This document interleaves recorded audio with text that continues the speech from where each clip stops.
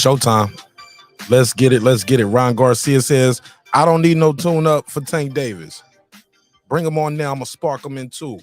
Also, we're going to go through the Frank Martin and Michel Rivera. We're going to get some predictions on that. It's your man Nash breaking beats. Let's get it. Let's get it. Let's get it. This is my passion. This is what I love to do. But some days, sometimes, I'm just like you, man. I hate this job. Damn, I hate this job. Damn, I hate this job. Damn, I hate my job. Damn, I hate this job. I'm just like you. Damn, I hate this job. Man, I hate this job. Man, I hate my job. From a good dream I wake, sun rays on my face, planning out my day, hoping this ain't the one that I catch a case. I feel so good, I feel so straight. My manager keep calling me saying, hurry up, you late.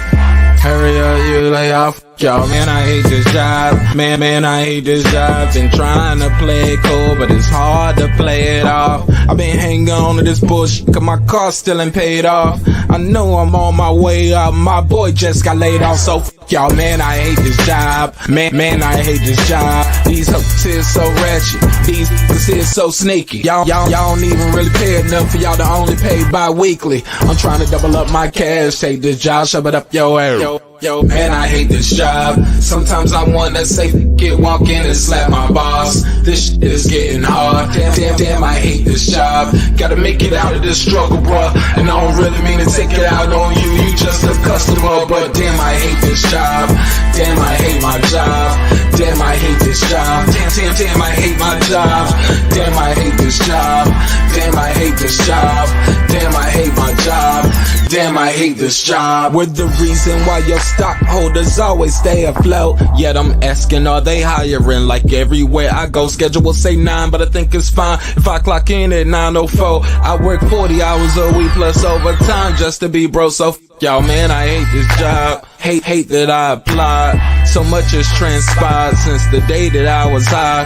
Told me I could advance, but you were telling me lies. Gotta give your notice before I quit, but you don't say shit right before I'm fired. Damn, man, I hate this job. Sometimes I wanna say, walk in and slap my boss. This shit is getting hard. Damn, I hate this job. Gotta make it out of this struggle, bruh. And I don't really mean to take it out on you. You just a customer, but damn, I hate this job. Damn, I hate my job. Damn, I hate this job. Damn, I hate my job. Damn, I hate this job. Damn, I hate this job. Damn, I hate my job. Damn, I hate this job. You and your procedures, you and your protocol, you and your policies, none of that shit don't apply to me. You and your quotas, you and your standards, you and your 2 sick days a year. Y'all niggas bananas. Wonder why the postman's posted with hammers, going postal with Popo on camera. His wage got him enraged, stressed out, it's hard to maintain. He flips the middle, grabs his. He said, if you don't get the picture, I quit, you ain't shoot. Mother, man, I hate this job. Sometimes I wanna say, walk in and slap my boss. This shit is getting hard. Damn, I hate this job. Gotta make it out of this struggle, bruh. And I don't really mean to take it out on you. You just a customer, but damn, I hate this job. Damn, I hate my job. Damn, I hate this job. Damn, I hate my job. Damn, I hate this job.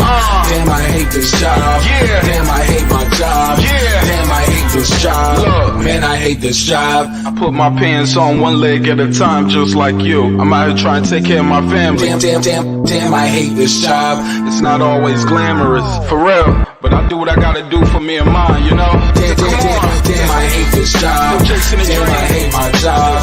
Damn, I hate this job. Damn, I hate my job. Damn, I hate this job. Damn, I hate this job. Damn, I hate my job.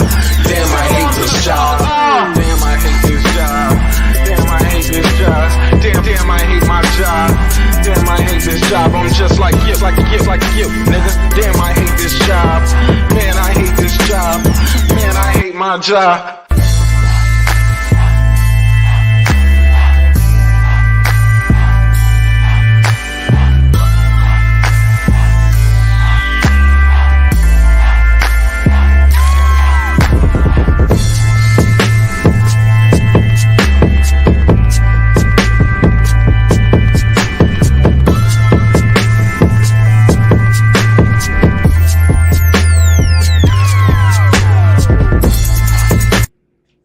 The views and opinions expressed in this program are those of the speakers, commentators, experts, and or the host. They do not explicitly nor necessarily reflect nor represent the channel's policy or the views held by the channel or broadcaster. The broadcaster or its channel cannot be held accountable for all or any views expressed during the program. Basically, if I didn't say it, don't come for me. You come for the person who said it. And please don't sue me for somebody else's words. With that said, let's start the show, motherfucker. This that squad sound. This is madness.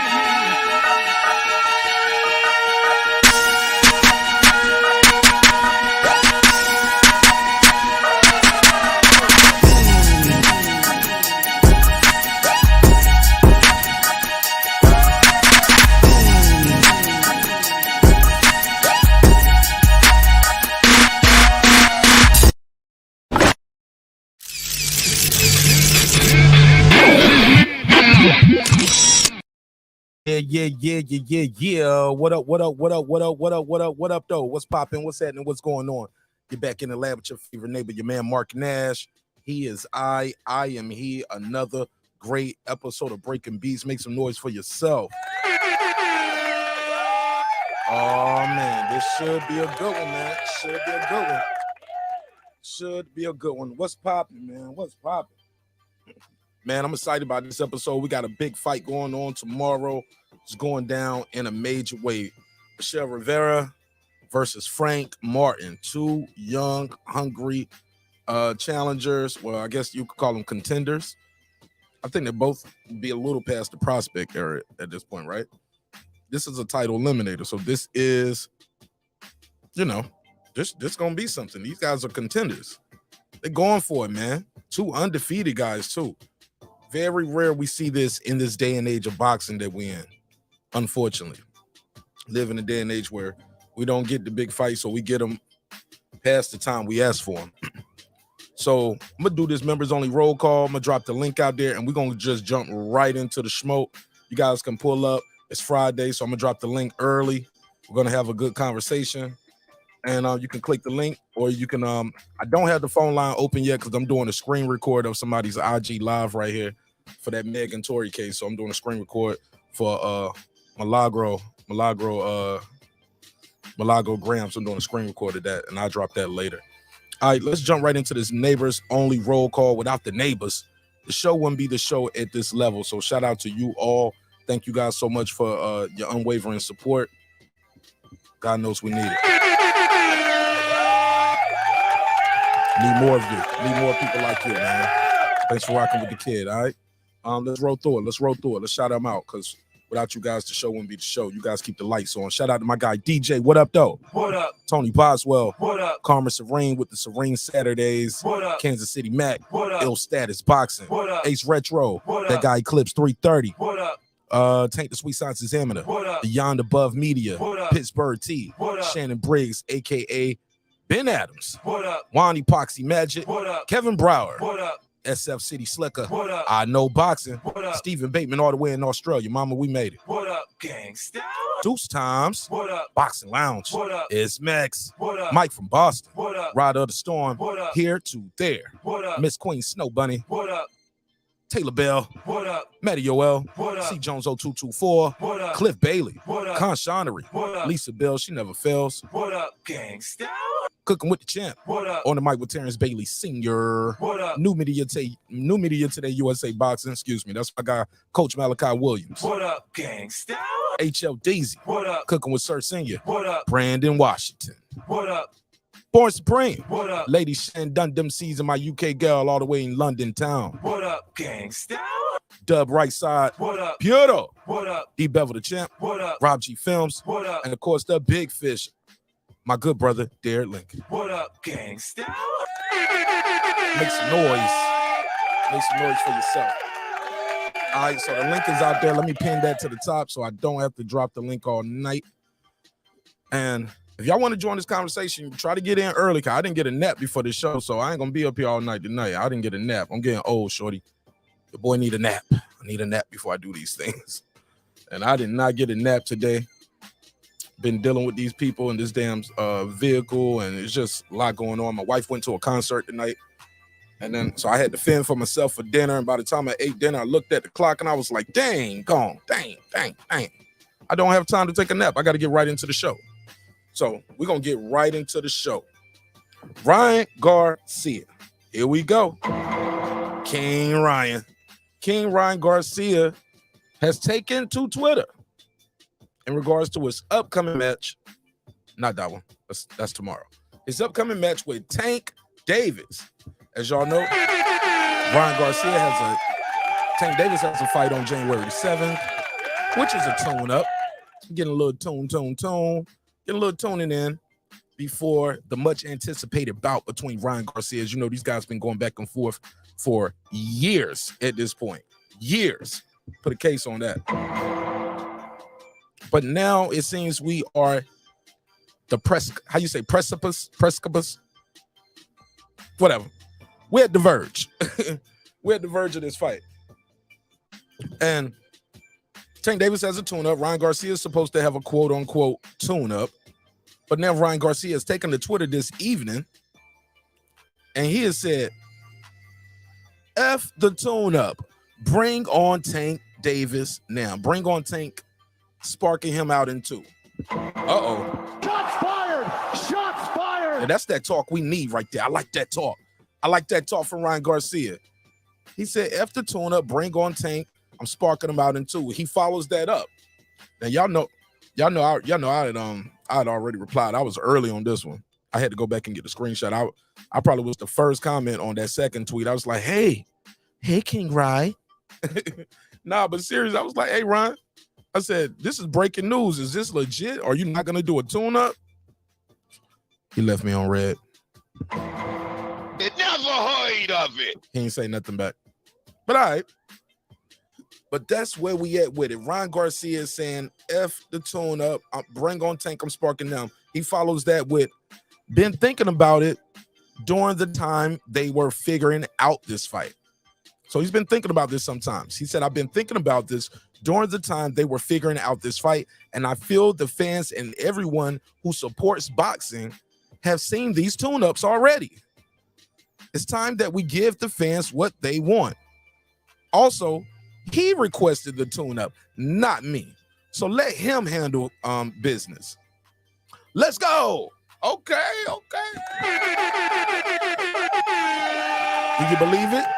Do you believe it? Precipice. Yeah. Thank you. We're at the precipice. Yeah. And after I finish this topic, I'm gonna go in the bathroom. I'm gonna precipice my damn self. You see what I did there? You see? Ha. I made funny. Precipice. You see what I did? Okay. All right, bad joke. Whatever, nigga. Whatever. All right. So that's where we at with it. So I got the link out there if you want to join the conversation. Matter of fact, I'm gonna open the phone lines up this way right here. And I want to get your guys' tape. You could call in or you could click the link. I'll give you my analysis on this briefly, right? I know this is going to be an unpopular opinion, but I'm going to say it. Ryan Garcia is right. Yeah, I said it. Yeah, he's right.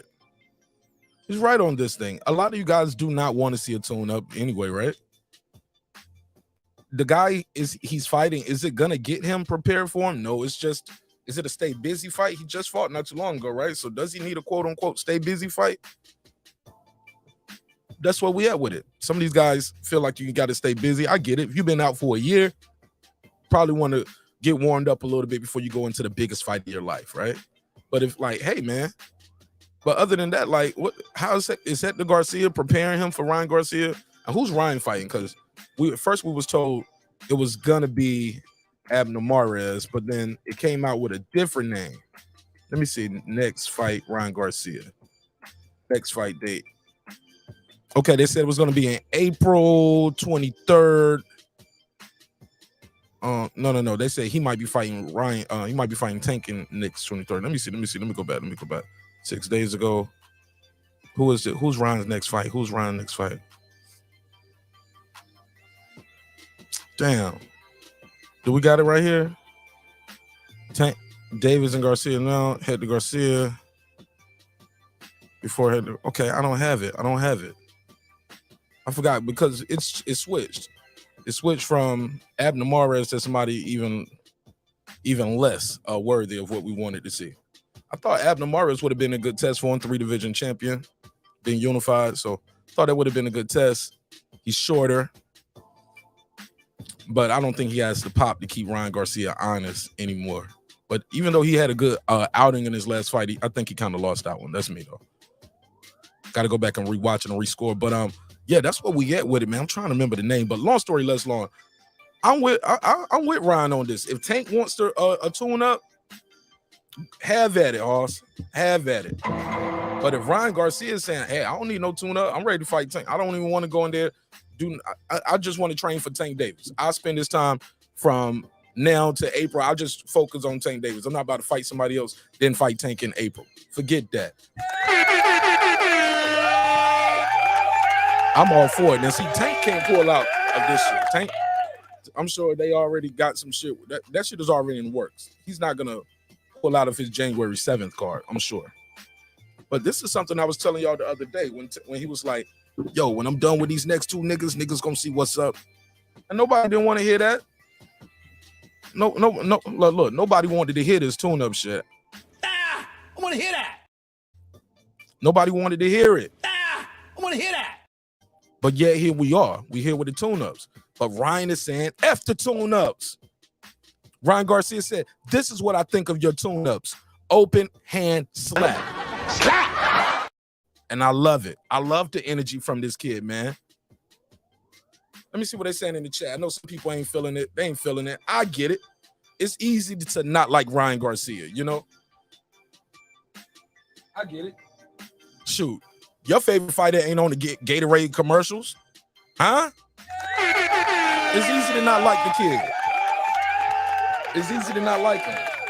Some people say, hey, man, he getting a free ride in a fancy car. He's really accomplished. I mean, he's getting all this glory and he hasn't accomplished nothing. I get it. If that's what you feel, but come on, fam. At the end of the day, we gotta see what the deal is. We gotta see the real for real. And the kid say he wanted to smoke. Who are we to say, nah, you got to do a tune-up? Why? Because Tank Davis doing the tune-up. If Ryan say no tune-up for me, Tank, go get your tune-up. Get your tune on, nigga. Other than that, King Ross said, I'm ready to scrap right now. The link is in the chat. If somebody asked for the link was in the chat. And it's pinned at the top. But I like Tank. Y'all know I like Tank. Y'all know I like Ryan too. I want to see the fight. Let's make the fight, baby. I'm all for it. Kids say I don't need no tune-up. Don't give him no tune-up. It is what it is. It is what it is. Let me see what they're saying in the chat. J Rocks in the building. He said, damn, I hate this job. What the fuck is this shit? I got to deal with people like you, so some days I do hate the job, homie. But it's okay. I don't hate the job now because I love it. But yeah, when I first started, I hate the job. It's an old record, though. It is an old record. He said, man, I hate this job. T3 Tank said, this song was hard in 1987. All right, that's a good one. That's a good one right there. I can give you the drop for that one. I know with your level of education, it took you a long time to write and come up with that. So I'll give you the drop for that, brother. Good job. Good job. Congratulations. Jay Buzz, he said, Bud the GOAT can rap better than this shit. Okay, congratulations. What up?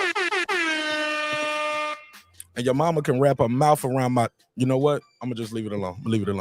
KP, he said, salute to you, my brother. What up, though? Taylor Bell in the building. What up, fam? Jay I Smoke Rock said, Tank gonna put Garcia in. See?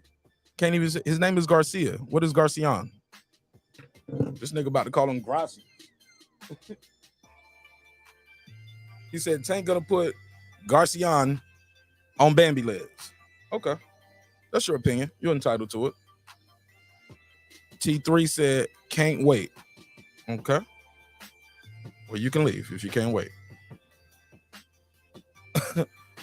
with just hiding, nigga. You can't wait. Just go to the tallest building and jump off head first. Head first.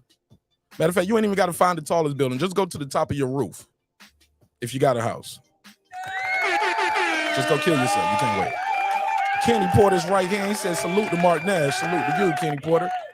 Hey, look, Kenny Porter, niggas be trying to talk shit in the chat. They don't know. I don't give a fuck about what they say, nigga. I can talk right back to you. I got the microphone. Hey, look, in the words of Kenny Porter. Well, I mean, you know, when the guys get to certain levels, they believe they know what they're doing, and they don't necessarily take all the information. So, you know, this is where we at with it, and I had to make that decision. It's an easy decision for me.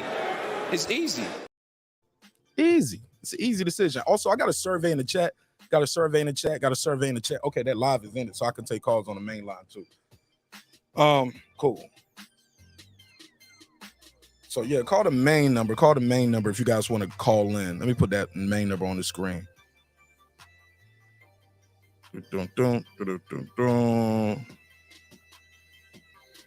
470-705-9507. There you go. So you can call that. You can call that number if you want to call in and voice your opinion. Kenny Porter's right hand. Where was I at? He said, "What up, Mark? What's up to you, Mike Anderson? How you doing, bro? Welcome home. Welcome home." I'm gonna make this graphic a little bigger because I know you guys are some of y'all some old niggas out there. Y'all blind as fuck. There you go. There you go. PGH Big Dog. Salute to you. Shout out to Pittsburgh. My boy Luke. He said, I'm leaning towards Rivera.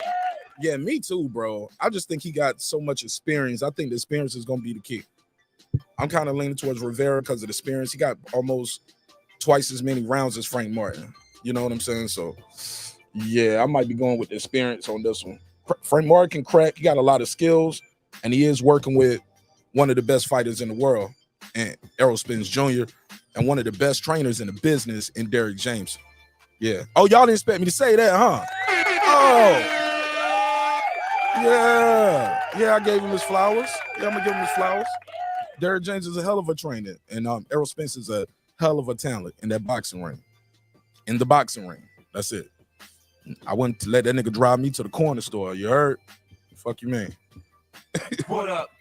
That nigga couldn't drive me to the corner store. I'd be like, nah, nigga, I'm going to walk. It's 2 miles away. I'll jog. Fuck you, man. That guy Clips, he said, what's up, neighbors? What up? What's poppin'? What up, gangsta? What up, Clips? Cosme, he says, salute. He said, ¿Qué pasa, amigo? What up? What's popping with you, brother? What up, gangsta? Nada, not a damn thing. Just talking some boxing on a Friday night, kicking it. Then I'm gonna lead this and I'm gonna get into some other shit. Man, you know how I do. Rubsky, 1978. He said, Mark Nash, why you didn't put Rivera losing by robbery? Because it's Errol Spence Promotions. What up? It's not necessarily always how it works. Not always how it works. Then Jamel Charlo lost on his promotion. He's the fighter and the promoter, and he lost to Tony Harrison that night. You know? Then he was on another Jamel Charlo promotion, Lions Only promotion, and he had a draw. So that's not necessarily how I always go, Rubsky. But we only get 4 choices in that survey. I only can put 4 choices, but I like your energy. I like the jokes, though. I like the jokes. I'm here for all the jokes. Get your jokes off, baby. It's all good. Let's see what else they talking about out here. Say, que pasa, amigos? Talking to all of y'all. He said, them naps be hitting. Hell yeah, that's why the show be late, too. I oversleep. I don't even set the alarm no more. I'm like, fuck it, man. I see them niggas when I see them. If not, they could watch the replay or whatever. I'm taking me a nap. If not, I'd be irritable, man. I'd be like a jerk up here to everybody if I don't get no nap in. He said, Ryan Hound. Ryan Round talking on Twitter. I'm not surprised, to be honest, man. That's where it's at nowadays, man. That's what them youngers be on. Them youngers be on that Twitter. I fuck with it too. I've been on Twitter too since I started this show. Actually, not since I started the show. Actually, this year, I think Megazord was talking to me. He said, man, you got to fuck with the Twitter, dog. And he's right. Because if I wasn't on Twitter, I wouldn't have got this story early. J-Rock said, Ron must be off his megs, thinking he stands a chance against Davis. Man, he got to stand, bro. That's what you think, J-Rocks. These guys have an immense amount of self-belief in themselves. Takes a lot of courage to get in that ring, homie. It's easy for us to in the chat to say he off his meds. This is what he do. This is what he been doing since he was a kid. Nah, that nigga ain't scared. Y'all might be scared. Y'all might be scared for him. This kid ain't got no fear in his heart to Tank Davis. He gonna go in there and do what he do. He gonna win. He gonna lose, but he gonna get his ass in that ring.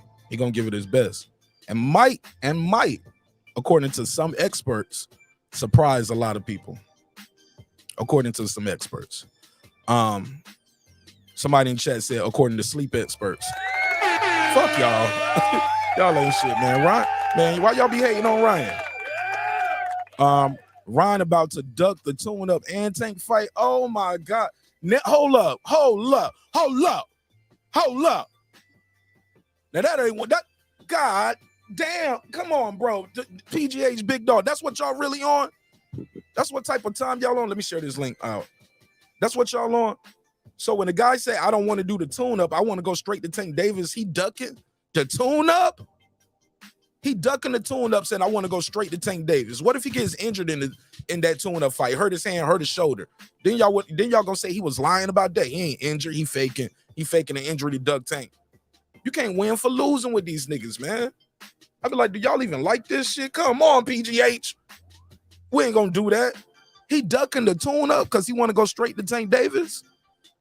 Maybe he just want to do one training camp right here. Like, I don't want to do a tune-up, a training camp for the tune-up. Then I got to do a training camp for Tank Davis to fight in April or May. Nah, man. I'm going to use this time. I'm going to kick with my family. I'm going to enjoy my new year. And I'm going to just train for Tank Davis in April. That's it.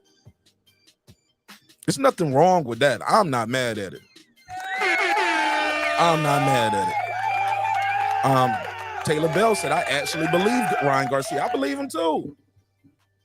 I don't know if his team is gonna allow that because they're trying to milk that shit twice. They're trying to milk the cow twice.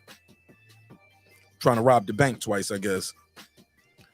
Queen Ryan Twitter fingers going. What's wrong with bro? Cosmic. What is wrong with what he's saying right here? I get it. It's easy. Like I said in my opening statement, it's easy to dislike the kid. It's easy to name call, emasculate. Look at him, Queen Ryan. Why you got to emasculate the man and feminize his name? Huh? Because you don't like the way he box? You got to feminize him? That's a real man, right? So if you think this is, hey, look, if you think this is what a woman looks like, I'm worried about you, dog. You think that's what a woman looks like? He ain't no woman to me. I ain't gonna call him Queen Ryan. Hell no, y'all niggas be on some shit, bro. That should be funny to me. I'm like, you can't win for losing with some fans. The man said, fuck the tune up. I'm ready right now. Let's go. And now he's a queen for that. He's going to Twitter fingers for that. He's ducking a tune up. The man said, I'm going straight to Tank Davis. Tank Davis the one out here saying, man, Ryan might be on something and shit. Like he got second doubts. Now I like Tank Davis, but why is he saying that? Why he's at the precipice of this big fight? Huh? Let me put a case on it. I'm just saying, fam. We got to stop that, man. Like, we got to be fair. You know what I'm saying? I know you got your pick about who you think gonna win the fight. Now that's okay. That's valid. But calling him a woman? You think this is a woman, nigga? Shit. I love to see what your bitch look like. That'd be hilarious. You think this is a woman, nigga? You probably get food at the club all the time. Garcia about it. Yeah, he about it. Shit, I think Tank Davis about it too. He a good talker, Taylor Bell. We gonna see. Hey, look, that's half the fight. That's half the game right there too. As far as the promotion, a lot of us wish our favorite fighters got out there and talk like Tank Davis, talk like Jamel Charlo was talking, talk like Ryan Garcia. We love that shit. I'm keeping it a buck. One of my favorite fighters, Terrence Crawford, he don't fight like that. He don't be doing that shit. Errol Spence, he don't do that shit. I wish they did. Ryan needs that stay busy fight so he can stay in shape at 135. I don't even think they fighting at 135, dog. It's a catch weight. I don't even think they fighting at 135. I think it's a catch weight. It's about like 2 or 3 pounds. It's a catch weight. Bronze, he said, my nigga Mark. What up, brother? What's poppin', Bronze? Bronze, he said, salute. How do y'all say that? The Figaro says a lot. He said the Ferrari. He said says a lot if Ryan's saying he don't need a tune-up. Says a lot to me, homie. I was like, what? Let's go then. I ain't gonna lie, I would have liked to see a tune-up fight just because I like boxing and I be wanting. I like to see a fight, you know. Plus, I wanted to see who he was gonna fight, how he looked. You know, I think the tune-up fights are good. I grew up in watching boxing shit now almost 30 years, you know, so probably a little younger than that, but I don't count the fights, you know, the little ones where I was a little kid and I don't remember. I count from when I started watching fights. But yeah, we used to see tune-up fights all the time growing up. Now we don't get them. He said, Ryan, 2 weeks. What did he say? He said, Ryan, 2 weeks ago said he wanted a fight in January as well. Now he's saying he doesn't want to fight before the big one. I'm calling bullshit. I ain't mad at him. I don't remember him saying he wanted it, though. I got to look for that. Never remember him saying I quote unquote want a fight in January. Maybe he wants to fight in January. If Tank's fighting in January, maybe he wanted to do that, but I never heard him say I need a tune-up. Tank Davis announced his fight first. Right? That's the order of operations. That's what happened. To Will Slim. He said another great show. I appreciate it, my brother. Clips in the building. That guy Clips, he said, wow, they got jokes about Mark's song. Petty. He said petty as fuck. Make sure they hit the like button before spewing all the hate. Man, I don't give a fuck if they hit the like or the dislike button at this point. Guess what? God likes me, homie. God loves me. I don't give a damn what these hating ass niggas got to say about me. They ain't gonna do shit anyway. Not on this or in real life. Fuck you, man. Shout out to the fans corner. J Rocks, was that you rapping on that song? My bad. New to this channel. Laugh out loud. Man, I don't care, J Rocks. Man, J Rocks, I talk shit, bro. That shit don't hurt my feelings, bro. That shit does not hurt my feelings. If you can dig it, you got to be able to dish it. So I'm good, bro. You ain't got to apologize, homie. It's good. Talk some more shit. I'm just glad you're here. Boss of Money. He said fans corner salute. He said Clips. He said J Rocks. It's up. He said it's up now, buddy. You don't diss the man on his own show. I don't give a fuck. It's all good. Oh, I must be late. I must be late as hell on the comments. It'll be all right. Cosmic. He said Rivera looks like Julian Jackson. He does. I thought he looked like Baby Ali for real too. Julian Jackson, Baby Ali. Yeah. He said I got Rivera. Martin looked average in his last fight. Average at best. This guy, Michel Rivera, always looks spectacular. Oh, boy was piecing up Frank Martin before Frank Martin got that stoppage late, too. The dude just got comfortable to start playing. I thought he was touching up Martin. I saw Martin get hit with shots that I never seen him get hit with, nor I thought he should have got hit with, but that's just me.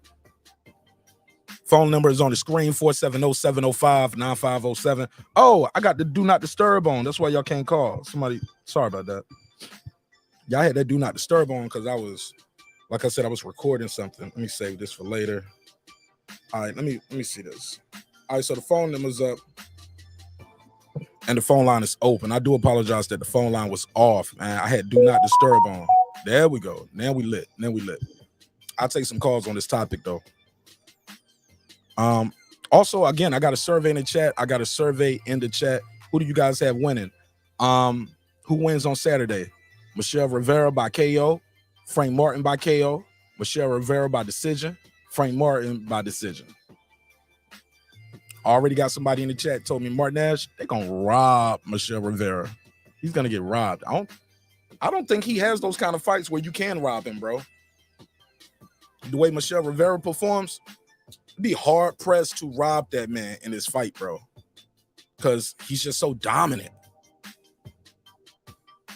Oh my God, the body work.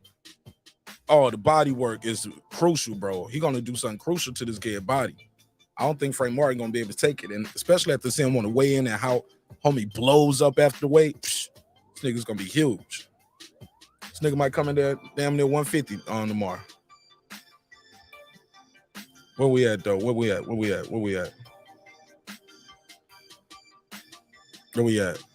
Okay, I got that one. I read that one. Yeah, he does look like Julian Jackson, man. He does. With that box. It's the box, right? It's the box. Shout out to my boy, the boxing scholar in the building. What up, scholar? Holla. He said Mayweather gave Spence a career bump, then Spence gave it to Martin. The gift that keeps on giving. Shit. Yeah. Yeah. That shit. AB too though, right? Remember that? I remember that he gave Mayweather like a black eye or something in sparring, and he hurt Broner. I think it was to a body shot with Broner. Yeah, Spence was the sparring killer. Sparring Spence. He was fucking niggas up in sparring. Then somebody almost snatched his eyeball in sparring. You just never know when it's your time. Shit. He said, that guy Clips laughing out loud. He said, I changed my ways. It's all good, fam. You ain't got to apologize. It's all good. We'll be on to the next one. Excuse me. The boxing scholar, he said, it's different when you fighting that night. Spence promoting, and he said, it's different when you fighting that night. Spence promoting and Martin fighting. Yeah, but they said somebody said Spence promoting, so they think Michel Rivera might get robbed. I don't see that happening. I don't see no robber in this fight. The best man is going to win. Well, that's how I go into the fights. I go into it thinking positive. You got niggas in the chat already saying the nigga gonna get robbed before they even laced up the gloves and did the ring walk. You gonna have confirmation bias at the end of the night. If old boy win, you're gonna say, oh, they robbed him. You already got your mind made up. Some of y'all. The boxing scholar, Ryan's a beast. I don't care what nobody says. Man, that kid can fight, man. That kid can fight fast as hell. Hey, look, for the people saying he ain't shit, I was like, so all the experts in the world who get paid a lot of money to do this. All right. You know more than all of them. Niggas been doing it longer than all of us. All right. Sun on my glass. It is what it is, man. It is what it is. Sometimes people don't even like the nigga just because he signed the Oscar. Goes back to the Mayweather days. You know what I'm saying? Like, man, how the hell, when did fans start being fans of promotion? Fans of a promoter? The hell y'all niggas on? Y'all fans of a network? Nigga, please. No, it needs to be on this network. He needs to sign with this promoter. Nigga, please. Fuck that. Do what's best for you and your family. Make the fight. Shit, I'll see you at the top if you make it. See you at the Hall of Fame if you make it. Other than all of that, yo, I'm a fan of this network. I'm a fan of people. Man, I heard niggas be up here, man. They be like, oh man, I like the way their production looks. The lights are just so amazing. Like, nigga, what? You be at the fights watching the light show from your couch? Nigga, granted, if the shit look fire, you be like, yeah, that was a good light show right there. I was watching what's the nigga? Monster Inoue. Watch this shit on the other morning. Boring ass fight. Old boy barely threw. I forgot how many punches Paul Butler threw. I don't even think he threw 100 punches in 10 rounds. You know what I'm saying? But the lights were beautiful. Congratulations. You got you a light show, bitch. A light show. That's what y'all watch boxing for, a damn light show? Nigga, please. Never heard of it. Never heard of it. I don't watch no boxing match to be like, oh, the lights were mesmerizing. Got caught in the lights. It was just so beautiful. Let's soft shit up. Clips, what up? He said, Martin Nash has a petty streak too. You might get some smoke. Nah, I'm cool, man. I'm cool. I said what I said. I ain't got to keep fucking with him. He swung first though. You swing, I swing back. That's it. King Mitch, he said, Ron Garcia, aka Queen Sombuero, is full of shit. Here we go. King Mitch, I'm gonna ask you the same thing I asked the other dude. Ron Garcia look like a woman to you? You talk to women that look like Ron Garcia, homie? That's kind of crazy. Nigga don't look like no woman to me. I ain't never tried to holler at no bitch looking like Ryan Garcia. Maybe you have though. I'm fucking with you, but I'm just saying, B. I ain't with that. That nigga is not no woman. I don't know why y'all trying to make this nigga a woman right here. That's crazy to me. Y'all need to get y'all shit together, nigga. That nigga at the club looking for a bitch to look like Ryan Garcia. Never heard of it. Never heard of it. The fuck you on? You my man, but you tripping. Cosmic, he said that guy clips Julian Jackson was getting busy in the DR. Yo. Do we need a DNA test? Y'all want to do the DNA test for Michel Rivera and Julian Jackson? Gotta put a case on it. He said, them niggas, yeah, that nigga might have. Let me make sure this is my boy. It's my boy, the boxing scholar. Holla. What up, neighbor? How you feel? What's up, bro, man? First things first, man. It's a lot of DAs out there, like the boxing scholar, man. I didn't know it was that many people that was creative like me or think like me. That's the first thing I had to address. Second thing I had to address, that nigga look like Trinidad to me, bro. Yeah, he looked like him too. He got the, what's his name? Julian Jackson is, man, he's stuck. He lost in time, man. He won't let that fucking box go, bro. Like that shit went out in the 90s. That motherfucker was like, fuck it, I'ma still rock this shit. Oh, I'm gonna make it come back in style. I'm gonna bring it back. No, you ain't Julian Jackson. You ain't. but as far as the styles, the styles of the people that first off, and I gotta address this too, man. Why y'all hate Ryan so much, man? There's not a boxer that's faster than Ryan in the sport. These sport of niggas boxing. fuck this dude, bro. That's weird because they keep calling him a woman, yo. They keep comparing him to a woman and calling him a queen and shit like that.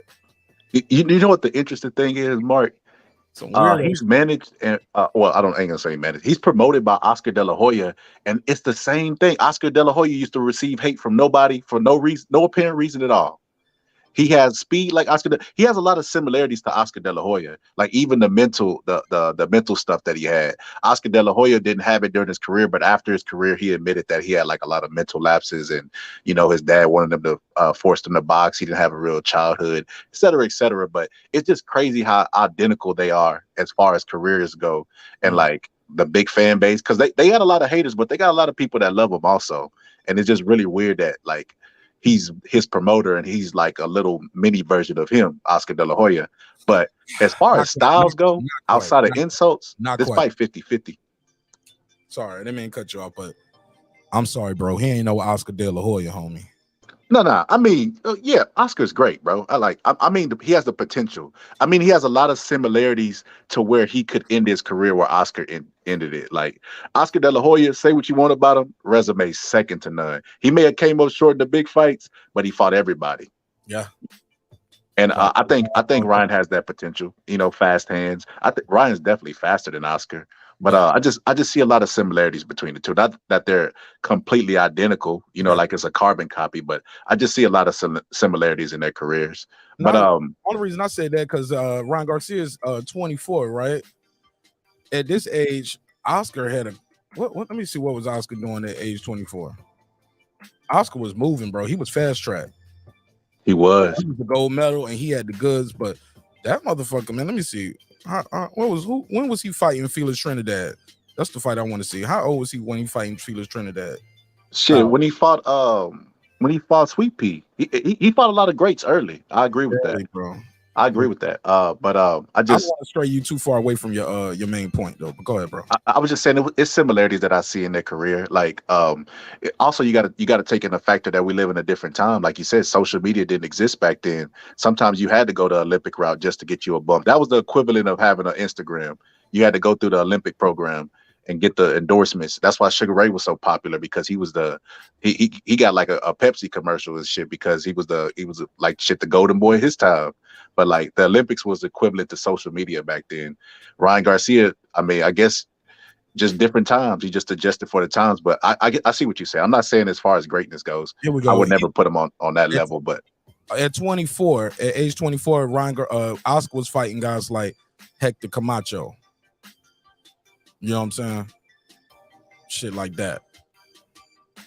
Yeah, wow. I was talking as far as popularity. popularity. James Leah, you know what I'm saying? He had fought him at like what? How old was he when he fought Jesse James Leah? Like he was fighting guys like that. I think he might have been younger than that. Let me see. I can't remember. Yeah, if we take greatness out of the corner, because we're comparing somebody who's finished with their career to somebody who, is still young. Yeah. Like they you don't see the similarities in the two. Like, I mean, fighting styles, kinda. Like they have a lot of similarities where I'd be like, God damn, he's like Oscar. The same way that everybody looks at Rivera and compares him to Muhammad Ali. I think that to answer your question, fundamentally, he's not even as good as Oscar. Oscar kept that chin tucked. Oscar worked behind that jab. This guy stands up straight, and has his chin up sometimes. Oscar didn't fight like that, in my opinion. But this is what I mean. Oscar De La Hoya was up in the Felix Trinidad fight, and then he ran around the ring, and everybody was like, "What the fuck? Why would you do that in a fight that you were clearly dominating?" And then years later on ESPN, he was with Teddy Atlas, and he brought it up. And Teddy Atlas like, I was gonna bring it up, but because he had got inducted to Hall of Fame, I think it was an occasion that he was there. And Teddy Atlas, I wasn't gonna bring it up, but since you brought it up, why did you do that? And he was basically like, he thought he was far ahead on the scorecards, and his trainer told him this, and he basically put it on the trainer. But that mental lapse to me, I think that was his dad in his corner, and you can hear it if you go back and watch that fight. People were telling his corner did tell him that. He said, "You win the fight, pretty much don't get knocked out. Go out there and be safe. Play it smart." It was his dad and Gil Clancy. But in the fight against Mayweather, Freddie Roach told him to use the jab, and he didn't use the jab, and it was working. He doesn't have a history of listening to the corner. I think Oscar De La Hoya just has mental lapses in his fight, and for whatever reason, he didn't think he deserved to win that fight, so he self-sabotaged himself. I was listening to Ryan Garcia talk about when he got dropped against Luke Campbell, and he said that he had a mental lapse. He said that this was his recollection of what happened.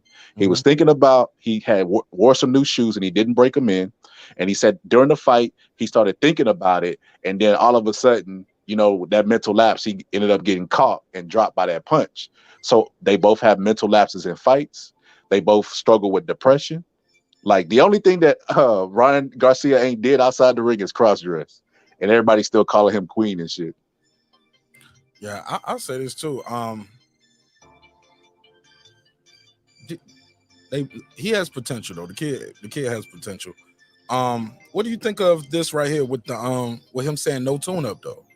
He was like, "Yo, genius." He said, "I don't want no tune up." He said, "Tank needed a tune up." He said, "Fuck the tune up. Bring on Tank. I'm sparking him out in 2 rounds." He said, been thinking about it during the whole time they were putting this fight.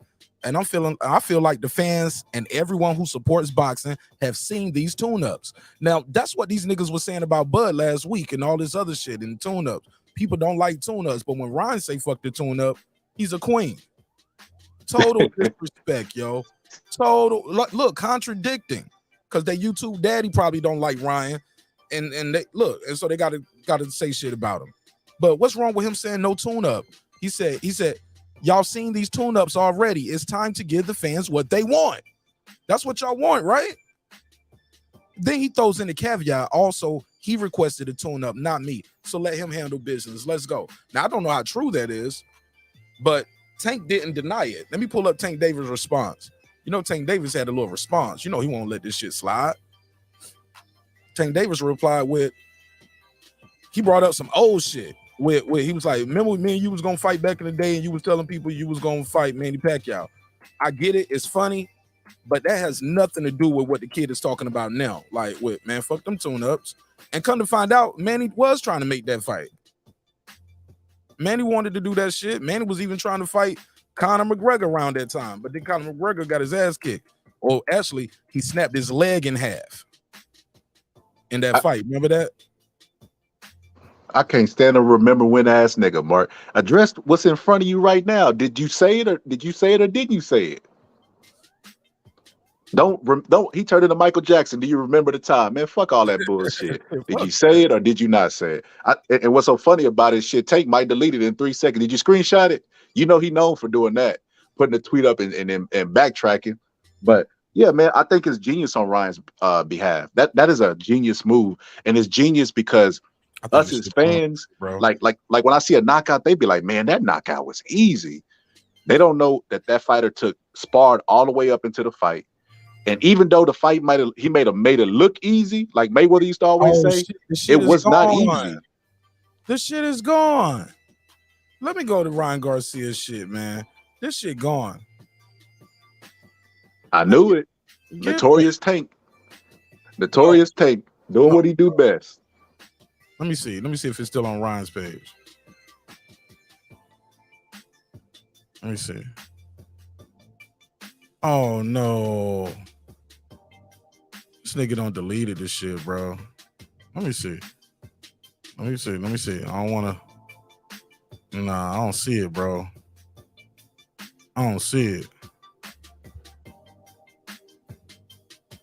Nope, I don't even see it, bro. Damn, that shit gone. That kid took that shit down. But that's what he said. He said, "I remember." You said, "Don't you remember you was talking about when we were supposed to fight? You brought up Ryan Garcia." People probably started roasting his ass because I started clowning. I said, "Nigga, what the hell you? What does that have to do with anything right here?" Wow, he deleted this shit, bro. Come on, bro. This shit gone. This shit gone. Wow. This shit gone. All right, go ahead, Scholar. Wow. I should have screenshotted it. This nigga deleted the tweet. And somebody already done said something to him about it. He said, "Yo, what's this?" He was like, "Yo." Somebody was like, "I'm talking about Ryan." He said, "You definitely a great boxer, but the tweet deletes kind of gives feminine vibes." Yeah, so people are already talking to him about that. Like, bro, why you delete the tweets? Shit. Come on, bro. All right, man. Terrible, man.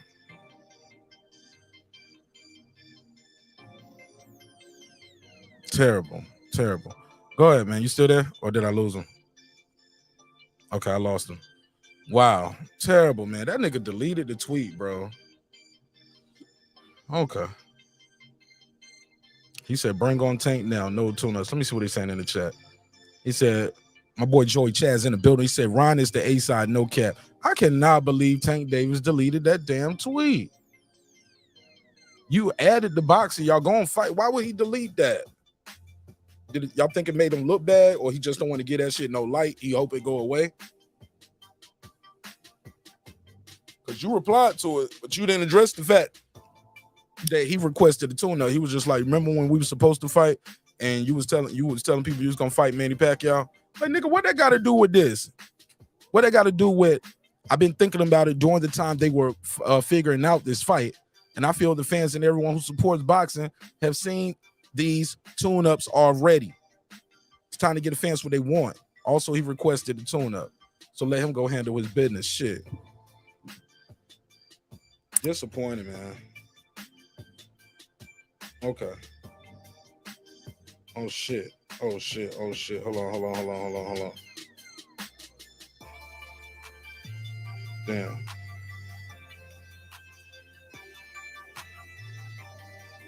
Oh shit.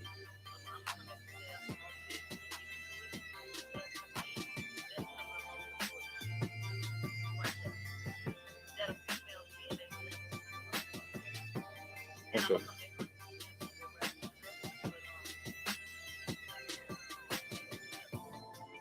Okay. My bad. I was looking at this Instagram live. All right, so yeah, that's crazy, man. That's crazy. Where we at? Everyone capping now. Can name a faster fighter. Everyone that's capping can name a faster fighter today. Boston Scholly's laughing. Clip said, "I have actually been liking how Ryan's moving lately.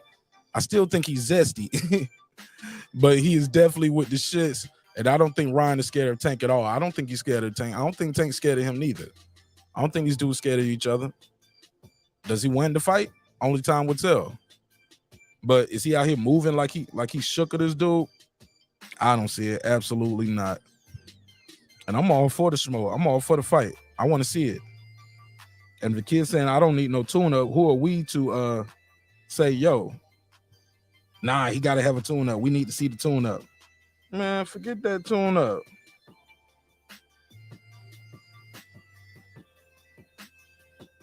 Forget that damn tune-up. Nah, man, just do what you do. Do what the fuck you do and get it done. Shit.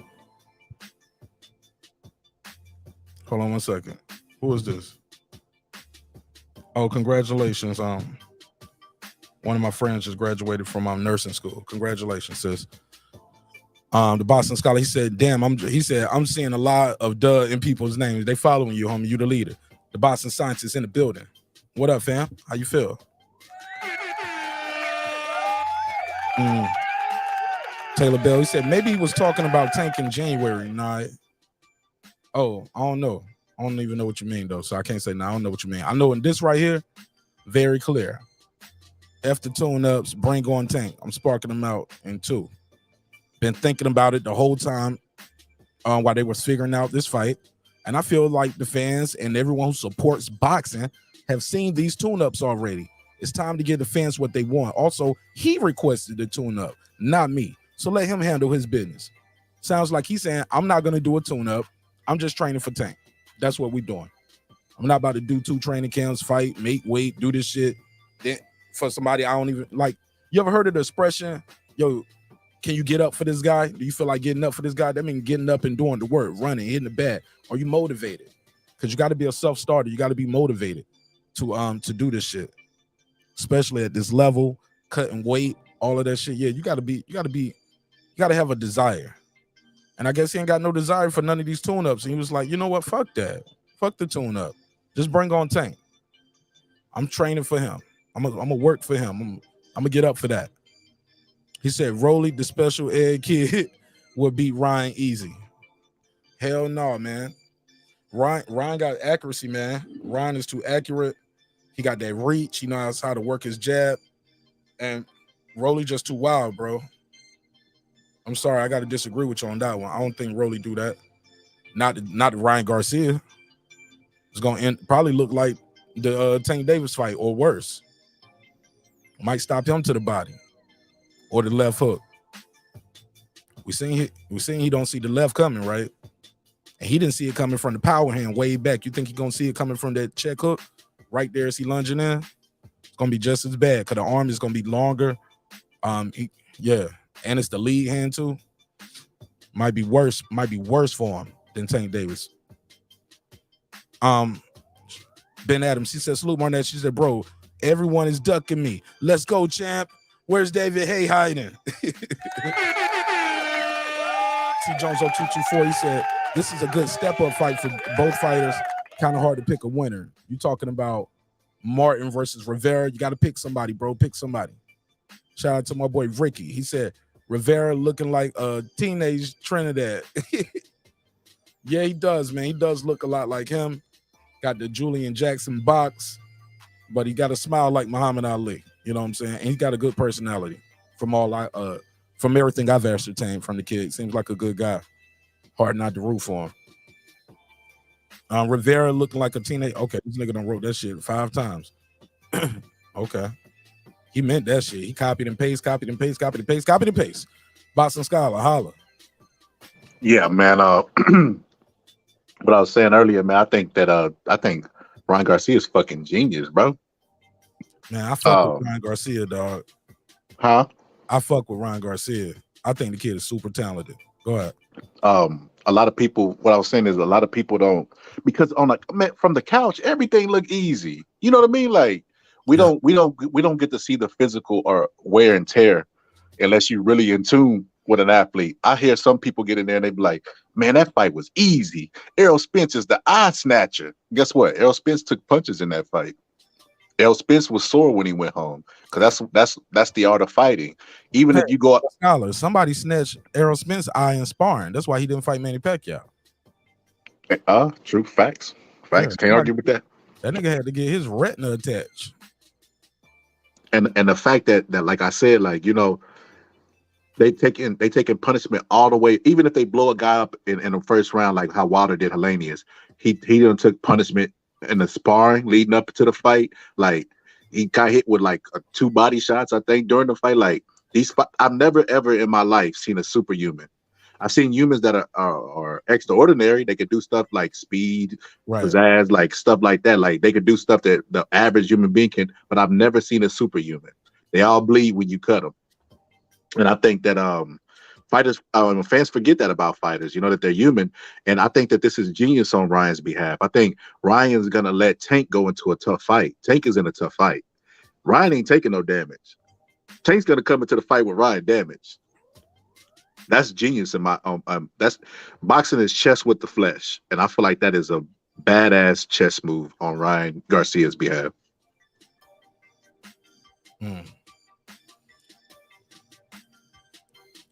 Yeah, man. Yeah, that we gonna see.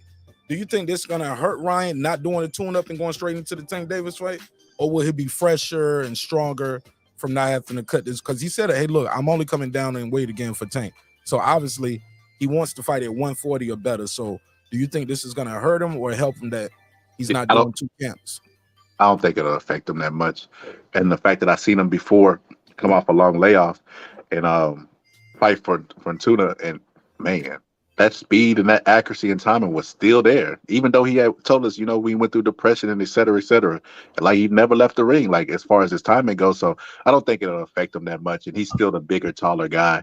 I think Tank will have to come to him to make the fight. It's not so much about weight as it is, attributes. And Ryan has speed and height, and I think that'll play a factor in the fight. Like this is going to be a really, really good fight. Who you got winning? Too early? Yeah, it's 50-50. I'm edging out Garcia. I think Tank is taking him too lightly. The fact that he's like, I don't know. I just don't see Tank taking Ryan serious. Like Ryan has the advantage because he's taking Tank serious, and Tank's not taking him serious. And I think Ryan has very deceptive power. Not only does he have speed, but his power with that speed. And I think he's gonna catch Tank at some point and surprise the shit out of him. Shit, I don't think his power is quote unquote deceptive. The kid got a lot of knockouts, right? Yeah, but you know what they're gonna say? Who did he knock out? Shit, he knocked out a man, bro.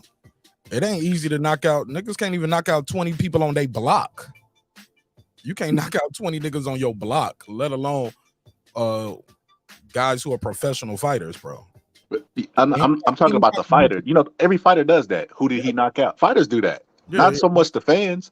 Like they was asking Errol Spence about Inoue today. He was like, shit, who did he beat? Yeah, he said, I don't really know too much about the guys he fought. Yeah. But he said he was a good fighter. He got some skills. He didn't. Yeah, but he did say he got some skills.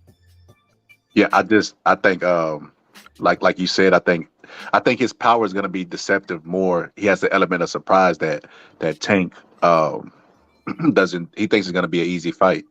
And he's gonna get surprised in that fight. And I think once he gets surprised, he's gonna do exactly what he said he did in the Rolly fight. Remember, he said he felt Rolly's power and he didn't want to move in quickly, so he's gonna sit back and try to wait for an opportunity to land that bomb. And if Ryan can maintain focus for all 12 rounds, which it sounds like he's completely focused on his fight, he don't want no fucking tune-ups. Then I think he can edge the fight out. And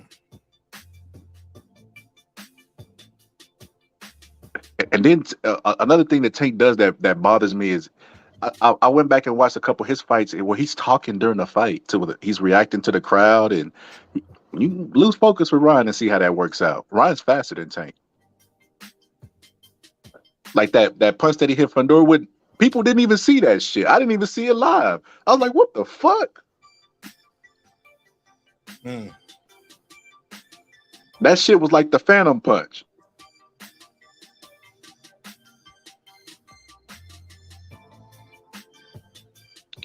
Somebody send me a message. I'm listening. Most of the people that are really, really super high on Tank, they have that Baltimore bias, or they're just people who take fighters at face value, right? So like they like Jermell Charlo because his affiliation to a certain fighter that they liked already, and then it keeps going like that. And they'll give the stamp, they'll pass the torch or give the stamp to somebody else, and then people will start to. I feel like that's what happened with Tank. Tank has that Mayweather bump, and People are anointing him as the guy in the division. And this fight, what belt is up for this? What belt is up for this fight, Mark? A regular WBA title. And people still think that it ain't gonna be no belt. It ain't gonna be no belt because it's a catchweight. Non-title fight, and people still on the line for this shit. Are you talking about Tank and Ryan? Yeah, Tank and Ryan. As far as I know, it can't be no title because he's over the weight, right? Ryan don't have no belt. I mean, what title they gonna be fighting for? Shit, I don't know. Exactly, and this not even a title fight, and it's big amongst the boxing community. But I just feel like, Tank is. I mean, Dev's the man at 130, 135, and people overlook him. They overlook him because it ain't the guy. He didn't get the. It ain't the guy that they can pour they support into for whatever reason. And I think that boxing fans get it wrong with Tank. I think Tank's a very hard puncher. I think Tank has fast hands at times. He don't throw too many combinations, but I have seen him throw it very seldom. But bro, go ahead, finish your thought. And I just see him. Sometimes he waits too long for that bomb, and I feel like he's gonna get in there. If it's not Ryan Garcia, if he keeps fighting elite guys, which he probably won't, but if he keeps fighting elite guys, he's gonna be waiting for a punch that may never come, and it's gonna be the bell's gonna ring, and it's gonna be 12 rounds in the bank, and that punch ain't gonna come. So you think Tank waits too much sometimes? Yes. It ain't failed him yet, though, right? Yeah, it didn't fail Wilder until it did. I think he has a different skill set than Wilder, and more tools in the toolbox. He's definitely more skilled than Wilder, but Wilder punches harder, so it's kind of the same thing in my opinion. It's relative. Tank punches hard relative for his weight class, though. But even relativity, even if you make it relative, he still is in his weight class ain't getting knockouts like Wilder got a heavyweight. Like they was calling Wilder like the one touch of death guy, because he didn't even hit Helenius with all his power and knocked him out. I never seen Tank get a knockout like that. Like the Rolly fight, he didn't hit Rolly with everything. Rolly ran right into that shot. He was on the back foot when he knocked out Rolly. Yeah, that was a good knockout. I'll give you that. I think Wilder has pound for pound has more power than Tank. Tank is a good puncher. I'm not saying he's trash at punching. I just think that Wilder punches harder. But the equivalence to those two that I was making is that Wilder was waiting for the right hand, and I feel like Tank waits for the straight left, and sometimes he waits too long. He's a shorter guy. Wilder's a big guy, meaning they had to come to him, so he can wait because they got to come to him to make the fight. He's gonna always be in range. Tank's not gonna always be in range, and if he waits too long, he can let them pile up. Rolly arguably was winning that fight before he got knocked out. Now, if Rolly doesn't lose concentration, that makes it really, really interesting in that fight, because it's going to be a close fight. Ryan Garcia is better than Rolly, and he's taller. Yeah, I'm going to say this. I'm looking right here. Tank versus Isaac Cruz, that was a unanimous decision. Prior to that, he hasn't went to the decision. You ready for this? 2014 was the last time he had a decision, and it was a 6-rounder against a guy who had 31 losses. He couldn't get him out of there in under 6. Now, he dropped him in the 3rd, dropped him in the 5th, but he couldn't get that guy out of there, and that guy had 37 losses. Let me see. Hey, look, and the guy ended his career with 64 wins, 66 losses, and he's only been knocked out 8 times. This guy has a damn beard. So what you're saying is Tank might run into one of those guys who just got a beard like that and they can fight. Yes. You just ain't gonna knock him out. Yeah, you can't knock out. I mean, everybody knows you can't knock out everybody. This nigga still fighting, bro. He just fought in November and got a loss again. That nigga's spirit is strong. I feel like after he died, he gonna have another fight. 64 wins, 41 by knockout though. So when he do win, he'll knock some shit out. 66 wins, 8 losses by knockout, and 3 draws. So Tank couldn't knock him out. That was the last time he went to the decision. So I give him credit for that, for his power, bro. And these shits don't be going a long time neither, man. Man, Rolly gave Tank a knot on the side of his head, man. That's what I'm saying. Like, these fighters are not invincible. No, absolutely not. Absolutely not. Somebody said, my boy Big Blunt's in boxing, he said, I don't think the fight happens in April. I can almost guarantee it. Ryan ain't take that tune up because he's gonna need to be ready for his Tank replacement. You think Tank gonna pull out the fight? Wow, he said, how do people actually think the fight gonna happen in April? Tank hasn't fought within a short time since 2017 for real. Plus, he has court in February. Ain't no way it happens in April. All right. So who's responsible? Would they call Ryan a duck, or would they say Tank is ducking? No, Tank might be jailing, nigga. He ain't gonna be ducking. He's saying he might be jailing. Tank might be going to jail in February. Cause remember they said we ain't taking no kind of plea that doesn't have any kind of jail time. So he got to go. Oh, I got you. And he has a witness. They have a witness, man. That one of the victims is saying, "Nah, I want this nigga to go to jail." Everybody else took a settlement. What's your prediction for Rivera and Frank Martin tomorrow? You got a prediction on it? I think that fight's gonna be an entertaining fight. I think I think Rivera is better than what people give him credit for. Of course, and I feel like he studies film, so he has the edge over not just study his opponent, he studies film. He got Ali on his trunks, like he telling everybody he feel like Muhammad Ali reincarnated. So that means he's been watching Ali fights. So I'm like, shit, I do not see, and I see grit out of him. I don't see him giving up. Like as far as styles, I think Martin might be more polished than Rivera, but I just feel like Rivera has grit, and you could never underestimate grit. I mean, Ali did it against Joe Frazier in the first fight, and we seen how that worked out. I just think that this will be an exciting fight, and I'm leaning towards Rivera. I think Rivera will win the fight if he uses his attributes, being physical, pushing him off, because he has better footwork than Martin, and if he can keep Martin off balance, because Martin, he doesn't throw a lot of combinations. He sits there and he tries to snipe you. So if he can use his feet and his physicality, push him off, run into him, knock him out of position, he could beat him. He could beat him very easy too. Yeah, I think he's very physical, and I pick Rivera, man, because of his experience. I just think he got too many rounds in the bank, man. Too much experience for Frank Martin. That's just me. And now, granted, Frank Martin has a hell of a coach, and he's in there getting working with Errol the Truth Spence. But I don't think he in there getting busy with Errol like that. I don't think he in there putting the pause on Errol like that, So, and I don't think Errol's in there trying to kill him neither, Damn, Mark, they saying like I'm saying Water punches harder than Tank. Of course he does. We talk about pound for pound. That's why we have this pound for pound shit. If not, just throw it away. We have it because we talk about, if it's relative, right? I think just if Tank wasn't heavyweight, Water would still punch harder. I think Water's probably like the top 3 punchers of heavyweight of all time. I don't think you would say that about Tank in his weight class. That's the difference, in my opinion. My boy Ricky said, is that my boy, is that Rooster? Is that Rooster? Call in, Rooster. If that's Rooster, call in, bro. He said, Tank starts off slow, Ryan starts fast. While Tank is downloading, he's going to get caught. Let's see how that look. I want to see what that looked like. Because we seen him get caught, but the kid always got credit for his beard, too. Kid definitely has a beard.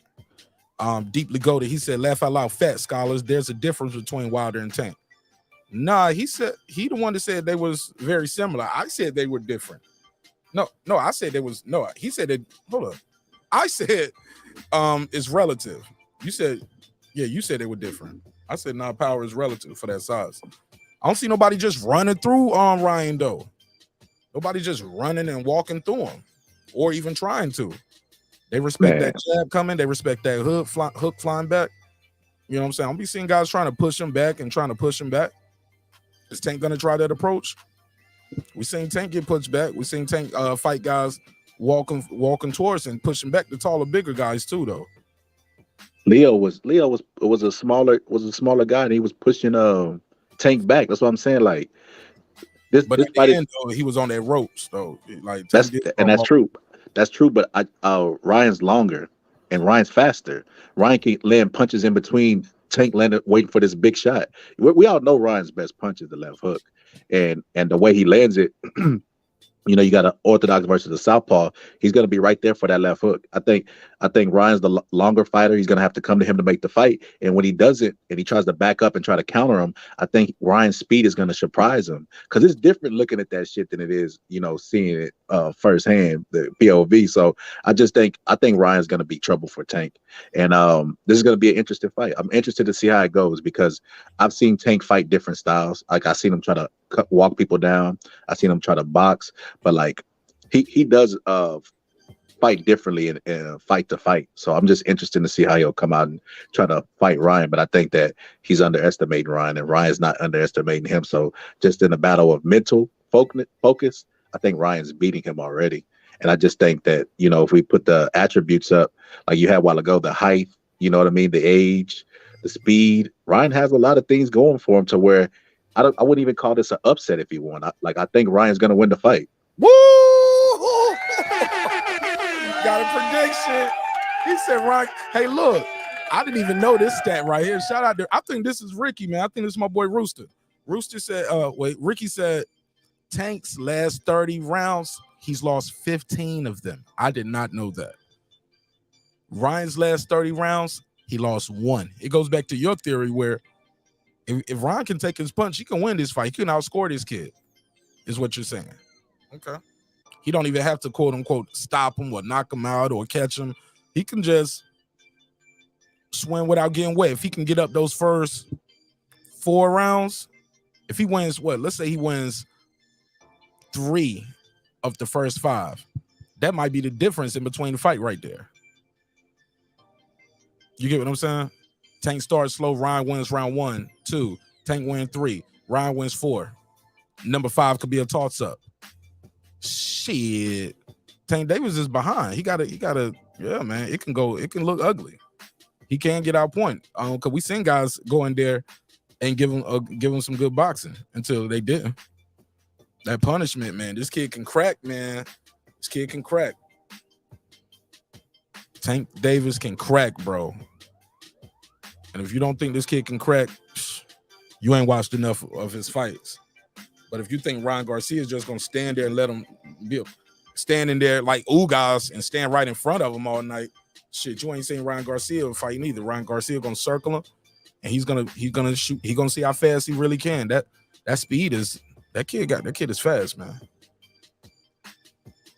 And once Tank feel a couple of those, Tanks might have to rethink his strategy. But Tank is very smart, man. I don't think he gets a lot of credit for his ring IQ. A lot of people just see Tank Davis and see power. But the kid, hey, if you see even how he set up their Rolly shot, when you see how he set up the shot to knock out Leo, you can see like, oh, they tried to do the same move twice. When Leo had threw that 1-2, 1-2, and he tried it that third time real quick, and Tank just caught him uppercut, slip, uppercut, bang. All she wrote. Rolly threw that lunging in. He tried it once, and he tried it the second time. Left hand out the way. All she wrote. But you know it's a difference when someone sets the knockout up versus someone taking advantage of somebody else's flaws. And you were right, Rolly was leaning in. I don't think Tank's gonna give him. I don't think Ryan's gonna give him that. I don't think he's gonna give him what he's looking for. Tank's looking for you to make a mistake so he can land that bomb. He said after the fight, I didn't plan it.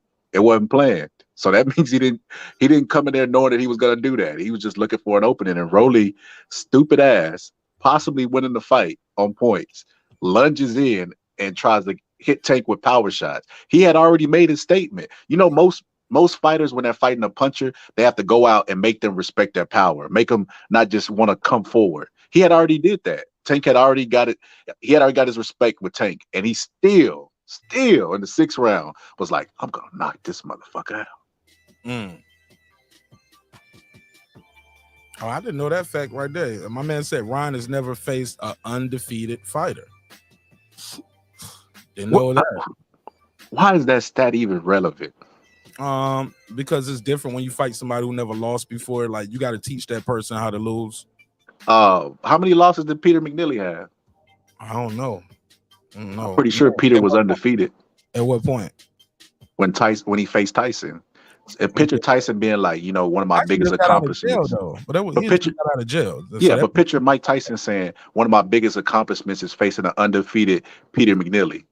People will laugh at that, right?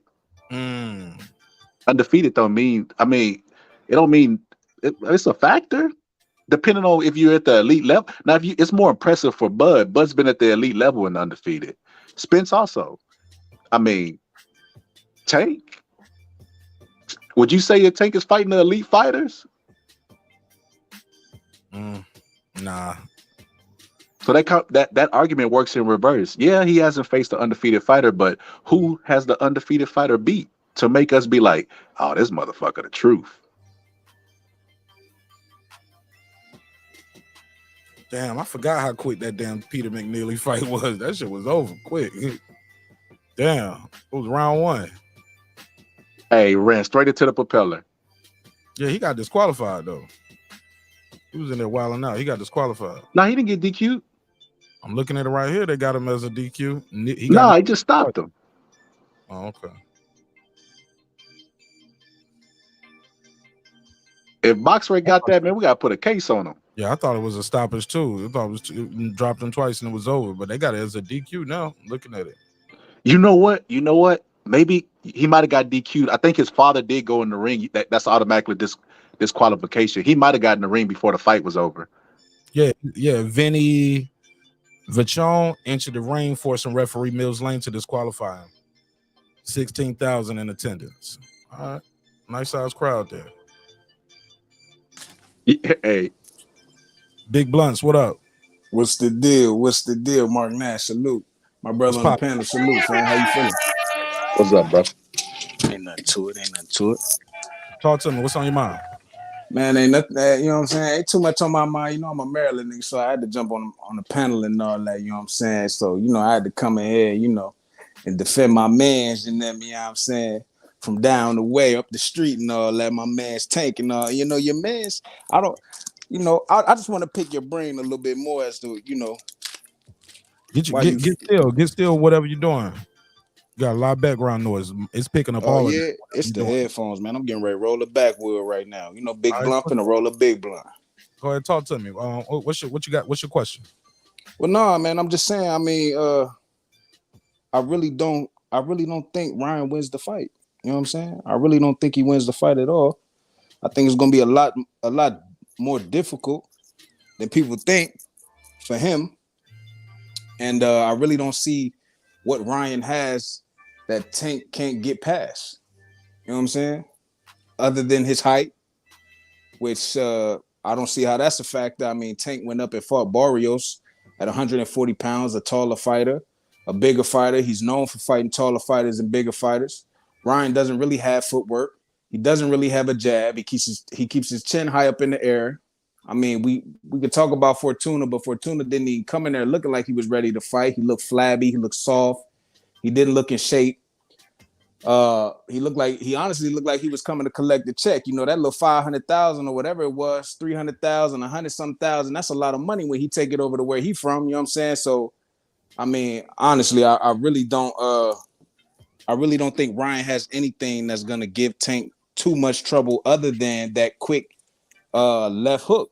And again, if Ryan's an orthodox fighter and Tank's a southpaw, those lead hands are gonna be together. So Tank always has his left hand up or his right hand up. So his hand's gonna be up when Ryan sends that hook. And if you look at the Rolly knockout, when Tank hit him with the left, he had his hand up and he rolled under, expecting a hook from Rolly. But Rolly got knocked out, of course, but he rolled out of that. He rolled out of that hook. So when Ryan throws that left hook, Tank can roll that joint. His hand's going to be up. That's really all he has. And Tank beats Ryan in the footwork. So we talking about Ryan circling around Tank. You're not circling around Tank, bro. Tank going to flip you back around with the feet. You know what I'm saying? He's just methodical. He's going to set it up right. And it's going to make for a great fight. But I feel like, you know, Ryan really don't stand a chance, man. As simple as that. No chance at all. Like a puncher's chance. It's just like Rolly. You know what I'm saying? You got to give him some kind of chance, but he even talking like Rolly. What Rolly say? I'm gonna get him out of there in 1. Now Ryan talking about I'm gonna get him out of there in 2. They both saying this dumbass shit. So out of the two, you think that Ryan has to win by knockout, not Tank. You don't. So if it goes to the decision, you think that Tank's going to win the decision? Absolutely, I think Tank can win the decision. With a taller fighter, Tank's so short, Ryan's body gonna be open. Again, Tank supreme. He got defense. We know that. Tank will even let dudes touch him. You know what I'm saying? He'll let you touch him, see what you're working with, and then he'll get up on you, get up close on you. He can set you up for shots. He can set that body work up. And again, you know what I'm saying? We got Ryan, who's fresh with Joe Guzman in the corner. He just switched trainers. He was with Eddie Reynoso, left. Now he with Joe. He did the fight with Fortuna, whatever. Tank been with Calvin for his whole life. You know what I'm saying? Calvin gonna give him the right instructions, the right direction, show him, you know what I'm saying, what Ryan's doing. Ryan don't got much, you know what I mean, to look out for other than that hook. Really, like I said, no jab. Oh, go ahead, my fault. So I'm gonna take you back to the Mario Barrios fight where Calvin was not present and Floyd Mayweather ended up inspiring Tank to get the knockout. And you remember his quote, "You're down on the unofficial card. You want me to lie to you? I'm here to tell you the truth." He told him that because Mario Barrios had the height, and Tank was not doing a good job at closing the distance and fighting the fight that he was supposed to fight. Yeah, he got the knockdowns, but that was still a close fight because of the height. Tank has problems with guys with height. Ryan Garcia is tall. You was right about the lead hands bumping, but that happens when the fighters are virtually around the same size. When it's a taller guy, they not bumping lead hands with you. They controlling range. Now you go in there with your lead hand out against a tall guy and see what they do. They're going to take a step back and throw the left hook because your hand is in the air, anticipating bumping arms with him. You're going to get caught with a left hook or right hook, depending on their stance, and you're going to get dropped. Look, Ryan, Marcus, you about to say something, bro? I ain't mean to cut you off, man, like that. No. Hold what you got. Let me get all positive. Give his opening statement. What's up, AP?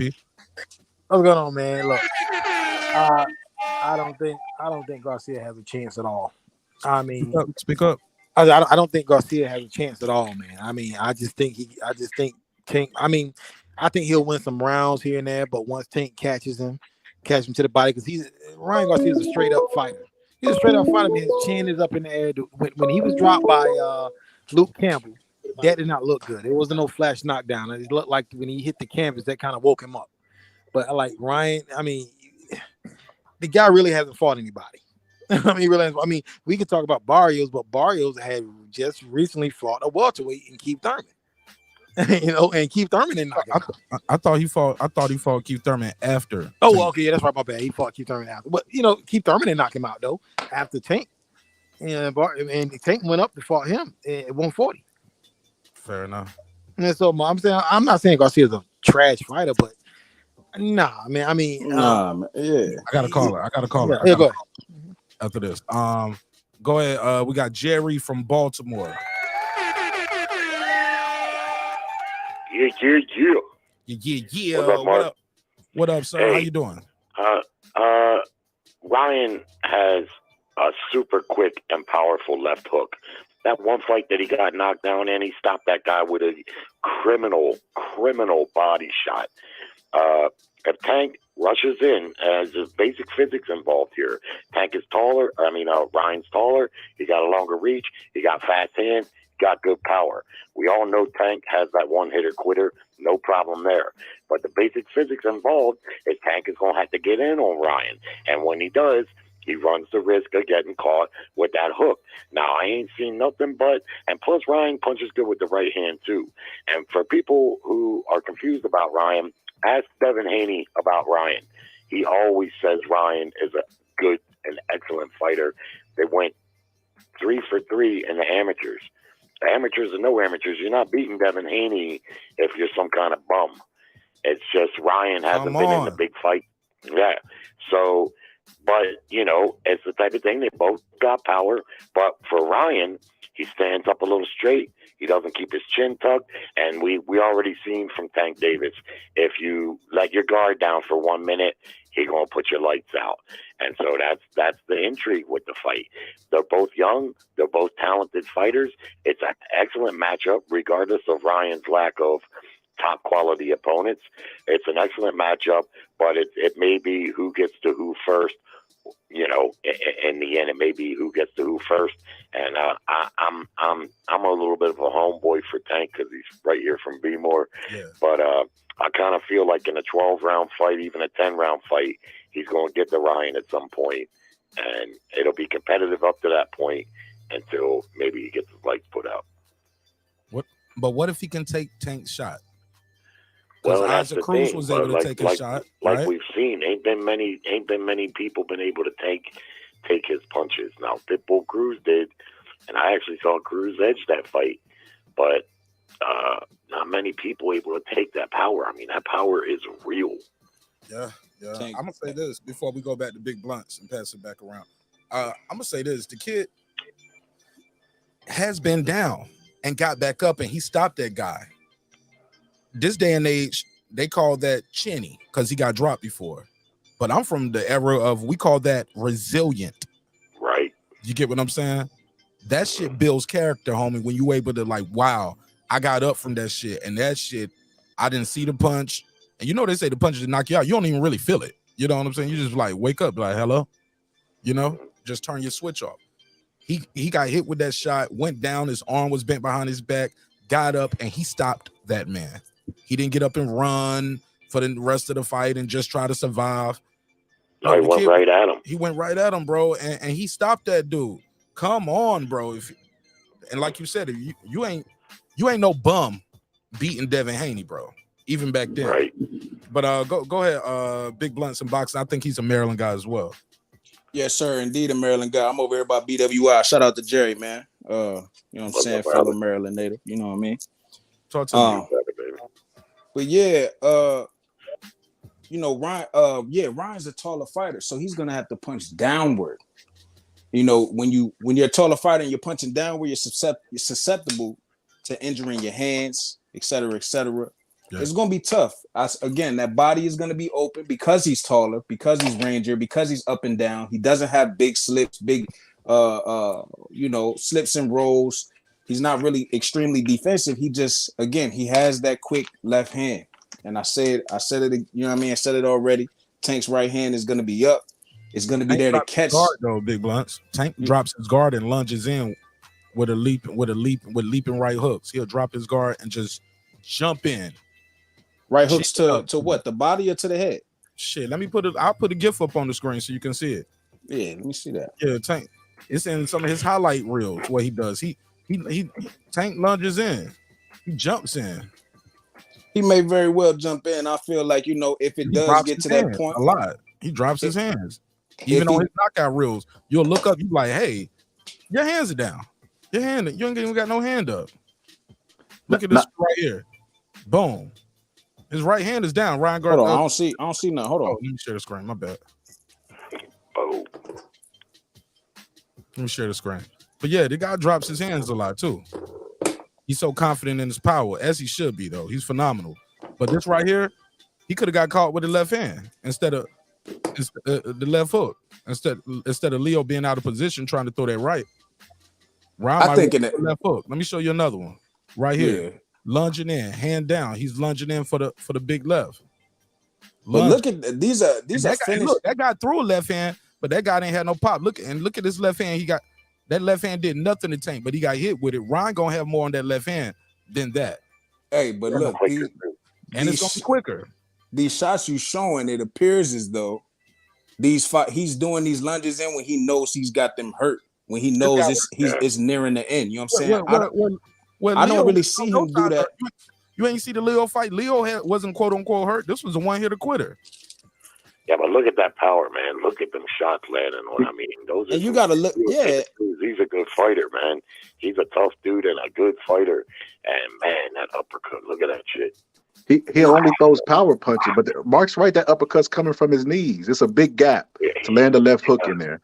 And Ryan's gonna squeeze that motherfucker in there and get it in there. He's fast. Like nobody saw the knockdown when he knocked down the boxer he was fighting his last fight. Nobody seen that shit. But it's like so Big Blunt said that. Look at this. Now look what Gamboa is able to do to him right here. Boom. One more. Boom. Oh, we got one more. Bam. Man, you better not be getting hit clean like that with Ryan Garcia's left hook. Right, but look, old Gamboa doing this shit, bro. I was at this fight. I was at this fight right here, bro. We talking about old man Gamboa. They damn near close in height. But look what he did to him though with this shit right here. Tank didn't stop him to the 12. That kills your point. That's an old Gamboa, bro.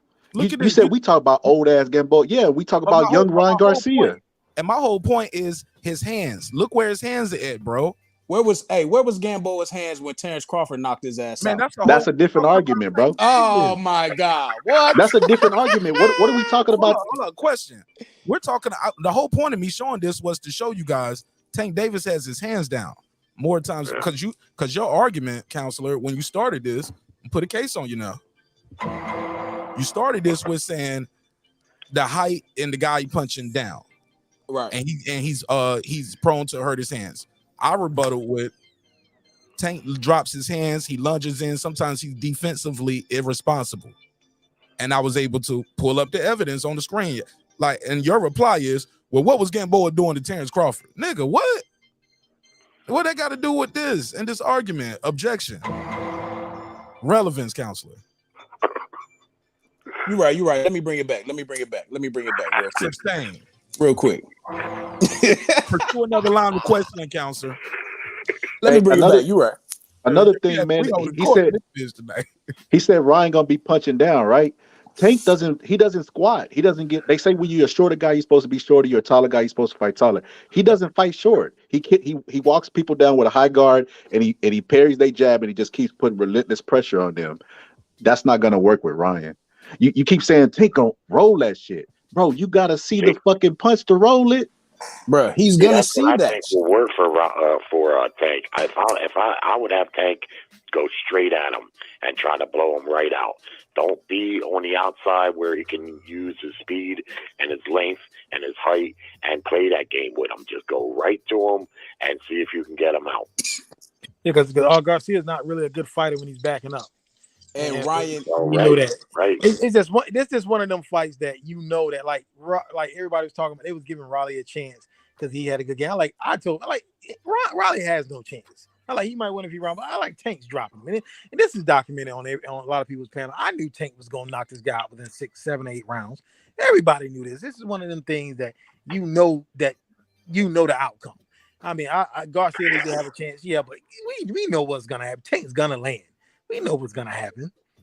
Did you know Douglas was gonna do that to Tyson?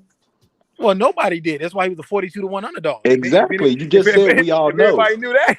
They'd be you just said we all know, and then you said, "Nah, we don't know." If everybody knew that, Tank is the type of guy that and Garcia, both of them. I'm surprised this fight is happening, but Tank is the type of guy. Mayweather and them not gonna put him in the ring with somebody that they think he's gonna lose. He's not with this. Ain't Mayweather putting him in the ring with this guy though. Oh well, I don't think Tank wants to take a fight. He didn't want the Lomachenko fight, even though I gave him a chance. But obviously, he didn't want that fight. Mayweather wanted to take it. I don't want to go backwards. Yeah. Listen, man, this the thing, man. So people are in love with names, man. I look at fighters and I look at styles. I don't, regardless of who the name is. And this is a bad stylistic matchup for Tank. Tank has to come to him to make the fight. The only way Tank wins this fight is by knockout. Every scenario that y'all said tonight has been knockout, but y'all say he could win. He's going to win this fight no matter what. He's not going to win a decision. His best chance is to land a punch. And Ryan's aware of that also. You think Ryan ain't sitting at home watching film like, I have to be focused for 36 minutes? Yeah, I can't lose focus once. He's aware of his power. But guess what? Don't mean he's going to be focused for 30. Ryan's problem is his chin is up in the air. And that's been his problem. And, all his time throughout that amateur career, if he hasn't fixed that, that's his big problem. Jerry. His chin is up. That's how when he got knocked down, if you look at that knockdown, he didn't see the punch coming. That's true, but his chin was right up there. Jerry, how many losses do Ryan got? 0. What's that? How many losses do Ryan got? Well, he doesn't have any losses. Everybody's basing Tank's victory off of a fight that he got up and beat the guy in. That's crazy to me. He won. That's equivalent to saying, well, Henry Cooper knocked down Muhammad Ali. We not. I don't No, think that. I'm not Yeah. beefing. I'm just saying it's well known about Ryan. He doesn't tuck his chin. Tucking your chin in boxing is a root fundamental. And he's Campbell got a was bad a habit southpaw of too. not tucking his chin. Ali fought with Tank's his got a chin in bad the air was habit. the Hold point I on, was Tank. making. And Tank's Ali, got a how many bad times habit Ali was of stopped, bro? knocking people out. So when you put the two together, that's something he has to consider. Now, Tank has flaws too, and Mark has pointed them out. Tank has flaws too. It ain't nobody perfect. None of these fighters. So that's what makes the fight compelling. If I was Tank, if I was training Tank, I would tell Tank, go straight at him and test him out right away. Don't be on the outside where he can use his height and his length and his speed and try to pick you off. Bob and weave, Tyson style, basically Tyson style. Get in there and see if you can smash him. And another thing, And I'm training Ryan, I tell him just the opposite. You stay on the outside, use your jab, and wait for mistakes. Wait for him to make mistakes and see if you can get your hook off. All right, hold what you got. I got another call. 909, you on the line. What's your name? Where you calling from, family? What up, this Rooster? Hey. My boy Rooster in the building. Team Garcia is in the building. How you feel, bro? What's the deal? Feeling good, man. Feeling good. I tell you what, this is the X factor in this fight is going to be Ryan's straight right hand. That right hand has a lot of pop, man. It's just as powerful as the left. He just doesn't throw it as much. Or he hasn't had to throw it so much. And he does have a jab, but he never doesn't have to throw a jab. Just like Roy Jones, you didn't see a lot of jabs from him. He didn't ever have to throw it. So it's a bad matchup for Tank. Tank is a beast at what he does, but it's a bad matchup. He's never fought anybody as big. Ryan's bigger than Mario Barrios. Ryan hits harder than anybody that Tank's ever fought. He's faster than anybody that Tank's ever fought. He has a better record than anybody that Tank's ever fought. His amateur record's better than anybody that Tank's fought. He hits too hard. By the time Tank figures it out and starts maybe getting in or trying to figure out what he's going to do, laying his trap, he's going to get caught. He's going to feel the power. Then he's going to second guess about doing what he does, and he's going to he's going to lose. He's going to get knocked out. I got to give you one disagreement right there. Tank Ryan didn't want a gold medal. Tank fought Gamboa. He won a gold medal. So. Oh yeah. Okay. Yeah. Gamboa also has a record for getting knocked down the most times as a professional boxer. I think he's been knocked down like 30 times. Damn. That's like 15. But yeah, you're right. Gamboa did have a gold medal. You're right. Ryan didn't go to the Olympics because when he was going to go to the Olympics, there was no more headgear. So he made the decision to say, man, if I'm going to get punched with no headgear, I might as well snap a paycheck. So otherwise, I think he would have had a good run at a gold medal. Okay, so this is my guy, Rooster from Team Garcia. Y'all, anybody got a question for him about this fight? Oh, I got a question for you. Hey, what's up with this this tweet that I'm getting right here?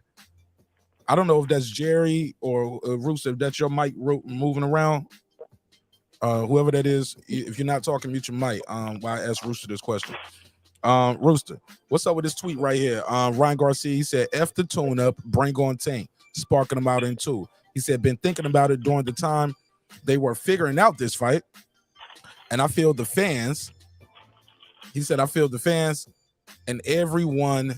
He said, what he said, I feel the fans and everyone wants to see this fight. Well, hold on, I'm sorry. He said, I feel like everyone and boxing fans said they've been feeling like forget these tune-ups too. They've seen these tune-ups already. It's time we give the fans what they want. Also, he requested the tune-up, not me. So let him handle his business. Let's go. So is this is Ryan, is he just talking right here, or are we really not about to get no tune-up? He going straight into the Tank Davis training camp? I mean, he's selling the fight. He's already in training camp. With Jesta is they're asking for too much money, and they're not trying to pay all that money. And he's still Abner Myers is still on the table too, so they haven't signed a contract with either one of them. Obviously, otherwise he'd be fighting. But it's taking too long, and Ryan's just like, fuck it. He just wants to go. I mean, he's already in the camp, and he's just saying, he's selling the fight. He's doing what he's supposed to do, and he's good at doing it. Anytime he's tweet something, anytime he posts something on YouTube, everybody's all over it, whether you like him or not. It brings drama, and that's what we like. We like to build up to the fight. That's the fun part, and then they get in the ring and do their thing. But the only two fighters who are on the table is Abner Mars and Jesta, and there's a little bit talks of Maxie Hughes. But for the most part, I don't think they're going to get it done. in January, maybe February, because it'll be somebody. All three of those guys he beats pretty easily in under 5 rounds, and then he just fights Tank in April. Okay, so he's officially so he hasn't officially the team hasn't officially scrapped the tuna, but this is where he's at though. Nope. He's like he don't want to do it at this point. He will, but he's not gonna. They've been going back and forth with that team for the last, I think, 3 weeks now. They haven't signed anything, so he's like, well, if we can't get the deal, then whatever. I don't got to fight. I'll just go straight for Tank. I don't need a tune-up. Yeah, I think that's coming out a little bit of him being frustrated with not being able to sign the deal. Yeah, exactly. You think he might put his foot in his mouth if he has to do a tune-up? You think people gonna hold this over his head like, see, he said F the tune-up, they ain't fighting the tune-up? Yeah, maybe. I think he should get a fight in. Why not make another check? Why not show another good knockout or a great performance? We know if Tank's going to perform great. He always does, and then that just builds up the fight even bigger. So in case he can't get the tune-up, this is the way you keep building it up, is you just keep talking about it and firing a couple shots. In the end. No, I was just going to say, man, I was talking about it early, Rooster. I was like, you know how you hear the expression of guys like getting up for a fight?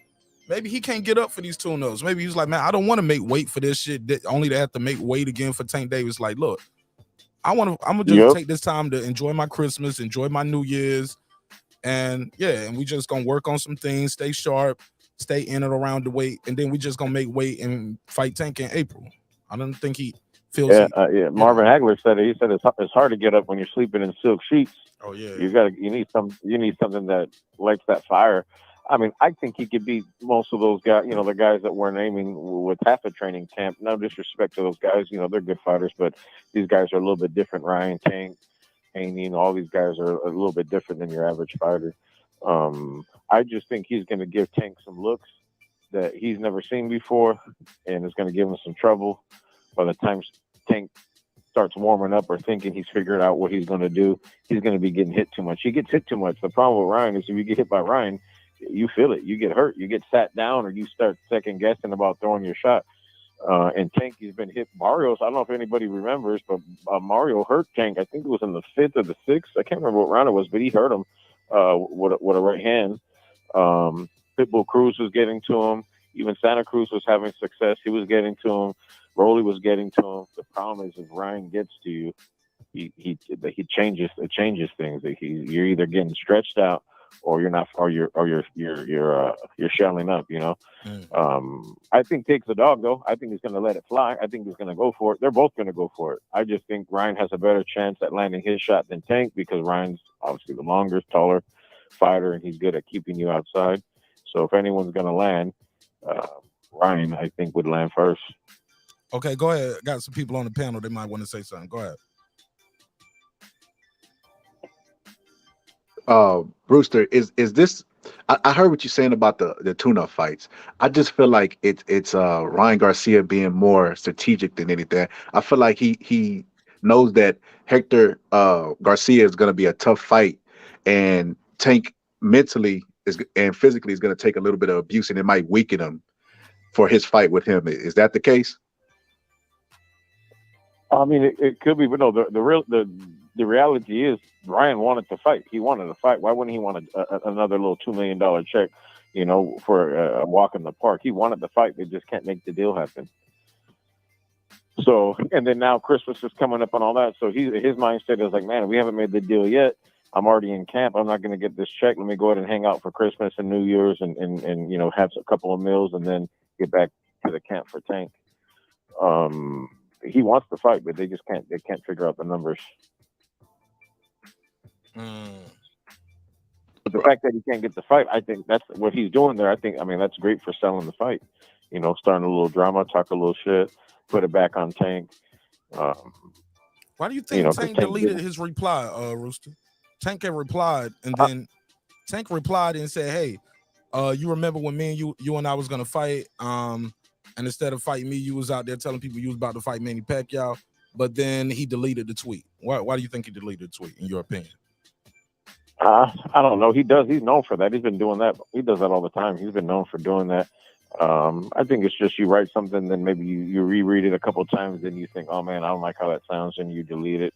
Or you may just be doing it where he deletes everybody, or when he tweets something, everybody's waiting to see it, and then you gotta be constantly looking at his stuff to see what he's writing, because it's gone in 5 minutes, you know. So that's one way of making people check in on your stuff all the time. Yeah. I follow somebody on Instagram and she does that. And I sure got all the notifications on. I was like, damn, when she go, and she'll delete the live. She'll go live for about an hour, then delete the live. I was like, damn, I wanted to see that again. It's gone.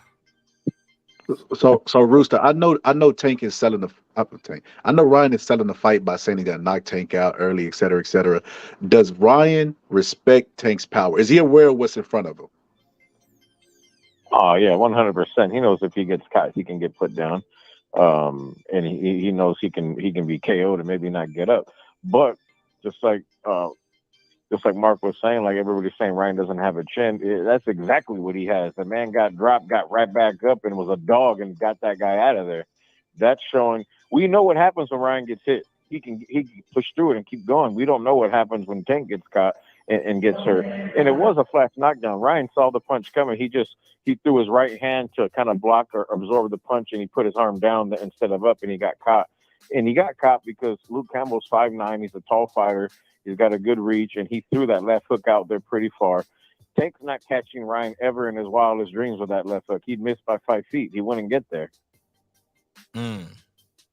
He'd have to be real close up in his chest to land that punch. There's no way he's landing that at arm's length. Tank is only landing that if he's up in his chest. And that's the whole thing about this fight. Can Tank get up in Ryan's chest and do what he does? Because he's not going to be able to land that leaping left, that bullshit he landed on Barros from across the ring with that body shot and that other flying little Matt Cook that he hit him with. That's not happening to Ryan.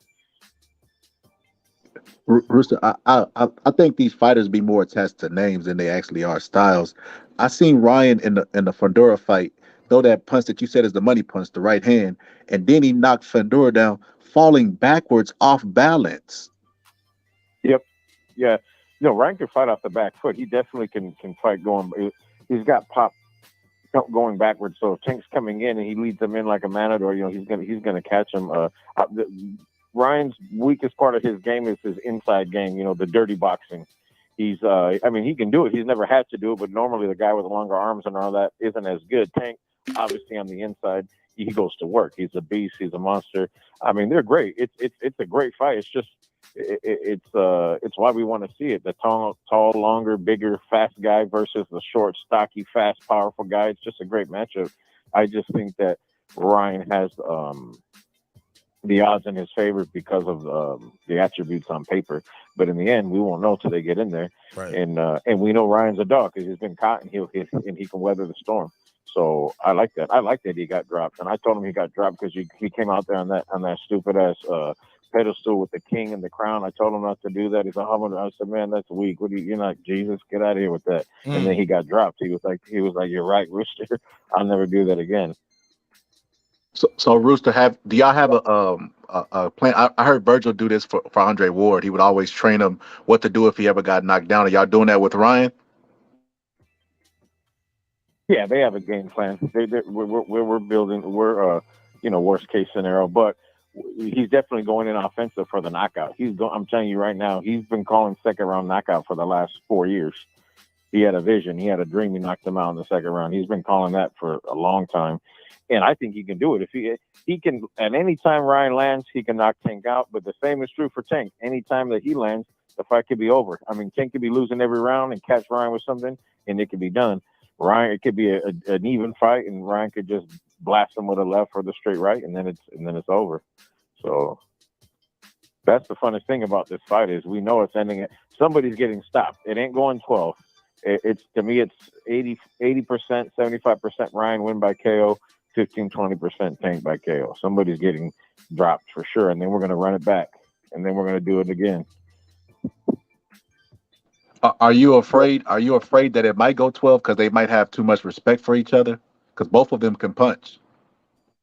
I don't think so, man. Both these guys are dogs. Ryan goes for the finish. You've never seen him just try to cruise through a fight and not finish, and you've never seen Tank do that either. So anytime you see flash fighting, he's always looking to get the guy out of there. These guys, he's going for the home run. He wants to win in stunning fashion. And Tank is the same thing. These guys don't want to win by a decision. They want to win by, they want to win. Plus, you got the bad blood. Whoever catches the knockout, that's it. They're the king. They surpass everybody in the game currently as far as, who's the face of boxing. They're right there neck and neck with Canelo. If not, they might even get above him after this. Whoever wins that fight. Hold up, but Devin not merit wise, Yeah. not for wins in your resume, but just as the new star in boxing.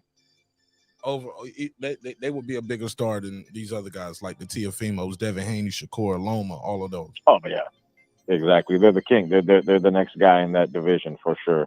And even the whole face of boxing, they're going to be getting all kinds of deals and everything from that. It's going to be a fun fight. I can't wait for it. And Ryan's been fighting southpaws his whole life. His brother Sean, who's a great crafty fighter, he's super fast too. He's a southpaw. So your little brother, who's a pro boxer, you've been slap boxing, playing around with him from the southpaw position since they were 4 years old. Like, he's been seeing those looks his whole life. And a lot of his last guys he fought were southpaws. We had Victor Ortiz down there in the gym a couple of days ago. He's a southpaw, so he's got southpaws coming in there. Like, he's comfortable fighting a lefty. So Rooster, I got another question. So what if are you afraid that if this fight doesn't happen when they say it's gonna happen, that Ryan will make the mistake that David Toole made with Lennox Lewis and waiting for that fight to happen, and he didn't look impressive because he was sitting around waiting so long for that one fight? Oh no, he's gonna get busy.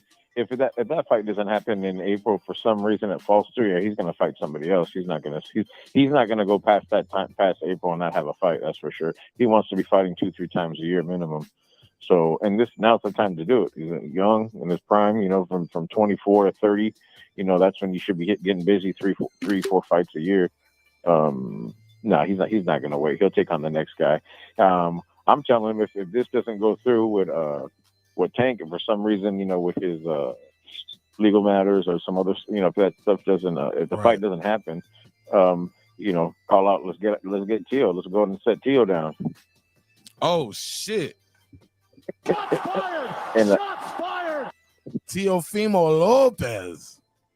Yeah, and I like Teo, man. I do like him, but it's like, man, he's food. Would you say he food though, and y'all got to eat? Yep, exactly. He's gonna get cooked. He's gonna get roasted in there. Yo, I got Ryan beating Teo, man. I don't think Teo can crack, but I've been seeing Teo get outboxed. Teo can get outboxed, bro.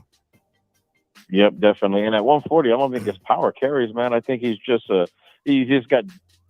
average power at 140. I don't think he has the pop he had at the 135. I think, yeah, man. I mean, he's a good fighter. I don't think he's elite. Not anymore. Not at 140. He's not elite.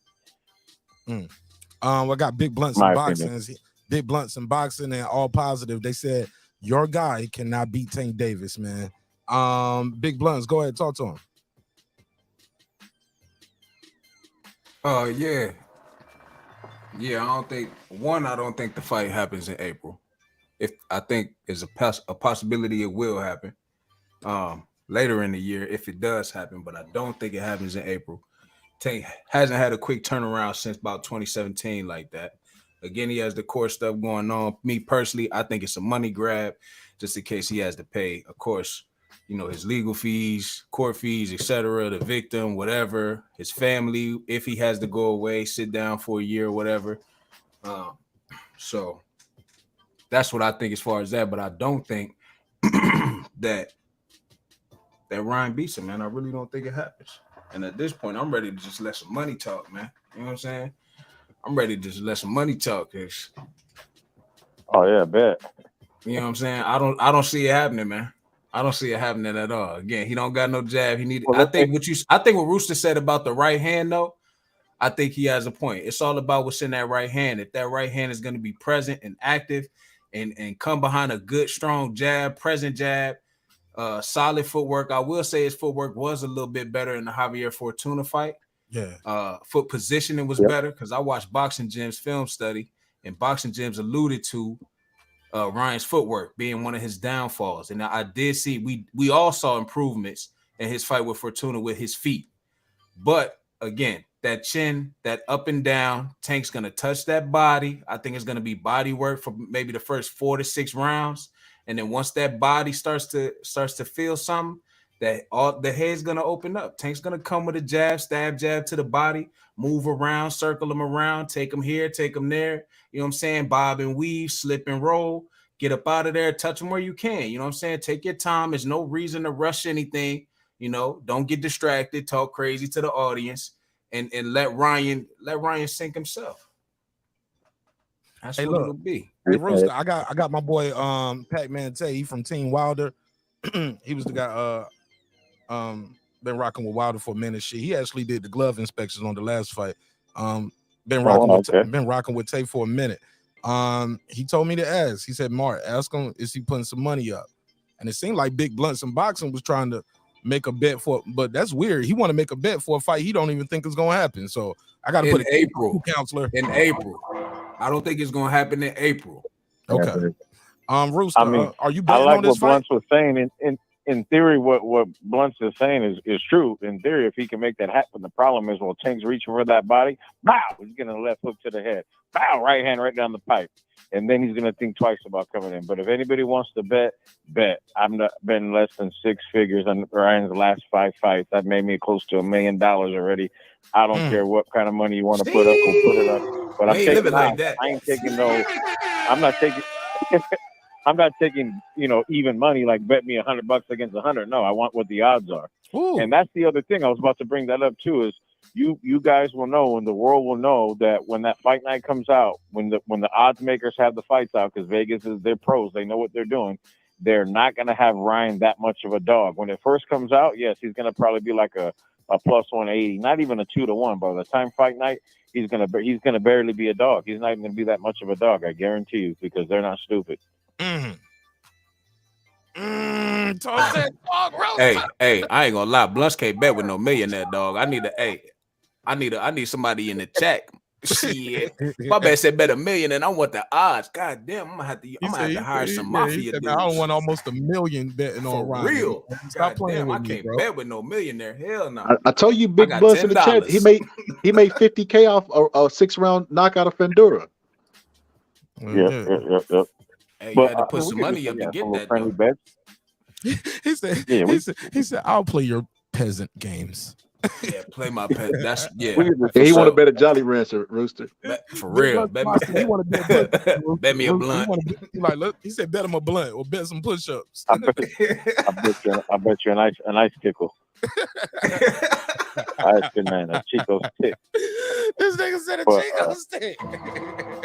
Hey, but either way, this fight's gonna be fun. We're gonna, it's one of the greatest fights you can make. Spence, Crawford, Tank, Ryan, Fury, Wilder. Like, this is that type of level. It's gonna be a fun fight. They're gonna make lots of money. It's good for boxing. I don't think it's gonna be a lackluster. Somebody's getting slept. There's gonna be fireworks. Both these guys got crazy power and speed. Like, it's gonna be good for boxing, because we're gonna see fireworks, and that's what we need, man. Hey, bro. We need the real fights to happen. Hey, bro. Hey, I was talking to somebody, Rooster, about the pay-per-views. I was like, this shit gonna do some numbers, bro. This is gonna do numbers. My boy Piotr is out there in California. And Piotr told me, he said, Mark, this shit might be the closest thing we get to somebody in this era getting to almost 1 million buys. He said, because people want to see this. I think. He said, Ryan's a star, Tank's a star. People love Ryan. People hate Ryan. People love Tank, and people hate Tank. That's a perfect storm to these motherfuckers might do about anywhere between 6 to 750,000. That's what somebody said. Piotr said, no, 1 million. He said, I've got 1 million on this shit, Mark. They're gonna do 1 million buys. Mark my word. What you think? Yeah, I think it does between 800 and 1.2, something like that. You got to remember, these guys bring out the stars. They bring out Hollywood. They bring out all the other athletes. They bring out the Instagram. The Instagram killers. They bring everybody out. All the boxing fans are going to watch. All the casuals are going to watch. Yeah. All the real fans are going to watch. And then you got Hollywood that's going to watch. Then you got all the rappers, the ballers, the football players. Yeah. I mean, it's good. You got the Mexican fans. You got all my brothers. I mean, it's going to do 1 million. It'll do 1 million. Now, it's hard to say it'll do anything more than that, because now you're talking, that's I think top 5 is Conor Probably like McGregor, one. Mayweather, Pacquiao, them shits are like 4 million and 4.7, 4.2. Exactly. I think Miguel Cotto and Pacquiao did like $1 million. I think it did, or it was 800 or 900,000. So it'll probably hit right around that level. If these guys waited 3 or 4 years, stood undefeated, yeah, it would. I think it would be top, 3 or 4. Don't do that. Fighting Fans now, don't need that. The fans don't need no yeah, more we want waiting to. out. Yeah, exactly. We want to see it now. So if they fight the first time and they do what they do, and and fireworks happen on that, they run it back. That run back will probably do 2 million for sure. My personal opinion. Oh, okay. Nobody loses. No one loses. Nobody loses if they fight, as long as both opponents, give up their all. No, it's good for everybody. Yeah, their stock's going to go up. Boxing, everything's going to go up. It's a win-win for everybody. Even whoever loses that fight, it's a win-win. Which I think it's going to be Tank getting stretched out, but that's me. How often does Ryan look at film and study film, or is he not a film guy? Not that much, man. I mean, watch a little bit of it. Not very much. You got Goose in the corner who you trust a lot, and this guy's a pro. He's worked with a lot of, Hall of Famers, champs, and this guy, he just dials. He gives him the game plan, and he does what he does. Yeah, okay. I mean, he doesn't not watch it, but it's not. He's not a big film guy. Yeah, we're not sitting there watching film, 5 days a week or anything like that. They know what they're up against. Everything that Tank's going to do in that fight, he's not going to do anything new. He's going to do what he always does. And we know what he's good at, and it's no secret. He's got that left hand, and he's good in the pocket, and he's got a decent chin, and it's not a secret. It's just whoever shows up that night, whoever can enforce their plan. And I think the taller, bigger, stronger guy is going to do it, and that's Ryan. Got a question from the chat. Tasha Reese White, he said, is it any rematch? Is it a rematch, far as you know, for the Tank and Ryan fight? As far as I know, there's nothing in the contract that they've all agreed to saying that there's a guaranteed rematch. But I mean, either one of these guys, I think, would give the rematch. From what I know, from what he's told me, and I haven't looked at the contract or got an email or nothing like it. I'm gonna act like I know everything that's going on with it. But as far as I know, from talking with him and hanging out down there at the gym, there's no talks of a rematch or a rematch clause or anything like that. Go ahead, Boston Scholar. I think he had a question. All right. With Rooster, so with all things being said, the pay-per-view good despite being good for boxing. If you don't get the desired outcome, like Ryan loses a controversial decision, or maybe he loses focus in the 11th round and he gets knocked out, but he was winning up into then, would you be mad at the outcome of the fight? If it's a bad decision? If it doesn't go your guy's way, would you still be happy with the fight because you said it's going to be really good for boxing? Oh yeah, definitely. I mean, obviously, I want my man to win, but we don't think about losing. As long as we don't think about losing. Losing's not an option. For boxing. Let's go. If they go at it and Tank catches Flash slipping and he gets him, man. Hey, touche. Hats off to him. Let's run it back. And same thing for Tank. And I think both of them, after they're done, I think both will be able to look at each other, win and lose. Like, hey, man, we're both about that business. And I don't think either one of them. I don't think they're going to get smoked. I don't think either one's going to get smoked. This is how I see the fight coming out. Ryan, first 5 rounds, he's winning 3 of them easy, 1 up in the air, and maybe 2 rounds up in the air. And after between the 6th and the 9th, I think Ryan catches him with something and the fight's over. But I think he wins a majority of the early rounds, just like Tank gave him away to Barrios, to Santa Cruz, to Rowley, to Cruz, to a lot of these guys. But Ryan is, you can't give him rounds. This guy starts getting how do you call it? He starts getting his, the morale starts going up. It starts looking easy for him. He starts getting comfortable. He starts throwing that left hook like a whip. I mean, that thing's like a wet towel getting snapped. You remember when you were a kid, your big cousin or your brother hit you with that towel, you just fell on the floor, started crying. That's the type of pop that this guy has with that left hand. It's like a whip. I mean, and that thing he hits, I'm telling you, he hits like a super middleweight. He was out in Hawaii last month sparring some middleweights, and he was sitting guys down, man. He was sitting them down, like it was 1 round, 2 round, dropping them. Now, I'm not saying that these guys were top tier opponents, but they were big guys. So That's another thing I wanted to ask you, Rooster. Joe Goosen has been in the game for a long time. He was giving Ryan all of this praise, saying Ryan is one of the hardest punches he's ever seen. He's really skilled. What is he doing in the gym to make Joe Goosen, who's been in the game all these years, say these things about him? Man, honestly, I think Ryan just has that natural ability. He just has that snap. You know, it's like a pitcher who can throw over 103 miles per hour. Like, you can't really train for that. You know, you're just going to throw that hard. He just has a natural. He just has natural pop, and he's been in there with Corral. You know, he's got a lot of guys in there that have hit hard. Even Reynoso said the same thing. He was like, "Man, he hits as hard as Canelo. It hurts my hands the same way Canelo's hitting." He said it's got the same pop. It feels the same. You know. Now again, it's different when you're hitting a man with it, you know, than holding the gloves, or even when someone hits the bag. You know, someone might look like they hit the bag harder, but in the ring it doesn't translate. But this guy's power does translate. It's just a freaky power. It's just weird. He just the way he throws it with all this. It's just the perfect mechanic for the way his body's shaped and the longness of it, and where he starts it at and where he finishes it is just. It creates the maximum momentum like that you can't even see that punch. We were at my house a couple months ago. We were playing some cards and we started slapboxing a little bit. We started going a little hard, and this guy caught me. I didn't even see the punch. Next thing you know, I was taking a knee. I couldn't even. It's weird. It's a weird, freakish power. I've never seen anything like it in person. And a lot of people, just like the last fight, when even the commentators thought, oh, he got him to the body again. They didn't even know that he hit him with the check left hook going back. They thought it was a right hand. The other one thought it was a body shot. The guy's just fast. Let me say something. My boy Tay Jones, he said, Tiger Johnson, he said, look what Tiger Johnson did to Ryan in the amateurs. And now what he said, I know what bet when Tiger and Tank look, he got me thrown off right there, Tay. But I do get this part. He said, look what Rolly did to Ryan in sparring. Rolly beat up Ryan in sparring. What happened there?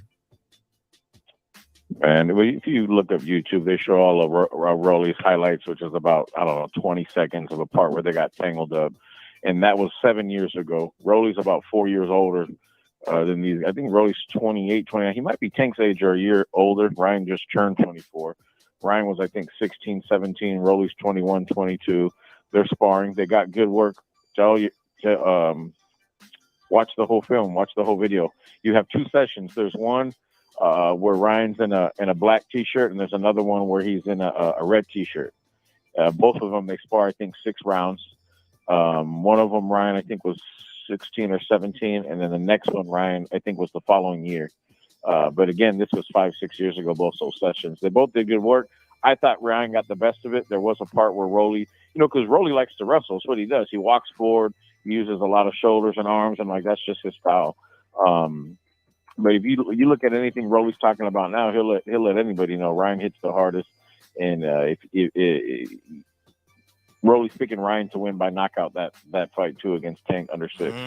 That's his bet. That's his bet. That's Rolly's bet. Oh man, Mark, come on. Go ahead, Big Blunt. Big Blunt said. I don't know if it's a little bit of animosity, but that's what he. Hey, look, Big Blunt's in the chat. He said, "Man, Rooster don't know." Go ahead, Big Blunt. Hey, Rooster don't know, man. Rooster, look, Ryan too pretty, man, and it's bad out here, man. You know what I'm saying? It's bad. Where Tank come from is bad, man. It's bad. It's a rough, dangerous place. By the way, you know what I'm saying? He's from the BWI era, so he does have a bias. To be fair, it's. I'm just saying, man. He's too pretty, and Tank is coming with a different type of tenacity. It's ferociousness. It's pain. He comes from a bad place. It's just a bad place. I mean, and 100%, I get it, and I like that. But I mean, every now and then, a pretty motherfucker comes from these streets too. It wasn't all peaches out here either. Now, I'm not saying he went through the same stuff, but it wasn't. We just barely got money. We weren't rich the whole time. We just barely started eating good, 5, 6, 7, 8 years ago. But I get what you're saying. Baltimore, it's tough out there in the streets. It really is. But the only way that we can measure it is what happens when you get put in that, when you get caught. What happens when you get thrown in the fire? We've seen Flash take a hit, get down, get up, didn't detour from his plan. He kept the same game plan. Matter of fact, that round he got knocked down, he won the rest of that round. He came forward And you could see it in Luke Campbell's eyes. He was like, man, you done fucked up, don't you? You done. He knew he fucked up. As soon as he landed it, he was scared. Like, oh fuck, what'd I do? I hit him. I shouldn't have done that. Okay, I got my boy Tay Jones in the building too. Tay Jones, Team Wilder, of course. Got a dope ass channel as well. Hello world. Wilder. What's good, Tay Jones? Got Hello world. What's good with it? What's up? What's good, Mr. Russo? How you doing? Oh man, doing good, man. Good to hear from you. Thank you for asking. How are you? I'm good, man. I'm glad you're on the show, man, and I thank Mark and everybody else that's on the panel right now. But I do have some concerns, some very, very high concerns. Unfortunately, for me, it's a little different. Me being on the opposite end of the spectrum because I've been in the gym with Tank. So some of the things that I hear you talking about, to the public too, and this could be for anyone else as well. But the thing about it is, when people ask me about Tank, how is he in the gym? It's a total different outlook for me because there's some things Tank do and spar in the gym that he hasn't even done in the ring yet. So when people ask me how is it, it's like I hear what you're saying, Mr. Rooster. That's your guy. You're gonna go for him. But when I tell you this man is different, now I've seen this man in the ring with cruiserweights. I've seen this man in the ring with welterweights. I've seen this man in the ring with middleweights, and I've seen him drop a couple of these guys. And let alone I've seen him in the ring with guys who's just as big, fast, and strong as Ryan. And we talking about top-notch work. So when we talk about this fight, I gotta let you know, like it's gonna be don't get me wrong, it's gonna be a show. But if you think it, if you think what the public is saying, for the people who haven't really seen Tank behind the scenes, Ryan gonna be in for a rude awakening. And that's just from that's just from being around Tank and knowing what he can. I know what Tank can and can't do because I've seen him spar. I've seen him in the gym before. And a style like Ryan, he can definitely handle that. But has he seen the speed of Ryan? Has he seen the power of Ryan? Yeah, he's seen that plenty of times. That's not going to be anything new. But to Ryan, that's going to be something new that he sees. Question. Well, it goes. It's a two-way street, and I believe you. Tank is different, and I believe he's different, and Ryan's a different. They're both different. That's why we want to see this happen. Right. But if you don't think Ryan was up in there sparring with Canelo, we had Tim Tszyu out last week. He's fighting Charlo. We had Tim Tszyu was up in the sparring with Ryan. He's had some guys in there. Now it's not like they're going on 100% hard trying to kill each other, but trust, they're both different. That's why we want to see it. That's what we want to see. We want to see who's got it. And I just got to give the edge to my guy. And I'm a little biased, of course. I got to be and it's different when you're there live, watching it live and you're seeing, and I'm watching this guy spar these guys and dropping everybody. And we got to get we got to start paying these guys $400 or $500 a round now because he just starts murking everybody. We used to be paying $150, $200. You got to pay $400 or $500 now because these guys they're going to get knocked out. He's putting them out. I feel, yeah. And I'm sure Tank's doing the thing. Yeah. But I don't discredit Ryan because, like I said before, he showed me something that I haven't seen Tank do, and like you said early in the broadcast, he has gotten up from a shot, but that was also from a guy who's not really a big puncher. True. Yeah, true. And he's a decorated amateur though. That guy, that guy's decorated though. The guy went to the Olympics, left with a silver medal. Yeah. No. I'm not doubting. I'm not saying that. I'm talking about him getting up off the ground. I respect that to the utmost because he showed me something that a lot of other guys in 135 hasn't done besides Tank and many others. He's done that. He's been knocked down, so he knows what it's like. The other ones don't. But what I'm saying is he also go ahead. No, I was gonna say Campbell is decorated and he's got merits and he's got good wins, but he's never really been known for having a lot of crazy power. But he landed a great shot. It was right on the bun. Ryan took it well, got right back up and did what he was supposed to. And that's what everyone was questioning. What's going to happen when this pretty guy gets hit? And he did what he was supposed to. He got up and he finished. I understand that. I definitely get that. I definitely understand that. Yeah. But it's just different for me when I see and I know who Tank is sparring, who I know can definitely withstand that. Do you know who Ryan is sparring and what they're withstanding? To be fair, no, I don't.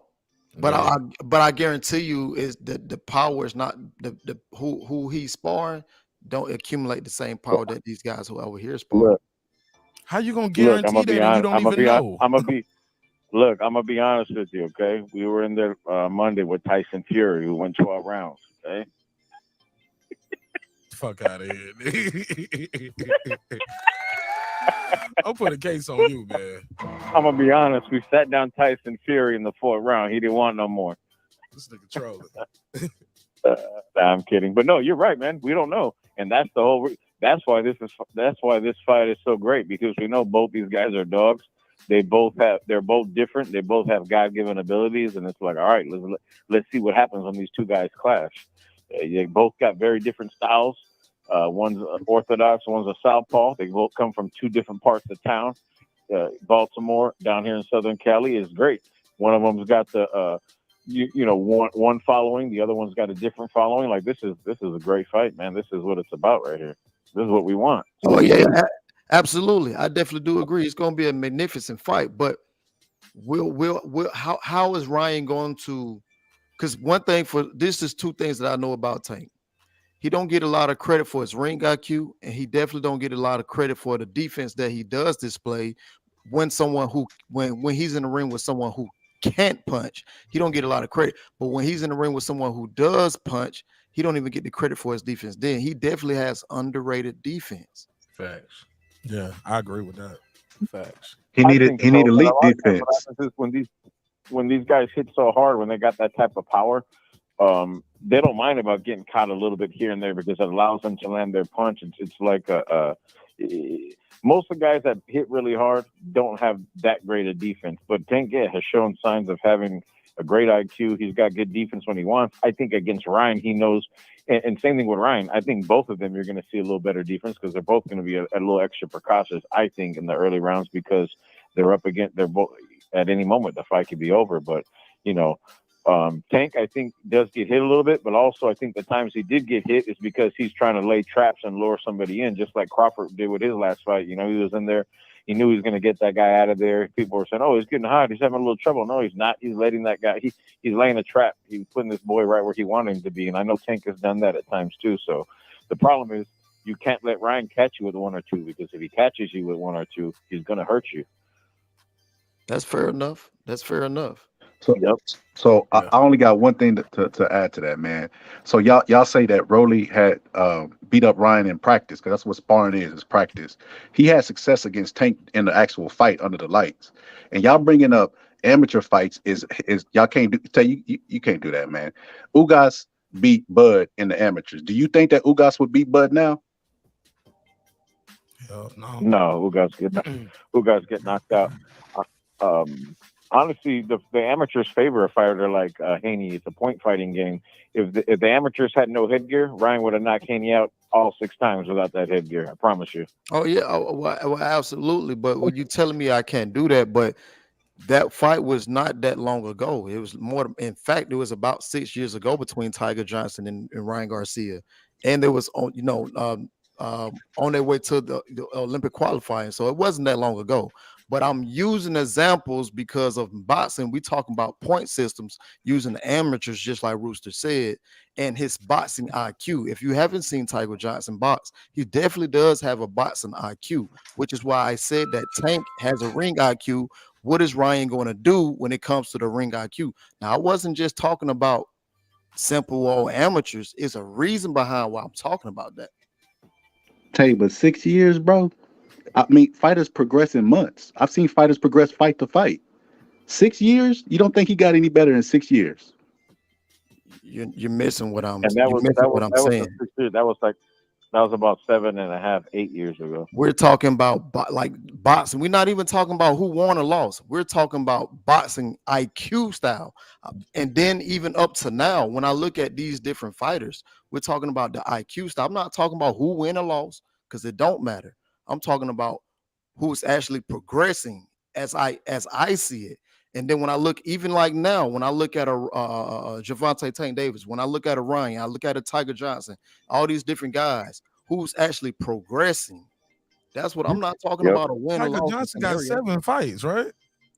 Right. But the thing about it, I see him progressing. I've seen Ryan progress. But what I'm saying is the actual amateur background, the pedigree of the actual who's actually getting better on top of what they already accomplishing in their careers. I'm not talking about who winning or losing. I'm talking about setting traps. I'm talking about mixing it up. Who's learning from different feints and things of that nature. I'm not talking about who winning, but I'm saying if you look at what's been done, when I do look back at the amateur careers, for us to now, I see a big difference in everybody. But when you look at those fights back in the amateurs, you can still pull something back from them. That's why people bring up amateur fights. All I was saying is the time, though. You don't think the IQ can get better in 8 years, 7 to 8 years? No, definitely it has. But I'm saying what I was saying, I was referencing that because of the ring IQ of Ryan. That's all I'm saying, bro. I'm not talking about winning losses. No, I'm just literally, I didn't bring up win or loss again. I brought up the IQ. The IQ of a guy 8 years ago. Compared to a guy, you can, but Ryan is at this point, he's been a pro. Oh, he's a star. Yeah, he's a star, no doubt. Not even a star. I'm talking about no doubt. He's a star. Pro.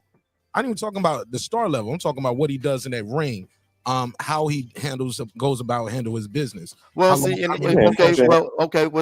say that, right? But when I look at the fight when he fought, not the last guy, the guy before that, some of that ring IQ played which is why I said something about the. You talking about Tago? Tago, and I know he was a difficult fighter for him. That was a different style, and that's what I mean by the ring IQ, because Ryan didn't look so good that fight. What, he won every round. Even dropped the guy. And he dropped him and he hurt him, but even flashed it. That dude literally ran all night. Some guys go in there to survive, Tay, and ran. Yeah, that guy had legs, man. Ryan should have did better at cutting off the ring. I get that. Right, and Ryan could have got that dude out of there way before then. I don't know. Yeah, and he even recognized that after the fight. He said he should have waited, took his time a little slower, and he probably would have got him out. But he had been out for 14. See, that's what I'm talking about, Rooster. That's exactly what I'm talking about. The patience, just different things. I ain't, like I say, I'm not talking about I'm saying that for a reason, because that Ryan that I seen against Tago was the same Ryan I've seen and done in the amateurs. That's what I'm saying. Okay. Right. Well, here's to permission to rebuttal. There's no way he's fighting Tank like that. He knew he was fighting a guy he would kill, hung over the next day. He would beat Tago. We know that. So in there, he's just like, let me get in here. Let me get the rust off. Let me chase this guy. I don't care. He didn't give him no respect. He didn't care about getting hit or anything. Now, if you think he's going to go in there like that against Tank, yeah, there's no way he's doing that. He didn't care about ring IQ there. He was wanting to go in there good old fashioned slugfest and just lay the dude out. But against Tank, against any top 5 or 7 guy, Ryan's not doing that. He's taking his time. He's laying traps. He's waiting to land a shot. Yeah, that's fair enough. Definitely, that's fair. That's all I was alluding to. Yeah, and he almost got him. He almost got him out of there. He had him hurt the second, and then I think the 10th or the 11th, he caught him with a real good shot. But that boy had some legs, man. He had a gas tank for days. Tank said after the Rolly fight that he didn't plan the knockout. So, he just reacted in the ring. He didn't actually set it up or anything. Rolly made the mistake of lunging forward. And then he also said that he was going to be patient and wait because he felt Rolly's power. He can't sit there and wait with this. You can't sit there and wait with a guy who's as fast as Ryan Garcia. Hey, Rooster, this is me calling you on the other line, bro. This should answer the line. This is me calling from 1766. I got to switch the device. I don't see it ringing. Oh, it's ringing now. I got to switch devices. Oh. All right, my man. There you go. All right, cool. But I do think the best thing that has happened to Ryan Garcia is definitely changing his trainers, though. You can definitely see a big difference between those last 2 fights. There's a very, very big difference.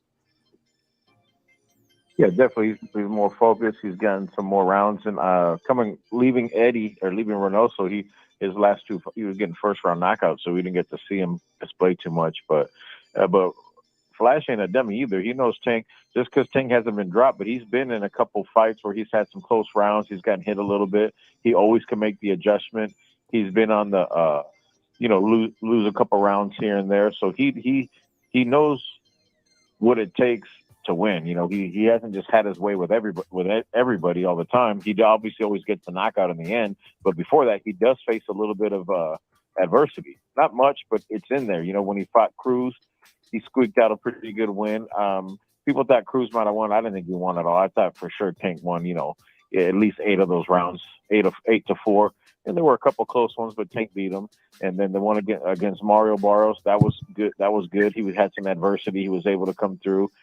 Santa Cruz, not as much, but again, he was getting pushed back a little bit. Cruz was landing some shots. So I think that makes Tank that's almost as good as getting knocked down once, maybe. Because he had to make adjustments. The IQ had to come into play. He had to innovate, his plan. He had to lay traps and all that. So I'm glad Tank isn't just blowing everybody out first, second round knockout. Like you've seen him have to make adjustments, and that's what makes him scary. Because if you don't get him out of there, he's going to come. He's going to catch you sooner or later. He's going to get you. So yeah, I was a little upset about that Santa Cruz fight. I'm a Santa Cruz fan, so I was a little upset about that, but I knew somebody had to lose, though, No, yeah, me too. It was close going into that round until he got stopped, but I think he was just too light. Santa Cruz was just a little too light, and he had some miles on him too. So that wasn't a prime Santa Cruz. He was at the in the fourth quarter of his career. I don't think he's fought. That was it, right? He retired after that, or did he fight one more? I think he was done, right? Who, Santa Cruz? Yeah, I think that was his last fight. No, right? he getting ready to fight again. I know he just vacated his WBA belt, but he getting ready to fight again. Yeah, I like Leo. Leo's a beast. Yeah. But yeah, just a great matchup, man. We just want to see this happen, man. I just hope Tank can handle his whatever legal matters he has. And I mean, you knew this was going to happen too. As soon as that I think the lady was pregnant, got hit. Once you find out a millionaire, a young, hot, popular millionaire hits you, like you're not letting that go. You want more? You need to pay me more. That's probably what she's doing. They're going to have to make her another offer. They offered her probably a couple million. She's like, nah, I need 5. Damn. Was she pregnant or something? Yeah, she was pregnant. Did she lose the baby? I don't know. Oh man. I mean, the way Tank. I mean, it's not even funny, but the way Tank hits, yeah, the baby's probably gone. Oh my God, man. Rest in peace. This nigga, right? You ain't no good, man. That's messed up. Nah, I don't. You think got she all did. the jokes tonight. But yeah, like once they found out who it was that you got, I mean, any one of us, once you find out you got hit by a Floyd Mayweather, you got hit by a Kobe Bryant, you're like, hey, wait a minute, I need a couple dollars here before we let this go. Yeah, that's why I be telling my boy Tank to keep his cool around here, man. People be trying to work up Tay right here. Tay, they trying to bait y'all into a little lawsuit, man. You, Ryan, like guys like Wilder, like people when you're a star like that, people try to bait you in. Yeah. So yep. But yeah, I hope everything work out for him. You hope everything work out for him. So my question of the night was about this tune-up thing. Why I got you up here, Tay? Do you want to see Ryan do a tune-up, or you want to see him go straight into the Tank Davis fight? Sure, I would rather see both guys go into the damn fight, honestly. But shit, like I said, I think somebody said it earlier. I think with Big Bunch Boxing, I think he said something like, saying this might be like a money grab fight for Tank expenses or whatever like that. I think I was thinking that myself, but I ain't sure. You know what I mean? But yeah, I would like to see them go right into it. Shit, I heard it almost got messed up by someone, but I ain't, but it wasn't on Ryan's side. But yeah, I'm gonna keep hush on that.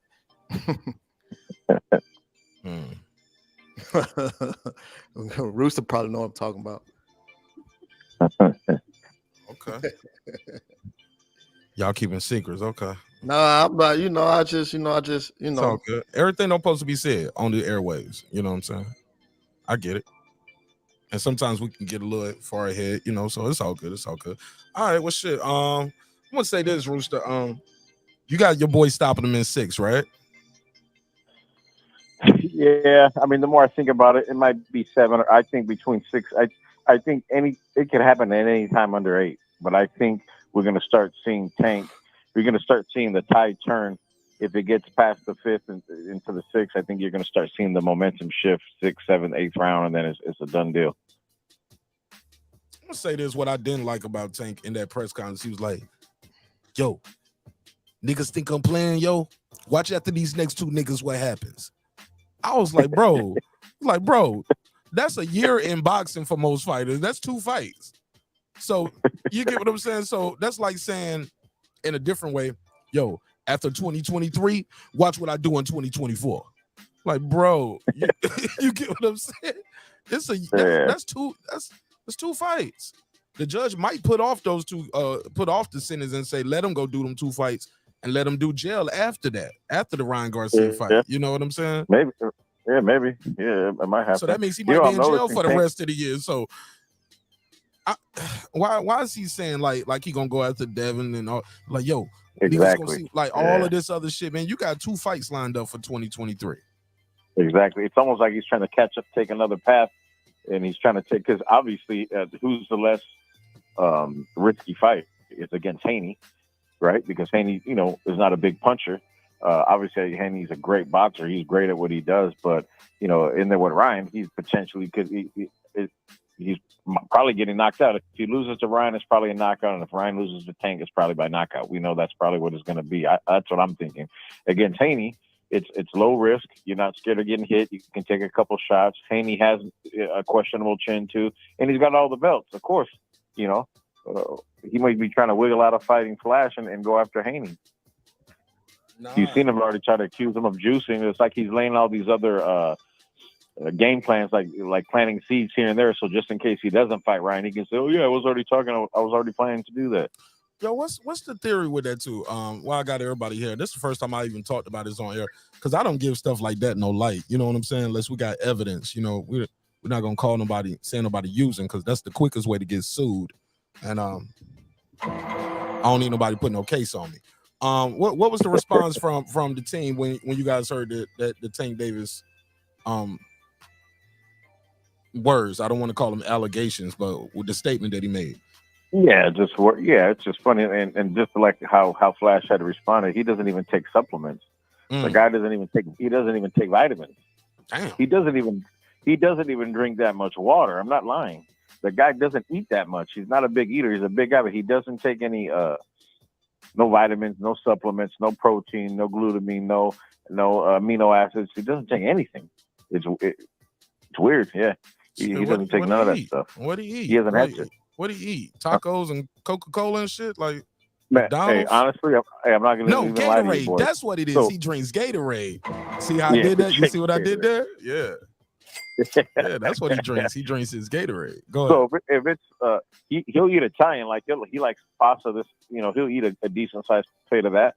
But if it's not Italian, this guy's eating like Red Vines, a Dr. Pepper, Jolly Rancher. He's not eating that. I mean, obviously when he's training, he's eating better, but he's just not an eater. This guy, he doesn't have any. He's never wanted to go out and get a burger or get fries or drinks. None of that stuff. He's just kind of a little snacker, and during camp he just eats, what the cook gives him or whatever. But that's why he doesn't have that many issues making the weight. But obviously he's getting older, so the bones get more dense. You're going to get bigger, and he's a tall guy, so making that 135.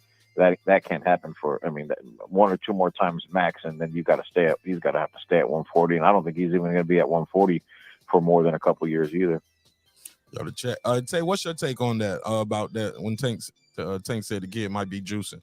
Yo, the chat is rolling. They don't put tacos, pizza, McDonald's. I ain't gonna hold you, Rooster. I ain't gonna hold you. I watch, like Ryan Channel and shit like that. You know what I'm saying? I done seen that motherfucker take some fucking supplements, but I don't know. I ain't gonna say it was a steroid or nothing like that, but I done seen him take some.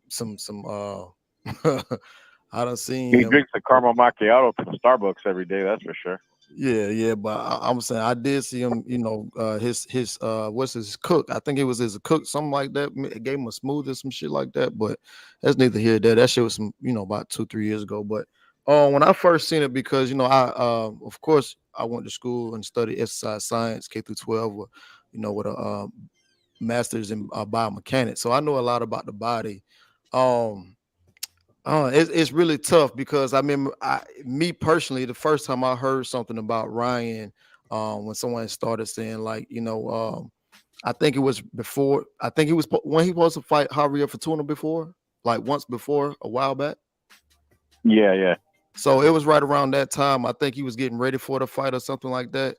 And he like 1 week he took a picture, and like a couple of weeks later he took another picture, and everybody was like outraged because of the facial hair and how ripped he looked, and so and the minimum amount of weeks. It can happen. Not saying that it can't happen, but it was fast. I did notice it. And Was it coming from him? Did he post it? Yeah, he put it on his Instagram. And everybody was just, surprised by the quick turnover rate. And like I said before, I've studied this stuff, right, about the human anatomy of the body, so I know how it goes. But I can't put something on somebody that I don't know for sure unless I have it. But of course, people gonna throw Ryan on that type of time because what dealers with what's his name, Canelo, with the natural on board meat and shit like that, all that old crazy old shit.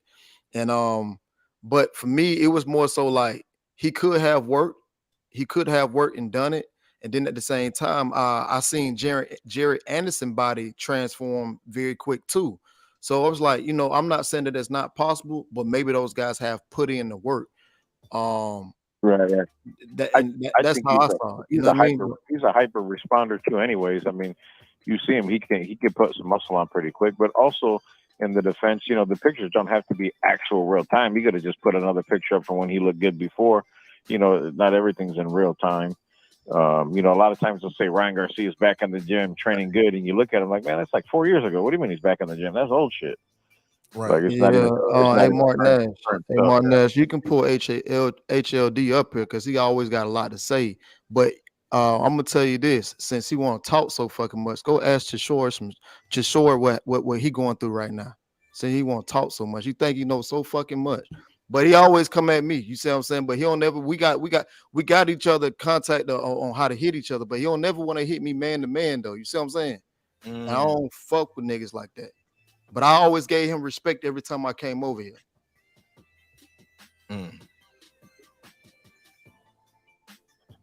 Well, here's the thing: when they test at this level of fighting and all that, it's really hard to get by, man. These guys, they pop up in the middle of the night. They make, it's difficult, especially when you have a big fight on the line.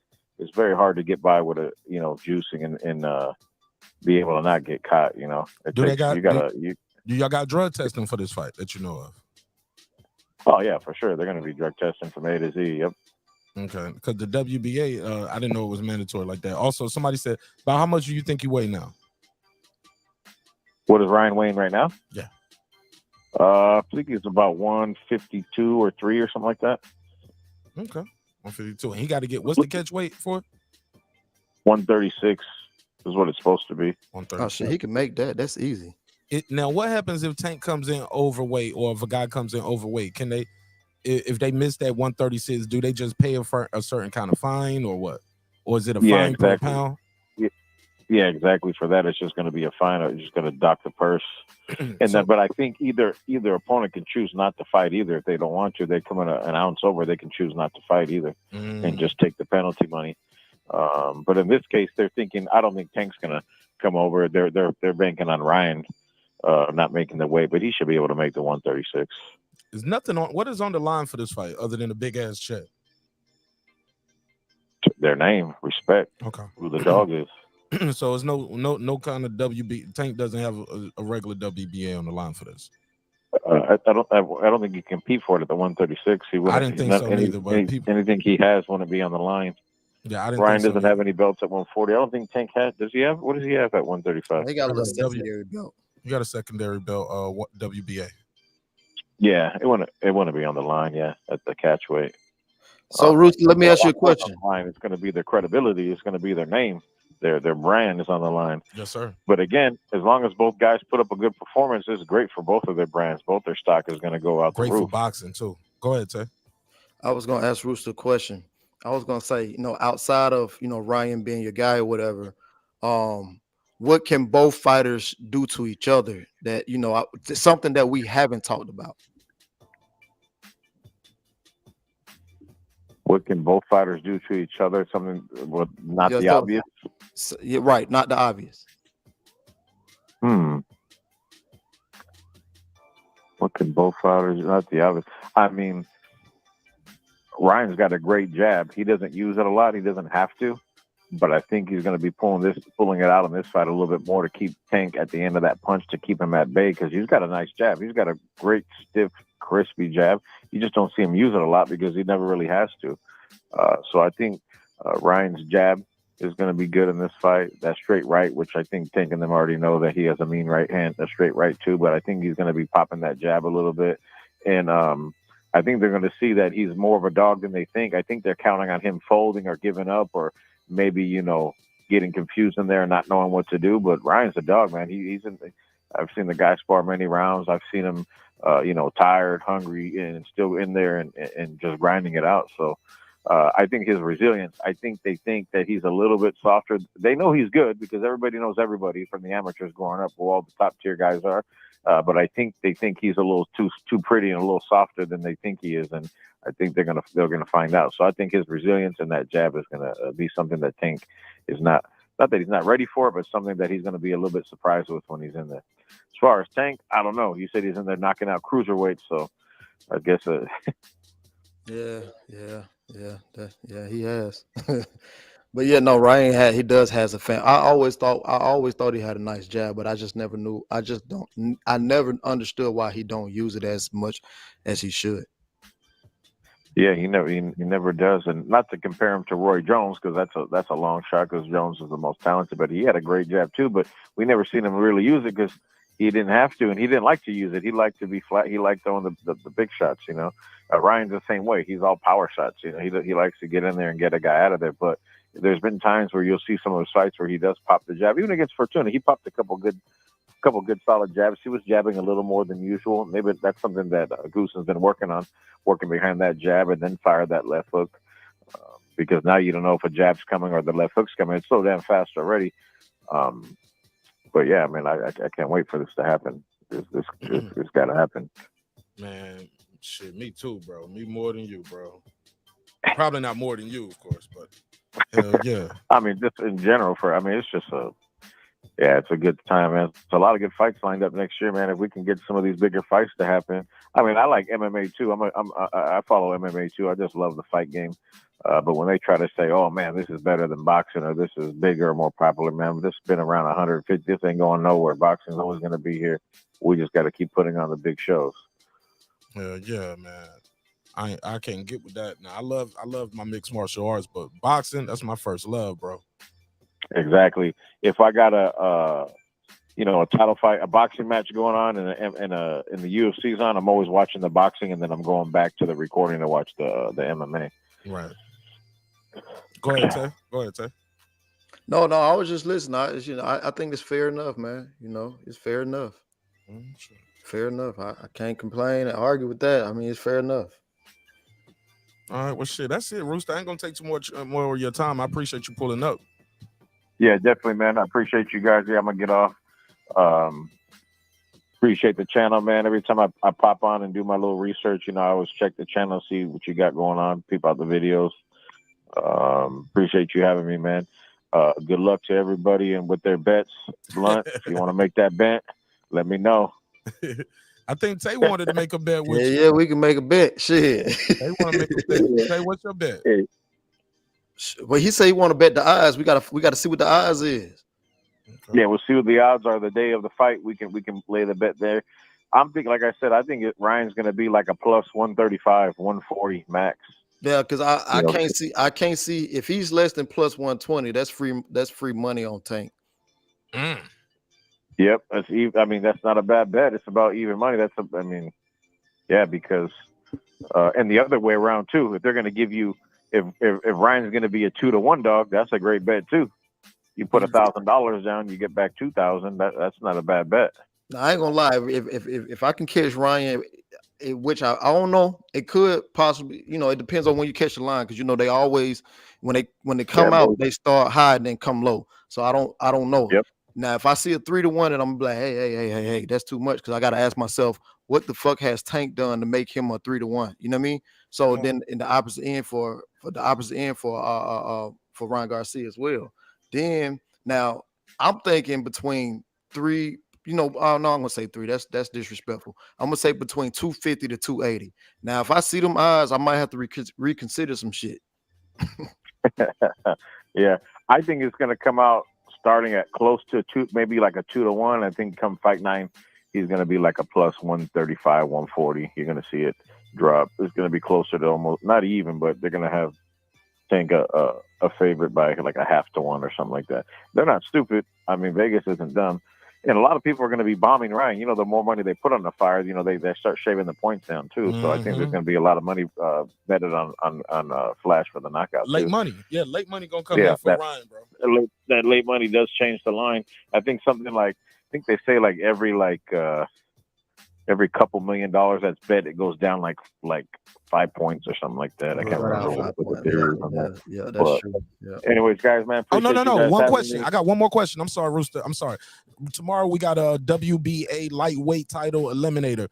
Michel Rivera. Hold on, Tay. I'm gonna ask you the same question. Michel Rivera, Frank Martin. How do you see that fight going? Yeah, man, that's a good fight, man. It's a real good fight. I like Frank Martin. I like both guys, but I just think Rivera is more of a dog. I think that he's got a couple more tools. I'm thinking I'm riding with Rivera on this one. Okay. I think it's going to be a good fight. And I mean, Martin's just, this guy's super athletic. I mean, I'm leaning towards Rivera, but it's a 50-50 fight in my book. It's very close, but I'm leaning towards Rivera. All right. Good night, my brother. Thanks for your time and energy. All right, guys. Take care. Yes, sir. Talk to you soon. Shout out to my guy Rooster pulling up. Team Garcia pulling up. Tay Jones, my brother. Same question for you. WBA lightweight title limiter. This is on Showtime Championship Boxing, and we got this is in Vegas if I'm not mistaken. Yeah, it's in Vegas. So you got this going down in Vegas. 2 young undefeated guys. Title eliminator. Man Down Promotions. Shout out to the Truth. Out there, flexing his promotion muscle. Love to see guys doing business outside of boxing. Who wins this fight, Tay Jones? Man, don't give me that. You're betting, man. Don't give me that. I'm being honest, bro. I've been struggling with this fight all week, even on my live. But I ain't gonna lie, man. I favor Rivera, man. I favor Rivera, but I want Frank Martin to win. But I favor Rivera, man. I think he's been supposed to have his time. I know he's supposed to fight. Well, he had opportunity to fight. What's his name? Rollies after the Jackson Mourinho's fight. Oh, word? That's like what 3 years ago. So that's when Mike Fox had the whole WBA. They started taking all the belts and shit like that. So they was supposed to get it on back then. So like I said, I've me, I like prospects. I watch prospects, and Ali Rivera has always been one of the top prospects that I watch, but he's not even a prospect no more. So I've always watched the kid, man. I've seen him, and it's sort of like what we were just talking about, Ryan Garcia. I've seen Ali Rivera be dropped, and I've seen him get up and finish the fight and stop the dude in the very next round. So I think the thing with Frank Martin is the fact that less season, less and people say we can't talk amateur, but if you think about it, he didn't have a lot of amateur fights. Now Frank Martin did beat some of the top guys who have names now in the profession he's in now, but has he truly seen enough of the Dominican style? Has he truly seen enough of all these other styles that he's going to encounter? You see what I'm saying? And I just don't know if he can deal with a difficult style like Ali Rivera. You know what I mean? Because he does have an awkward style on top of, people say he boxes like Ali, but he has the Dominican background too. So he can pull some tricks out the bag. I'm not just so sure. But what I will say is all the odds, all the odds are against Rivera. I mean, you got big fish right behind, the Showtime. So of course they're gonna show Frank some love. So it's a 50-50 fight, bro. I've been struggling with this fight all week, bro. I'm not gonna lie. I've been struggling with this fight all week. Like I say, I'm favoring Rivera, but I want Martin to win. But if I had to say right now, I'm picking Rivera. Yeah, man. I got Rivera, man. And that's just because of the experience, not even just the amateur. I'm talking about as a pro. I forgot the exact number. It's somewhere about like 70 rounds. Frank Martin fought only like 70 rounds. Yeah, that's a lot to overcome. Michel Rivera got, if I'm not mistaken, let me see, 141 rounds. That's what I'm saying. And man, if Frank pull it off, damn, we got to look at him in a different eye. But shit, man, that's you see it going to the cards, or you see Michel Rivera might pull a stoppage off? Like, oh man, I'm gonna just play it safe and go to the cards. Yeah, I think he gonna take him to the cards, man. I think he's gonna take him to the cards, and he's gonna beat this guy, man. Yeah, I think. People were asking me like, you forgot an option in your survey, Mark. You should have put Frank Martin by robbery. I was like, Frank Martin ain't big enough for them to rob him, and they was like, well, it's a man down promotion. That's that's what I was. Remember, I just said that all the odds are against Ali Rivera. That's what I was alluding to. But shit, Jamel Charlo lost on the Lions only promotion. Yeah, that's true too. His shit taken, bro. Yeah, and he arguably won that fight. I mean, many people believe he won that fight. Talking about when he fought Harrison, right? Yeah. Shit, he got a draw. The first fight, right? Yeah, the first way. He knocked him out. That first fight. It was a Lions only promotion. I remember, but I ain't gonna lie. I think Tony won by one round. I think when I remember that fight, He had some catching shots. He was catching Jamel walking in. Right. Not behind the jab. Jamel just walking in. No respect, getting his head snapped back. Right. Oh, that shit count. And but I won't try to switch the subject, but even when you go look at the second fight, you know what I'm saying? Tony was on his ass too before he got knocked out. Yeah, man. So, yeah, man. I favor Rivera though, man. But damn, this what it's about, man. The two of the young prospects going at it. I mean, well, I can't even call them a prospect of the contenders now, but two of the youngest going at it. I can't complain. It's gonna be a hell of a fight. But like I said before, man, I'm favoring Rivera, man. Yeah, man, I favor Rivera. Shit, that body work too. His body work is just so, man. He can place those shots, man. The kid is, like you said, resilient. I forgot he had been knocked down. Yeah. He got knocked down. I think it was about 6-7 fights ago, I believe it was.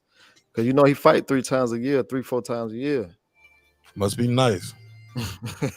When you're a Samson fighter, you're gonna fight that many times. I need my. He said, baby needs some new shoes. Get your ass out there and box for me. Shit. But nah, I'm joking. Nah, he gonna get you to work. He gonna get you to work. He gonna find somebody for you. Especially at this level of the career, these guys should be getting that work in. And I'm happy for all them dudes. What up, Reg? Kareem Boxing News in the building. Big Blunt said, what's up? Got my brother Pac-Man Tay in the building, pulled up. He had a little Ryan Garcia schmo for my boy Rooster from Team Garcia. Respect. I'm joking. I'm just joking. I like Ryan Garcia. I just don't see how he beat Tank, but I like Ryan Garcia. You know what I'm saying? Like I give him more credit than I do some of the other people, some of the other 135s and that people are high on, because I've seen this man get up off the canvas and finish the fight. Yeah, it may not have been a big puncher, but he got up and finished. You know what I'm saying? So if I ain't seen nobody else do that, and I know these other guys got skills, but I ain't gonna just down them, because I just ain't gonna down them, bro. You know what I mean? I think he got something, but do we have enough is the question. I think that's what it is with me. Yeah. Well, only time will tell. We'll never know. That's why we got to see him get in the ring, right? My guy Big Blunt say Rivera don't got no power, just shit. I don't know. I don't see him take some motherfuckers out now. Nah, that's crazy. That's how did y'all guys think guys don't got no power because they don't have Deontay Wilder, Tank Davis type knockout ratios? got 24 fights. 14 of those guys he stopped him. That's not bad. That's over 50%. That's not bad. That means 10 short of his fight right now. Huh? That's 10 short of the fights he got. Total fights, right? Right. You Come said on, 10. bro. You say you got 10 or 14. He got 24 knockouts.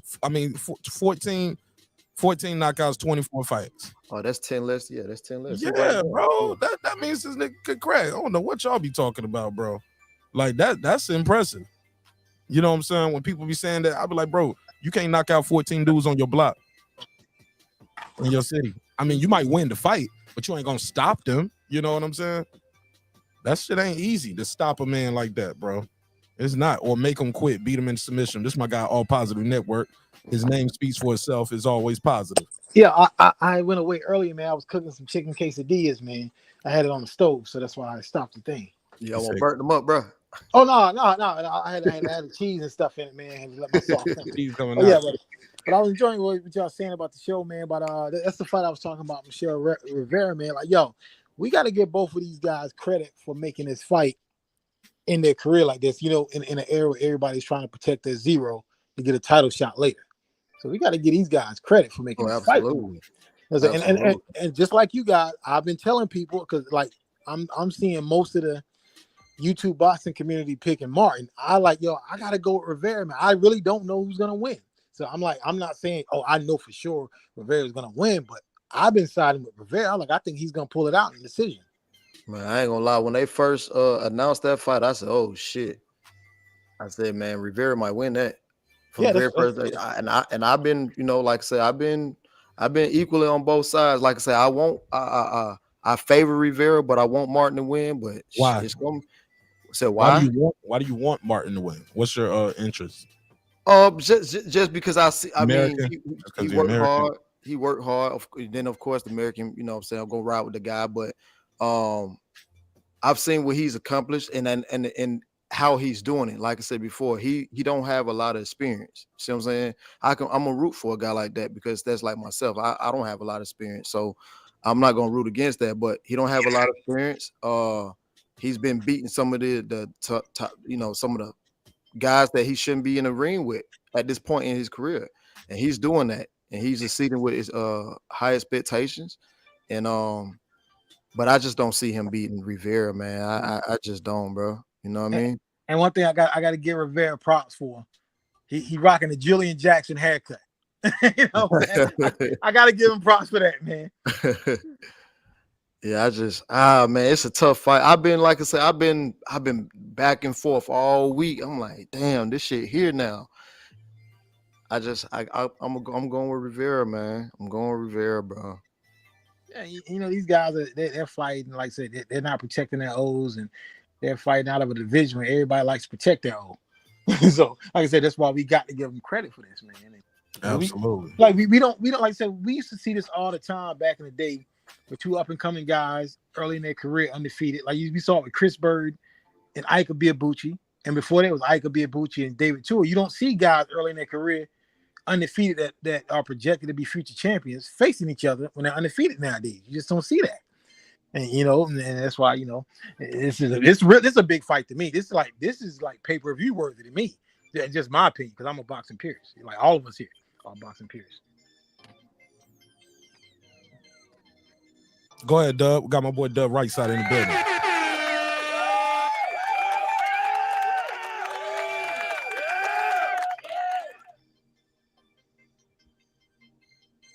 Go ahead, Dub. Your mic muted. Right side, your mic is muted. Going once. He said it's a 10 or 12 round fight. Shit, I think it's 12. It's a title eliminator. Yeah, it's a title eliminator. It's 12. Well, shit, whatchamacallit had a title eliminator. It was 3, wasn't it? Hold up. Shit, didn't T.O. do it? No, it's 12. I just looked at it. I thought T.O. last fight was 10 rounds. That was for like a title eliminator, wasn't it? Man, but you know what's fucked up, though? This is Michel Rivera, like 3rd or 4th fucking title eliminator, man. How many times? How many rounds is it? Man, that's crazy. To get eliminated for it. Huh? Like how many rounds was the eliminator? It was like 5 round eliminator. Like How many levels till you get the damn title shot? This mean? How many people you got to eliminate?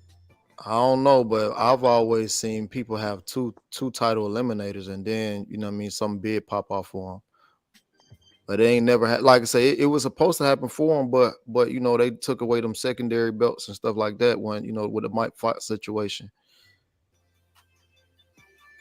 Because you know Rolly's had a belt. You know what I'm saying? He did. Yeah, Rolly's had WBA. I thought he had a interim title. Yeah, I don't know what I'm saying. Let me see. That's a secondary belt, right? Yeah, but the interim title, that's not even. No, that's not. Yeah, I don't think that's. Yeah, but he had a WBA what you call that shit? Regular international. Man, I forget how they they system go, but I know he had a WBA. I know he had a WBA belt. I know for a fact that he had one. Because Ryan Garcia was the interim champion. Let me see. And that's how he became Tank mandatory, because when the WBA took the belt from him, he became Tank mandatory.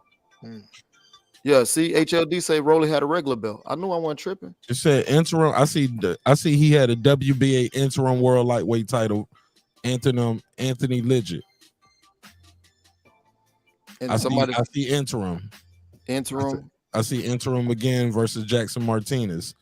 Yeah, that's when he won the belt. He won the WBA interim world title. Okay. Jackson Martinez, and then he defended it again versus Legit. Then he fought Tank Davis. I stand corrected. But like I say, I knew he had something. You know what I'm saying? Yeah, I remember he had that belt, and they was calling him champ. Because I know he was supposed to. I know he was supposed to fight. What's that guy? Michel Rivera.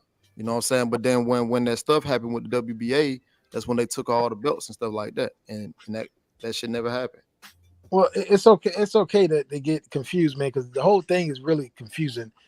Yeah. It's all this regular and unified and super champ. All this stuff is confusing, man. Yeah, too many belts, not enough champs, man. I want to say this, man. Did you? Man, let me see. Who said that? Did you say the Damn, what was I about to say? It'll come back to me. I'm sorry. Y'all go ahead. I should have wrote it down. No, I say Cam had the WBA, Tank had super. No, Tank had regular, Rolly had interim. Okay, that's what's up. Damn, man, I forgot what I was about to say. It was awesome shit. Was it about Michel Rivera? No, it wasn't about Michel. It wasn't about Michel Rivera. It wasn't one. Oh, I gotta ask you. Well, I got you. Did you see what Errol Spence said about the Crawford fight? Like he's not sure if the fight happened in 2023. It's like, man, shit. I'm trying to figure out what card next. What if it doesn't happen in 2023? When is it gonna happen? Shit. Man. I don't know. He said I'm worried about. He said I'm thinking about what kind of car I'm about to get next, or what color car I'm about to get next. Dude, Crawford is nearing the neighborhood of 40. You know, I mean, he's 35. That ain't Errol Spence concern. How old that man gets. I'm just saying, yo, okay, what if something happens to either one of these guys and the fight doesn't happen? You know, you got to think about it. All this, I don't like all this marinating and all this A side, B side, man. We got to start making fights happen, man. I mean, I'm not blaming Errol. I'm not blaming Terrence Crawford. You know what I'm saying? I'm just saying. You know, I just want we need more fights to happen. I mean, I really think it's a promoter thing, man. We gotta, if we take the promoters out of boxing, get rid of the promoters, get rid of the belts, we'll see more of the top fights. Because, like Mark, you said you're an MMA guy. You said you love MMA too. Yeah. We don't have this problem in MMA, whether it's Bellator or UFC. We always see the top guys within the proper federation fight each other. But the thing is, it's been guys that you wanted to see on different sides of the street before. Yeah. Like those guys. By that same narrative, that's like we see all the top ranked guys we want to see. We see all the zone guys we want to see. We see all the PPC or Showtime, whatever. Like those guys are. When you say UFC, that's what that is. It's all one umbrella. Yeah, UFC, Bellator, all it's different umbrella. But it ain't like we saying we never see those guys fight the other company. So you know, unless they leave that company and come over there, and usually by the time they leave UFC, they beat up. Or by the time they leave Bellator, you know what I'm saying, or those other companies, like Like what's that? One fighting championship. One fighting. What Pride? Yeah. It Because used to be. that Yeah. actually was a problem too for years with the whole because Ronda Rousey was in Strike Force. She was in Strike Force and she was supposed to be Cyborg's next opponent. Then she moved down a weight class. She beat Miesha Tate. Then she goes to the UFC, and for years, Cyborg was in the other federation, and UFC and Dana White's like she's not gonna sign her and this and that, and she's like I couldn't make 135, and that's why that fight never happened for many years. It's like one of the biggest fight that we didn't see in UFC. It never happened. And Ronda Rousey gets beat by Holly Holm, and then Cyborg, she comes in, she fights this person, that person, she wins, and she gets beat by Nunez. But that's the fight that we wanted to see for years that never happened. Yeah. Same question, Tay. Did you hear the audio or the video? Errol Spence said, "Hey, look, I'm worried about what car I'm gonna get next, man. I don't think about that shit." I think he was trolling, man. I think he was trolling, man. But like it's you know that whole situation is just is messy. You know what I'm saying? It's messy because everybody, you know, as fans, everybody pointing fingers. But I think that a lot of people hasn't really just took time to really just digest. Like, yeah, we can blame Bud for shit he said and things of that nature, but then on the opposite end of it, you got three people who's really talking, right? So you got these three people who really talking, but the other person who's missing from that link is Al Heyman. We're never gonna know what the fuck what he's thinking or what he's saying. We're never gonna know that. All right. But I don't understand how it cannot get made because for one, I understand Crawford positioning. You know what I'm saying? If someone telling me I don't see how Earl Spence, all the fights he had guaranteed money, but when it came to Terrence Crawford, there was no guarantee. He never had a guarantee. They were saying percentage of, I guess, with the fight percentage of what? I don't know. I can't answer that. But Ugas had a guarantee. Everybody else who he's fought had a guarantee. Well, how come Bud couldn't get the guarantee? Even if you say, okay, well, we're gonna do a percentage based off what we do for this fight, right? Okay, well, how about you just say off the top, we both get $3 million off the top, and then we go from there. But I think that's what I don't know, man. That shit it's crazy to me. But then, like I told you one day in private though, Mark, when I sat back and look at it, you hear Bud saying what he said, and it got to be some type of validity to what he's saying, and then you hear what Earl's saying, and it got to be some validity to what he's saying. But then you have Steven Espinoza, whom I have on my channel, who I know who was trying to make the fight. He says, he clearly states, me and my team was very transparent with him. He even dropped the different dates. But like I told you, Mark, who's the person who's supposed to cut the check? Is it Al? Is it Steven? But one thing I do know is that Steven is not Al's boss, and Al is not Steven's boss. But if Steven have everything lined up, how the fuck did Terrence Crawford get a contract for 2023? That don't add up. And if Al's supposed to have the contract made up in writing, and he's supposed to put the money in this, and the third, how did he end up getting a contract for 2023? It's just some shit just don't add up to me when I look back and just, you know what I mean, just think about everything. And it's just being logical, you know what I mean? Like just thinking about, okay, this person said that, this person said this. Well, something between those lines got to be missing. Like it's a conflict somewhere between those lines. Because if Steven Espinoza giving me a detail outline, he descriptively gave that on Twitter, and he taught the people on Twitter. You know what I mean? And like I said before, Mark, if I said anything wrong towards Steven Espinoza or toward Al, I probably would have gotten a call from Steven Espinoza, number one. And I showed you he liked the tweet that I said. So it just don't make sense to me, bro. But I heard what Earl said, you know.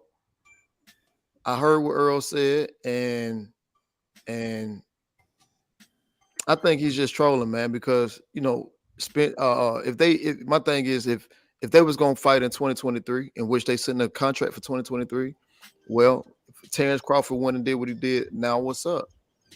Because I think at this point everybody just want to see it, man. And there's some people who may not even give a fuck no more. Hey, Mark, you and I'm gonna make the point. I'm gonna get to the point. You understand what I'm getting at. But like I said, once again, I'm not blaming Spence. I'm not blaming Crawford. But I can understand from Crawford's point of view. Mark, you did shows. You're a rapper. You did a show or two before. Yeah. Okay. Now, when we was touring, I was touring with the rappers and this and that, and I was doing this and that. You would go to some places and they would offer you that. Some bars would be like, okay, some places they be like, we'll give you half of the bar, or we'll give you all of the door. Now, all the people I roll with, they're like, we're gonna take the door because we don't trust what the owner of this venue is gonna tell us is at that bar, what comes out of that bar. Like, if I'm Crawford and you like, you're gonna, I don't get a guarantee, and you like, we're gonna give you a percentage of what we make. I'm not trusting that. That's just me. Like I said, I'm not in the business of boxing. I don't know, but I'm not trusting that because you could be like, yo, we got all these hidden fees. We had to charge you $200,000 for this and that and this and that. Like, nah, I want my guarantee. That's what I would do. Like I said, once again, I'm not in the business of boxing, so I don't know. But I'm going with the guarantee. A bird in the hand beats two in the bush. That's why I see it. He absolutely right, because especially when you're in that music business, it's some people who, hey, look, I need this much up front, and then after the show, give me my other half. Exactly, you get half up front, the other half when you get there. Yeah, exactly. So I definitely, and that's why I like to say, man, it's different for everybody, because I know some people say, well, I heard people reference, well, they made Fury and Deontay. Yeah, they did, but Al had something to do with it. But that came from Shelly, because people forget that, that Al is not Deontay's manager. It's Shelly who's the manager. Al is just what you call that shit? The advisor. An advisor. That's it. So that had everything to do with Shelly. So yeah, I understand that the two networks crossing, but that's more so on Shelly's side. You know what I'm saying? So that was a little different. Now there's other fights that have been made, but I just don't see how it couldn't get made, because like I said before, if Earl had all the other fights that he's had, all those guys was guaranteed. How come Crawford not guaranteed any money? Yeah, I don't know, bro. Every time I say that, I get the same answer. Man, fuck that. Your boy Duck, Mark. Nah, man. Look, you gotta get that. Bro, when I try to have serious conversations like this, it just turned into insults, jokes, name calling. I'm like, all right. So that shit is cute. But see, I don't know who that is, but I think it's against the ropes. And I ain't gonna lie, I've heard shit like that before, but you know what I mean? Like I don't know.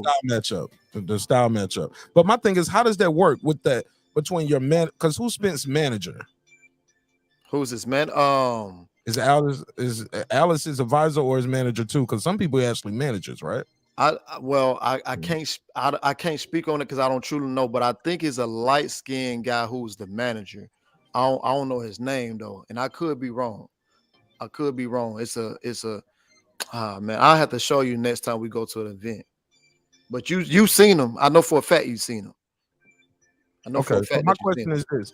Okay, well, even with Deontay's situation, how would that work? What's the order of operations? Does Al advise him to take this fight?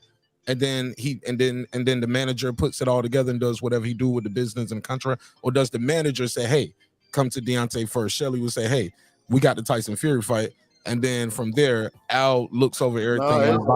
It started with Shelly. It started with Shelly because it has been fights that, and that's why I said on the ropes he touched on something, because I've heard. Listen from my phone. I need to run to the kitchen and grab some water though. Y'all keep cooking.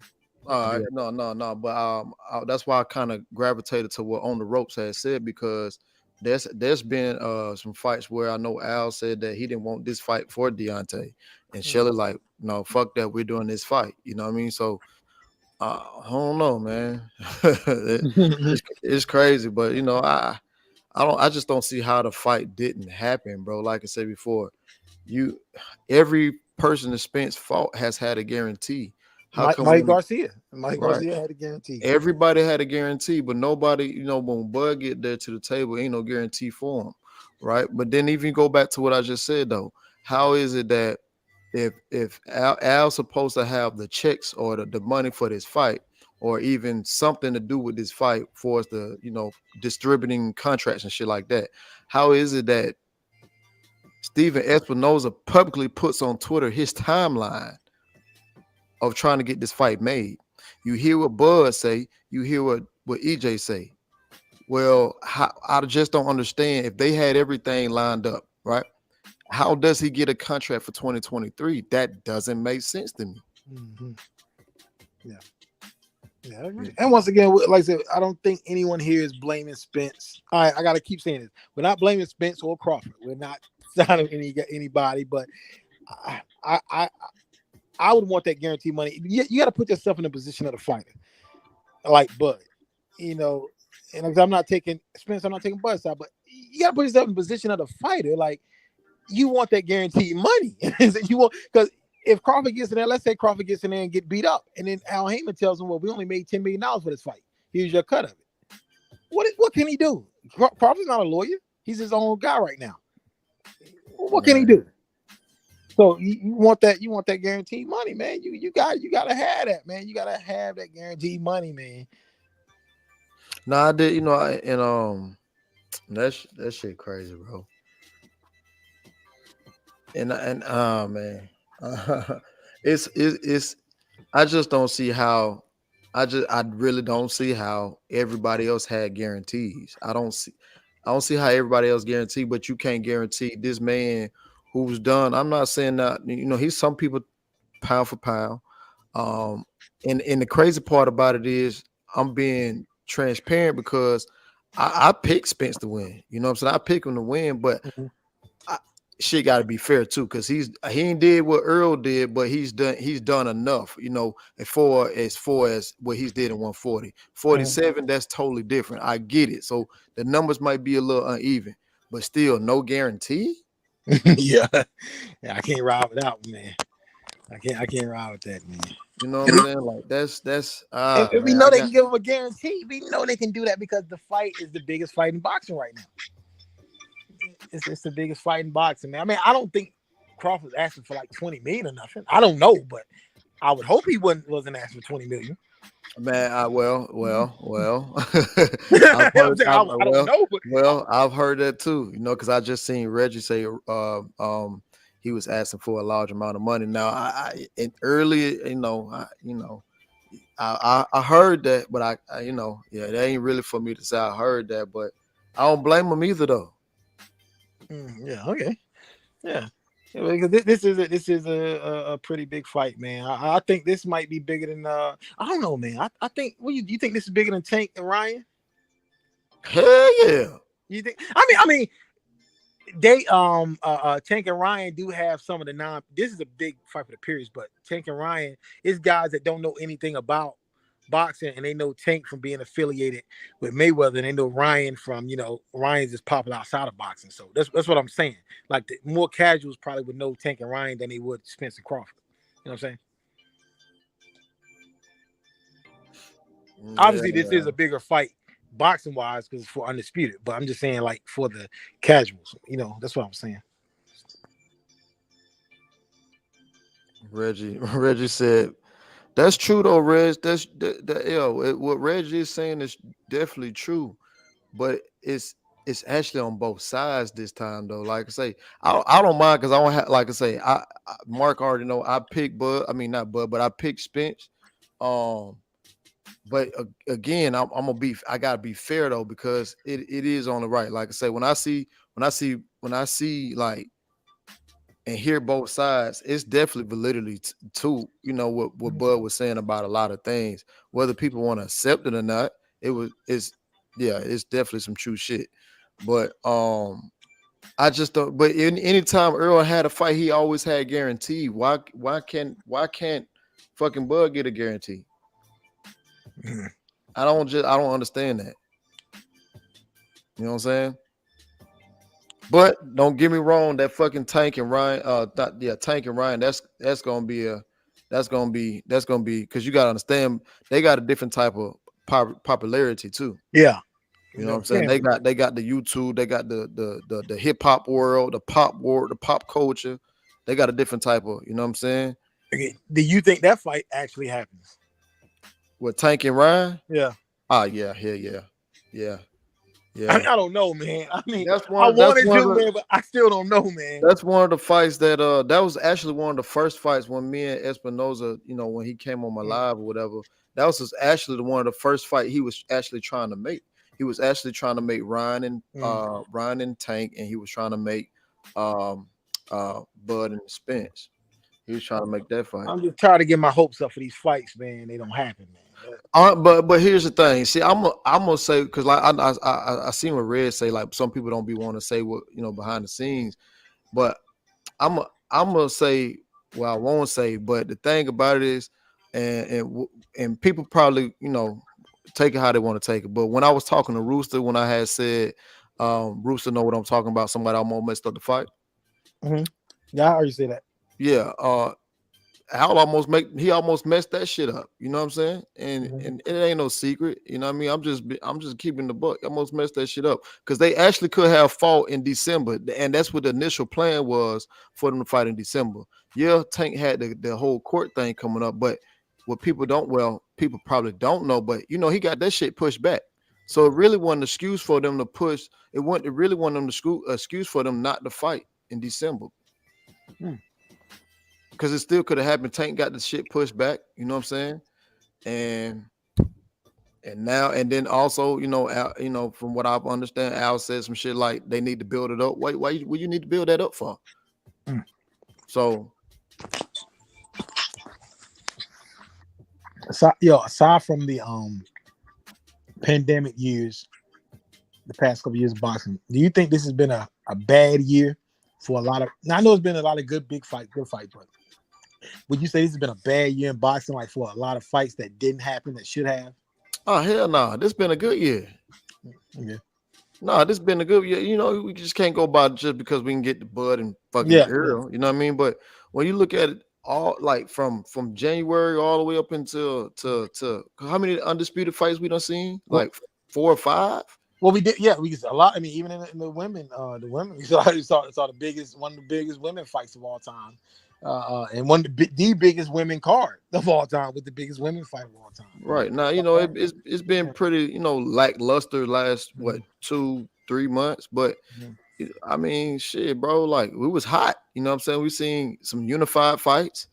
It's our Inouye undisputed. You know what I'm saying? Like, come on, like we seen some fights this year. It may not have been all the fights that we want to see, but it for me because I love boxing. And people they can take how they want to take. I watch a lot of prospects. You see what I'm saying? Yeah, prospects. So I watch a lot of prospects. I watched the prospects before I watched all the guys at the top. Do I pay attention to the guys at the top? Absolutely. But I pay attention to those middle tier guys, who coming into the rankings, the prospects, or who's leaving out the rankings and shit like that. I pay attention to stuff like that. That's my interest because I know these prospects gonna give me what I'm looking for more than these guys who's at the top. Yep. Prancing around trying to get a deal done. You know what I'm saying? So that's what I like. But when you ask, so if you ask a person like me, I think boxing was great this year. But then again, when I look at it from like a standpoint of the biggest fight, I give it about an 8. Yeah. But along with the prospects, I made this known on several panels. I'm a fan of the little guys, man.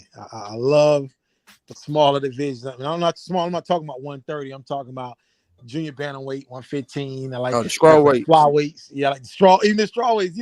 Manny Yosin last year lost his undefeated record last year, and he lost again this year. He lost again this year, so he got 2 losses. But like I said, those guys in the small division are always losing because they're always fighting each other in a weight class. The top fighters always fight because there's not a lot of money to spread around to them. Right, they always fighting down there. Yeah, always fighting each other. Like 115, all those guys are always beating each other. And I think Bam is moving back down. Bam Rodriguez, he's leaving 115. He's moving back down. So right now, look. Now that's one person that I did get hip to. I caught wind of Bam. Maybe like 2 fights before he became champion. I caught with him then. You know what I'm saying? I wasn't always a fan, but shit, I was impressed. I became a fan. But I stick to my prospects though. I do talk the the bigger fights and stuff like that. But you can catch me watch my prospects. Like, I was telling some guys the other day, we were talking about Denzel Wintley today. We were talking about Pacheco. Pacheco, he just fought last week. You had I think his name Oscar Rosario. So I talk a lot of prospects because that's what I like looking. We had debate. I asked a question on Twitter the other day. Who's your top 5 prospects? You know what I'm saying? So a lot of people throw a lot of different names out there. I probably was one of the ones that was talking about Abdullah Mason before his very first fight. You know what I'm saying? Abdullah, I know what the kid can do. I mean, he a go-getter right now. Shushu Carrington, like it's a different, I was ranking those guys and stuff like that. That's what I like. I like to talk prospects, man. See, the prospect, the thing about the prospects today are quite different than the prospects 25, 30 years ago. Because now you got guys getting title shots with 10 fights, 10, 11 fights. These guys getting title shots now. It's no longer 30 and 35 fights in the title shot. Nah, man, these guys getting title shots early now. Right. Yeah, for sure. So that's my thing. So if you ask a person like me about 2022 boxing year, I'm a, you know what I mean? I'm gonna say it was great. But if you're talking about like the trajectory of all of boxing, with even including the stars, I'm gonna say an 8, 7.5, 8. Okay, well, I got a question for you. I think Keyshawn is gonna be a very dope fighter in the future. I think he's good now. Keyshawn now, but do you think Keyshawn should hold back on messing with Frank Martin right now?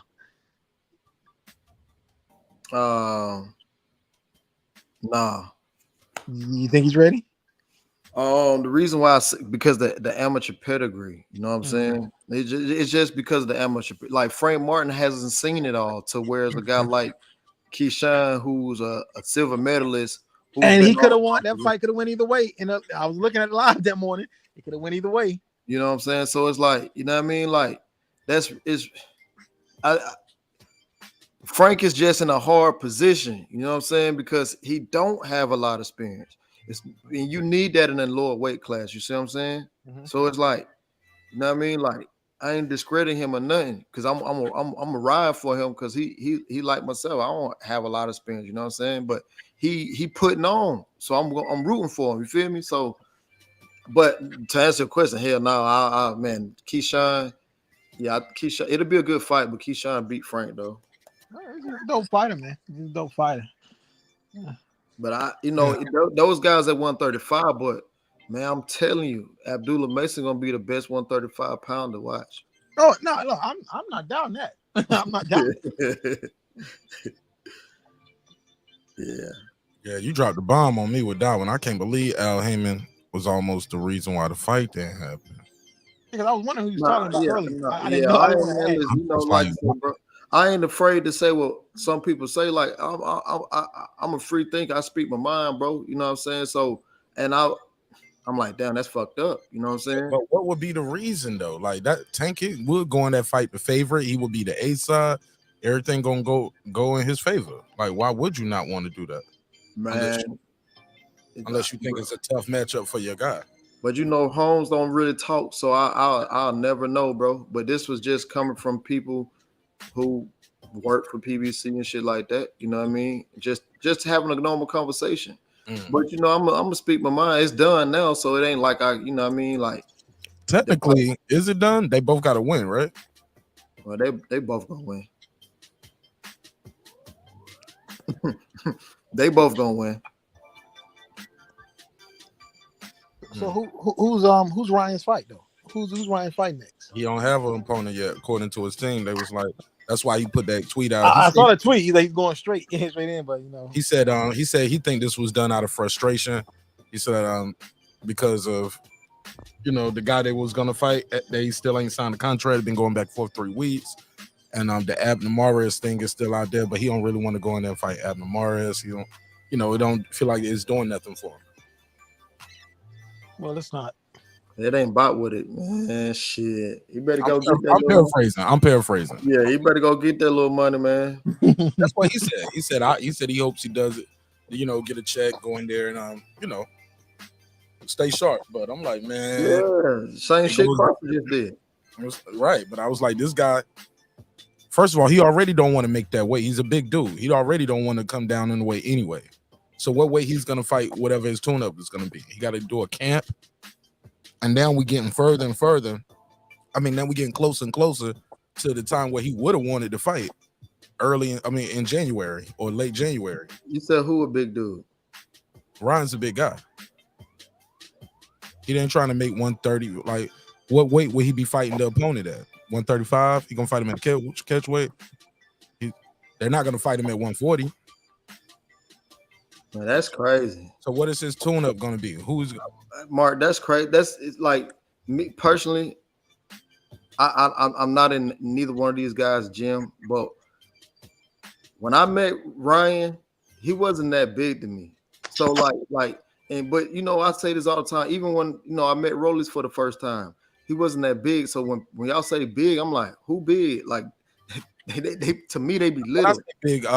First of all, were they in between fights? Was that in between fights, or was it in the gym? No. They was in between. I seen Ryan was in the dressing room when we fought Fury for the third time. With big heavyweight with the big heavyweight that was with Canelo team, Frank. But he's like 5'10". It's not easy for a guy 5'10" making that's fair. Right? That's fair. And he already said, "I'm done with 135. I'm only fighting there for Tank." So, but now he's trying to do a tune-up. He's like, "Yo, I got to do this shit twice." Oh, that's what I meant to ask Rooster. Fuck, what you man? Damn, that's what I meant to ask Rooster because, I heard that Ryan, he could have made 135, but who he fought that guy? What's the guy name? I was just about to say his name. Who was his last fight again? Fortuna. My bad. Yeah. Fortuna. So Fortuna was the one who couldn't make weight. So Right. I wanted to ask him about that shit to make sure I was right. That's all. Yeah, we spoke about that around that time. Oh, he did? Yeah, Rooster, my guy, man. I got his number. He always called it. So I was accurate. I was on point. Yes. Okay. Exactly what happened. Cool. So Ryan just came up, there's a lot of false narratives from a couple other channels, but they hit him up a little bit earlier and told him, "Hey, look, we're not going to be able to make the weight." So they just changed the weight. Okay. Ryan was able to do what he wanted to in camp a little bit more. Yeah, that's fine. Got Piotr on the building. Piotr Centron. What up, Mark? Salute everybody. What's up, bro? What's up? What's on your mind? Same old chilling, man. Just get off of work and shit. Having a little dinner. Man, where the hell Reggie at, man? He in the chat. Man, So what's Ryan? What's going on with Ryan? Shit, man. What'd he say? I said Reggie need to come up here and talk that shit. For what? What, more slander? Man, that shit be funny, bro. That shit ain't funny, man. That shit ain't funny, man. That shit ain't even balanced, homie. I call Reggie out on that shit all the time. That shit don't be balanced, yo. My boy said he finna jump on. Hurry up! I'm about to end the show right now. Go ahead, sir. Go ahead, Piotr. Let's see if we can end it before he pull up. Go. Subscribe to Mark Nash. Come to my channel. Put us with Central if you want. Peace. No. Seriously, now, what's your take on Ryan Garcia and this tune-up? Seriously, Ryan Garcia said, "F this tune-up." He said, He said, "F this tune-up. Bring on Tank. I'm sparking him out in 2." He said, "Been thinking about." Been thinking about it during the time they were figuring out this fight, and I feel like the fans and everyone who supports boxing have seen these tune-ups already. It's time for us to give the fans what they want." Also, he requested a tune-up, not me. So let him handle his business. Let's go. King Ryan, go ahead. Yeah, it's really up to Ryan. I mean, when are you fighting? October? He don't have a September? date. What was his last fight against Fortuna? I gotta look at the date. Bear with me. Ryan Garcia. I went to that fight, but I just don't remember. Yeah. Someone when did they fight? Yeah, I got. Yeah. When was the last one? Right here, it was 2022, July 16th. Damn, it's been that long. Yeah, it's been a while. July 16th. And damn, man, these motherfuckers be living off of one fight for a minute. Hey, man, yo, it's 1 and 2 fights. That's active now. 2 fights a year is active. He fought in April and July. Damn. Yeah, in Ryan's defense, he had 2 fights this year. So, I mean, if he could get like a decent tune-up, preferably a lefty, that'd be cool. But I mean, if it's gonna be like, kind of cutting it close to the April date, I mean, yeah, might as well just kind of like, you know, wait Man, it out until he can April. go find somebody for 100,000, just beat up on him, man. Just to be in the ring, though. You know what I'm saying? Yeah, big sweat. You don't, because by the time they fight, Ryan gonna be out the ring down there from what, about 9 to 10 months, 10, 11 months before he fight again. That's that's a year. But the good thing about it is Ryan will have more time working with his new trainer too, because this is only gonna be his third fight with him, with Goosen. Facts.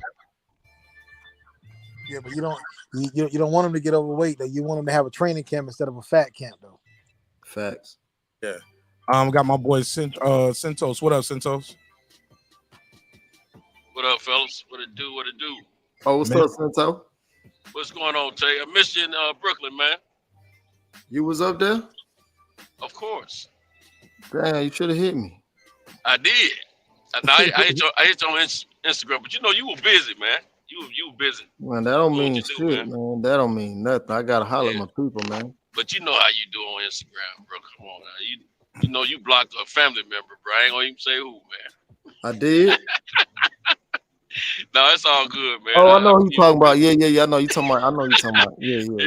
Oh, they don't play that shit. Yeah, I hit you up on that because Cal. I reached out to Cal to see if he had a contact for you. But yeah, me and Pugilist was there hanging out for that Wilder fight. It was a good show, man. Hey, that knockout that Caleb put on the real. I don't think we're gonna hear from the real for about 2 years now. Hey, Cento, who else? Hey, look, he'll be back. That's my dog. He ain't gonna fight nothing significant anymore. That was his last significant fight. Cento. Yeah. Who I blocked? Nah, come on. You want me to say it? Yeah. Put it in the private chat. Just put it in the private chat. No, we said it. He gave the green light. He blocked his mother, man. Hey, chill out, dog. You blocked your mother. Holy shit. Chill out, dog. Hey, you blocked your mom? Bruh. Man, bro, you gotta know my mom. If you know my mom, bro, she do the most, bro. I had enough of this shit. Bro, she do the most, bro. Man. Yo, I thought he was joking. He's serious, bro. Bro, on some real shit, bro. As much as I get trolled, as much as I get trolled, bro, she gonna be arguing. She gonna be right there arguing. I'm like, man, you doing too much, bro. And she would go tick the tack with your ass the whole 9, bro. Oh, so you did it just to protect your mom? Like, mom, I don't want you up here arguing with trolls. Right. So let me just block you. Okay.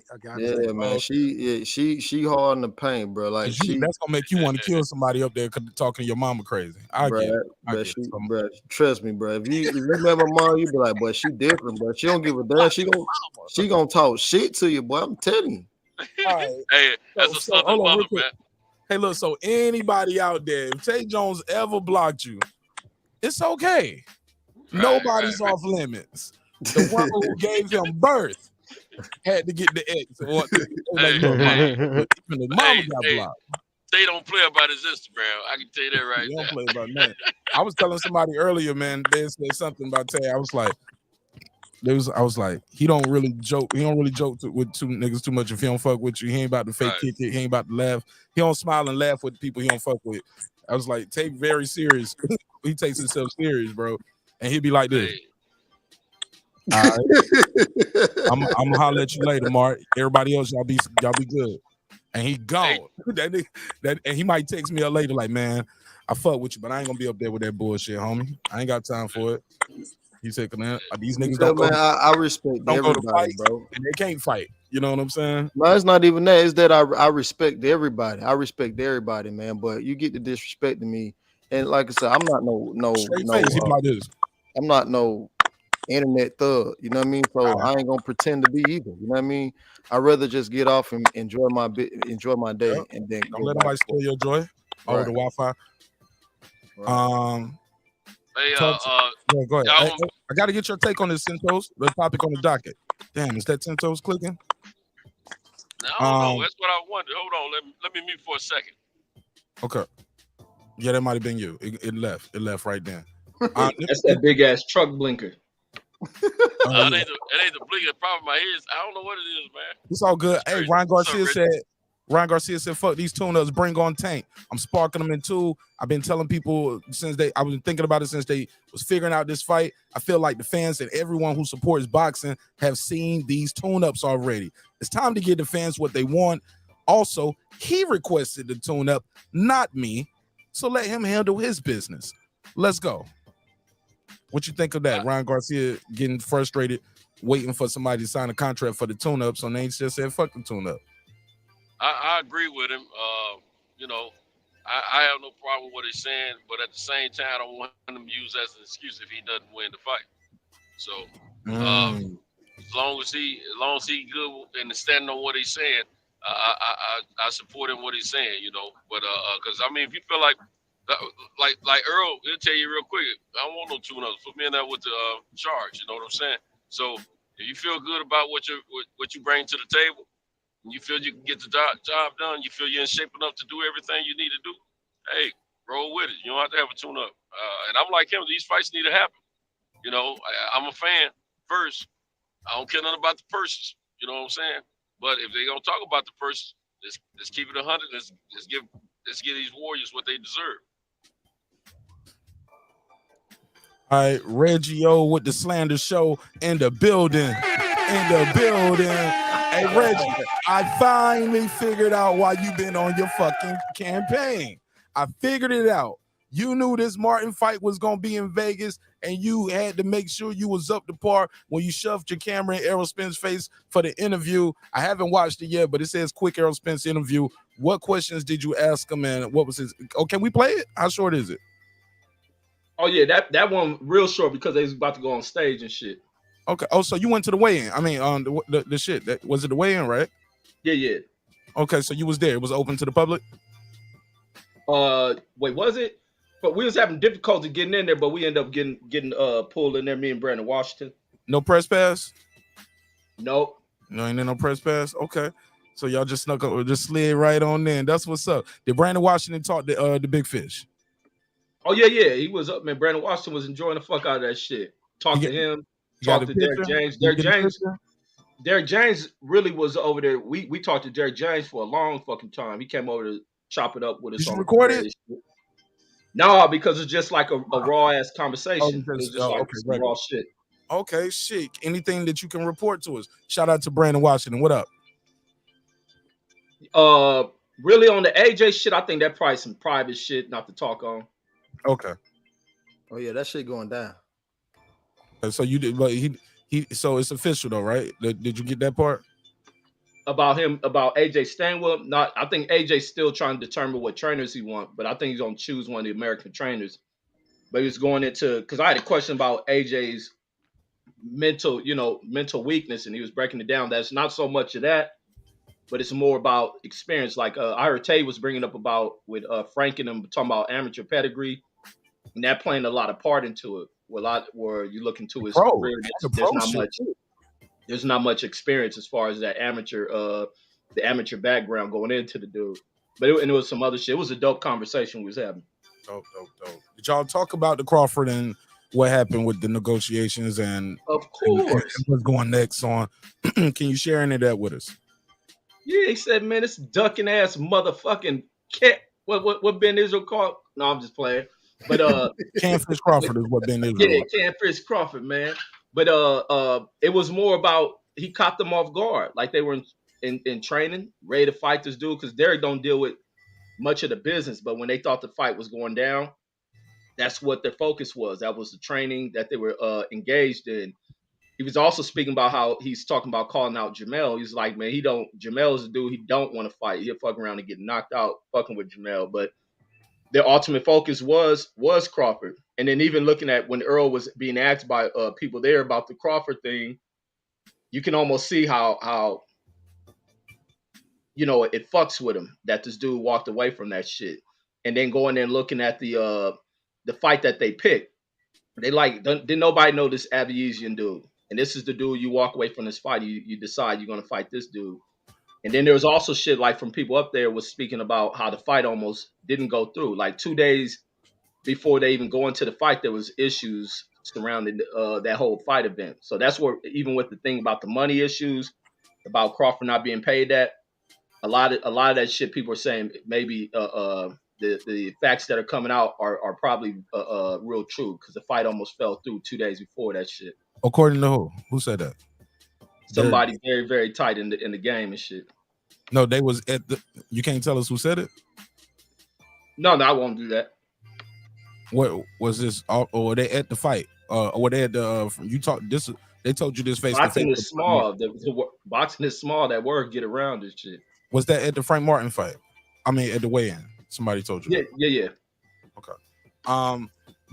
But when you look at the rankings right here, a lot of people don't look at the rankings. But who out of these? Look where the kid at. Virgil Ortiz is all the top 3 guys are going to another route. Keith Thurman going to WBC route. Boots in is on camera. Shout out to Ellie Setback. You can see his people at the damn IBF convention going crazy, trying to press this Errol Spence fight for the IBF. Virgil Ortiz is fighting the Stanionis for the WBA slot to fight Spence. And then Conor Ben is a drug cheat. Alexis Roca said, hey, I'm not going to be ready in time for this fight. Then you get the David Avanesian. It's literally going down the line. He's the next guy in line when you can't get that fight. Does that make sense? Or am I tripping? No, that ranking looks fucked up. That's what people drawing the issue with the rankings, period. The rankings are real fucked up. I mean, but it's been fucked up. We can't change the sport and change the rankings in this one fight for Crawford. That's what it is. Shit, Blair Cobb. Fucking Conor Ben should not be number 4 right here. We all agree to that. Why is he still number 4? Facts. But how? When was the update on this shit? This is, and then the other fucked up thing with rankings is that you get powerful promoters that can negotiate a motherfucker's ranking moving up, and that's bullshit. Yeah, I took another screenshot, but it's been the rankings for the last couple months. Nothing has changed. As you can see, Conor Ben is still number 4. Nothing has changed like in these rankings for the last couple months. But they change the rankings pretty much every month. They haven't put out any December rankings. So because a lot of people keep telling me Martinez Boots number 1 in the WBO. That's why I took the screenshot. I was like, no, he hasn't been number 1 in the WBO. He never has been. Yeah. But yeah. It is what it is. It's like when you go down the rankings, like the rankings, the whole system is kind of crazy. Nobody likes the fact that Keith Thurman just jumped all those guys in the damn WBC. Nobody likes that. But it is what it is. Like, it happens. Shit. The boy Tio back number 1 to get a title shot again at a new division. You know, after taking a loss, he goes to a new division. He fights a fight. Next thing you know, he fights one more fight, and he is in line for a title shot, and he's number 1 in 2 sanctioning bodies. It's about having a good team, maneuvering, and people who actually know the business. Knowing, hey, you fighting this guy. People are like, why you fighting this guy? He fighting him for a reason. We might not get it at the time, but yeah, they fighting for a reason. But the shit right here, what Tate was talking about with Michel Rivera, you said this is what, 2nd or 3rd? Title eliminator. Come on, bro.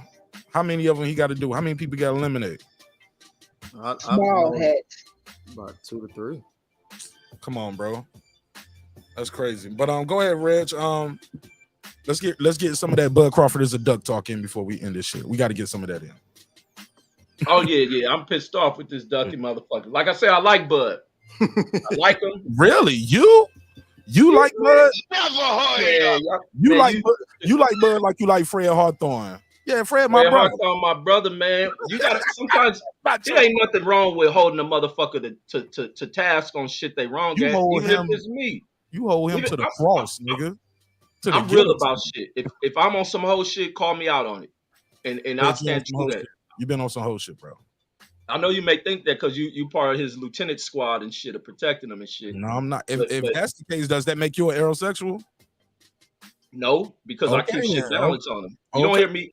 You don't hear me making 100 videos praising Earl. You hear me calling out Crawford about pulling away from a fight everybody wants to see, to ultimately going in there fighting David Abiesian, which done nothing for him, but bring about controversy and shit. It's all type of shit that was no benefit for him. But it wasn't a thing for his career. You pull away from Bob Arum and you regress your career. Nobody at an elite level, from what I remember, has left what's his name, Bob Arum, and retract. Kind of went to a regression in the type of competition they want to face. Like this shit was bullshit. And Crawford knows what he should be at the table doing. Now, ultimately, you pull away from the table without fully, laying out the negotiation. Like it'd been cool to fight David Advizian, and you went through the full process of setting shit up post the David Advizian fight. But you walk away from these dudes. You don't tell them nothing. Next thing you know, they hearing in the news you got this fight. You should have went through it. Hey, I got this David Advizian fight. I want to fight in December since we can't get this shit in. Boom. All right, go ahead and do that. Let's finalize our dates, or let's project some months in fucking 2023. Have everything signed off. Go from there. He ain't do none of that shit. He just You don't walked. think so? You don't think BLK? He when he talked to Al, he wasn't because you think Al didn't know about BLK Prime? Did he? I think he stayed, or did Earl and them state that they heard about this shit, or were they blindsided? No, I think he did state that he Even told them about it. Espinosa said he was blindsided, but Al Heyman, you don't think Al Heyman knows? We'll never know. It's no because he doesn't speak, but I just find that hard to believe that he didn't know about BLK Prime, but he knows Adrian Broner is going over there because he knew about that, right? He wasn't out the loop. Adrian Broner just didn't pop up and do something like that, and Al doesn't know. AB bridge burning ass. Who knows what he did, man? So he probably could have just walked on him. But the thing with what's the name doing that, I know he probably knew because when matter of fact, when it was in that conversation about him trying to bring some other people into the situation to fund it, and Al, he made the statement that Al said, no, ain't nobody getting in the way of this. And He said, I'm not letting nobody touch this fight. I'm not letting nobody touch this fight. Yeah, so said, therefore he probably knew it was some outside interest. Did he know it was BLK Prime? Possibly. But that doesn't mean that you're gonna just walk away from the fight and have some other shit planned out. Or if you did, let them know. But Same I way think as they this let him know. situation. If you want to go by what Terrence said, because some people say he lying, and I ain't gonna call the man a liar. I appreciate him doing the talks about it. I was like, damn man, I wish you would talk this more talkative all the time, But he said the man told me, because at this point we have been going back and forth, everything is dragging. And he said, look, Errol Spence gonna make 8 figures without you. So basically he's telling me to take it or leave it. You don't think at that point that's what's you don't think what are they do? What is going on in that situation in your opinion? What happens there? Man, Crawford on some stupid shit. Bad decision making. Poor decision making. But then again, that's why they have to be sensitive with what they state with this dude. They know who they dealing with. I'm pretty sure the communication or shit that's been stated by Bob Arum about Crawford, that they know they have to be tread lightly. Even when people went to interviewing this dude, they knew to stay away to having this dude go in negotiations. But not even just him, as many of these fighters at that level, when they go into negotiations and certain shit is leaked out to the public, it can turn these dudes to fucking off this type of stuff. And that's what Bud is somebody possibly from what's put out about him. You got to tread lightly with what's out there. And plus, he's a dude. When it comes to the Earl thing, he's jealous of Earl. He's jealous of what he sees as far as maybe in popularity. Earl may be slightly more popular than him, but they share kind of the same fan bases. But as far as when they look at numbers, everything's based on the number and shit. Earl's going to top him in numbers, and I think that bothers him. Where Earl stands in the welterweight division, he's the guy with the most belts in there. So those things bother him. And then Earl, the Earl has representation. That shit bothers him. Oh, he's Al Heyman, man. They gonna try to, and with that leads some paranoia. What's gonna happen money wise, man? They're gonna try to stick it to me, man. No, fuck that. I got this, man. You take 25, I take 25. We're gonna split it down the middle, man. Who the money coming from? Oh man, I can't tell y'all that. That becomes a problem. I don't remember him saying I can't tell y'all that. And I watched that shit several times. Pull that shit up. Pull up Earl shit. Pull up Earl. About the tweets. Yeah, pull it up. I don't remember him saying I can't tell y'all that. I can't tell y'all. No, he said he told Al Heyman who the people were, and told Al Heyman that they knew him. and Al said he wasn't letting anybody touch that fight. So it ain't like Al Heyman knew who these prospective interest groups were. It's not according to that the statements that Terrence was making, and he did You're breaking up. You're breaking up. Okay. You're going through the matrix. You're going through the matrix. Try one more time. Let's hear one more time. That's BLK Prime hacking the system. Yeah, that Nah, you know, what's that? I'm on their payroll now, man. I struck a deal when I was out there in Omaha with BLK. Hey, that's what I'm talking about. No, I'm just playing. I'm messing with Reggie, man. Reggie, my dude. I'm messing with Reggie. Hey, but look, but Earl did confirm that Crawford mentioned to him about them both getting 25 guaranteed each. So I mean, I don't think business-wise the man spoke hardly any falsehood. I think he spoke a lot of truth in the business end of everything. And you know, well, I ain't gonna get into that. We all know how I feel about his decision. But at the same time, I want to commend Reggie for being the first man in YouTube history who was able to get Brandon Washington's face on national internet. He said national. It's worldwide, bro. It's worldwide. It's called the World Wide Web. International internet. Look, we already got footage of Brandon flicking it up with us. My man Brandon, he know what I'm talking about. But hey, we wasn't Reggie allowed. put his name out there on it. Hey, we wasn't allowed to expose his face. You know what I'm saying? But hey, Brandon, cool dude, man. That's my brother, man. I love that brother, man. He's a real one. You won't realize. Let me tell you something. Everything you thought Brandon was appearance wise, when you hear his voice, total opposite. Ain't that right, Reg? Yeah, on the real, man. Yeah, That's Brandon, my motherfucking brother, man. We hitting the fight. We hitting the fights tomorrow, man. You're Brandon, my motherfucking brother, big man. dude, but his voice be like this. Watch him come in with a deep voice. Good evening, Mark. Stop talking about me. Hey, what's up, Brandon? Welcome home, big dog. Hey, what up, everybody? Hey, Brandon, I started calling you yesterday, man. I started calling you. I said, man, he wouldn't even let us put his face out there, man. Look, he flicking it over Reggie, man. Man, you know, Reg did, bro. Reg, when we was taking the picture, Reg said, just so you know, homie, I'm posting this. I was like, all right, go ahead, bro.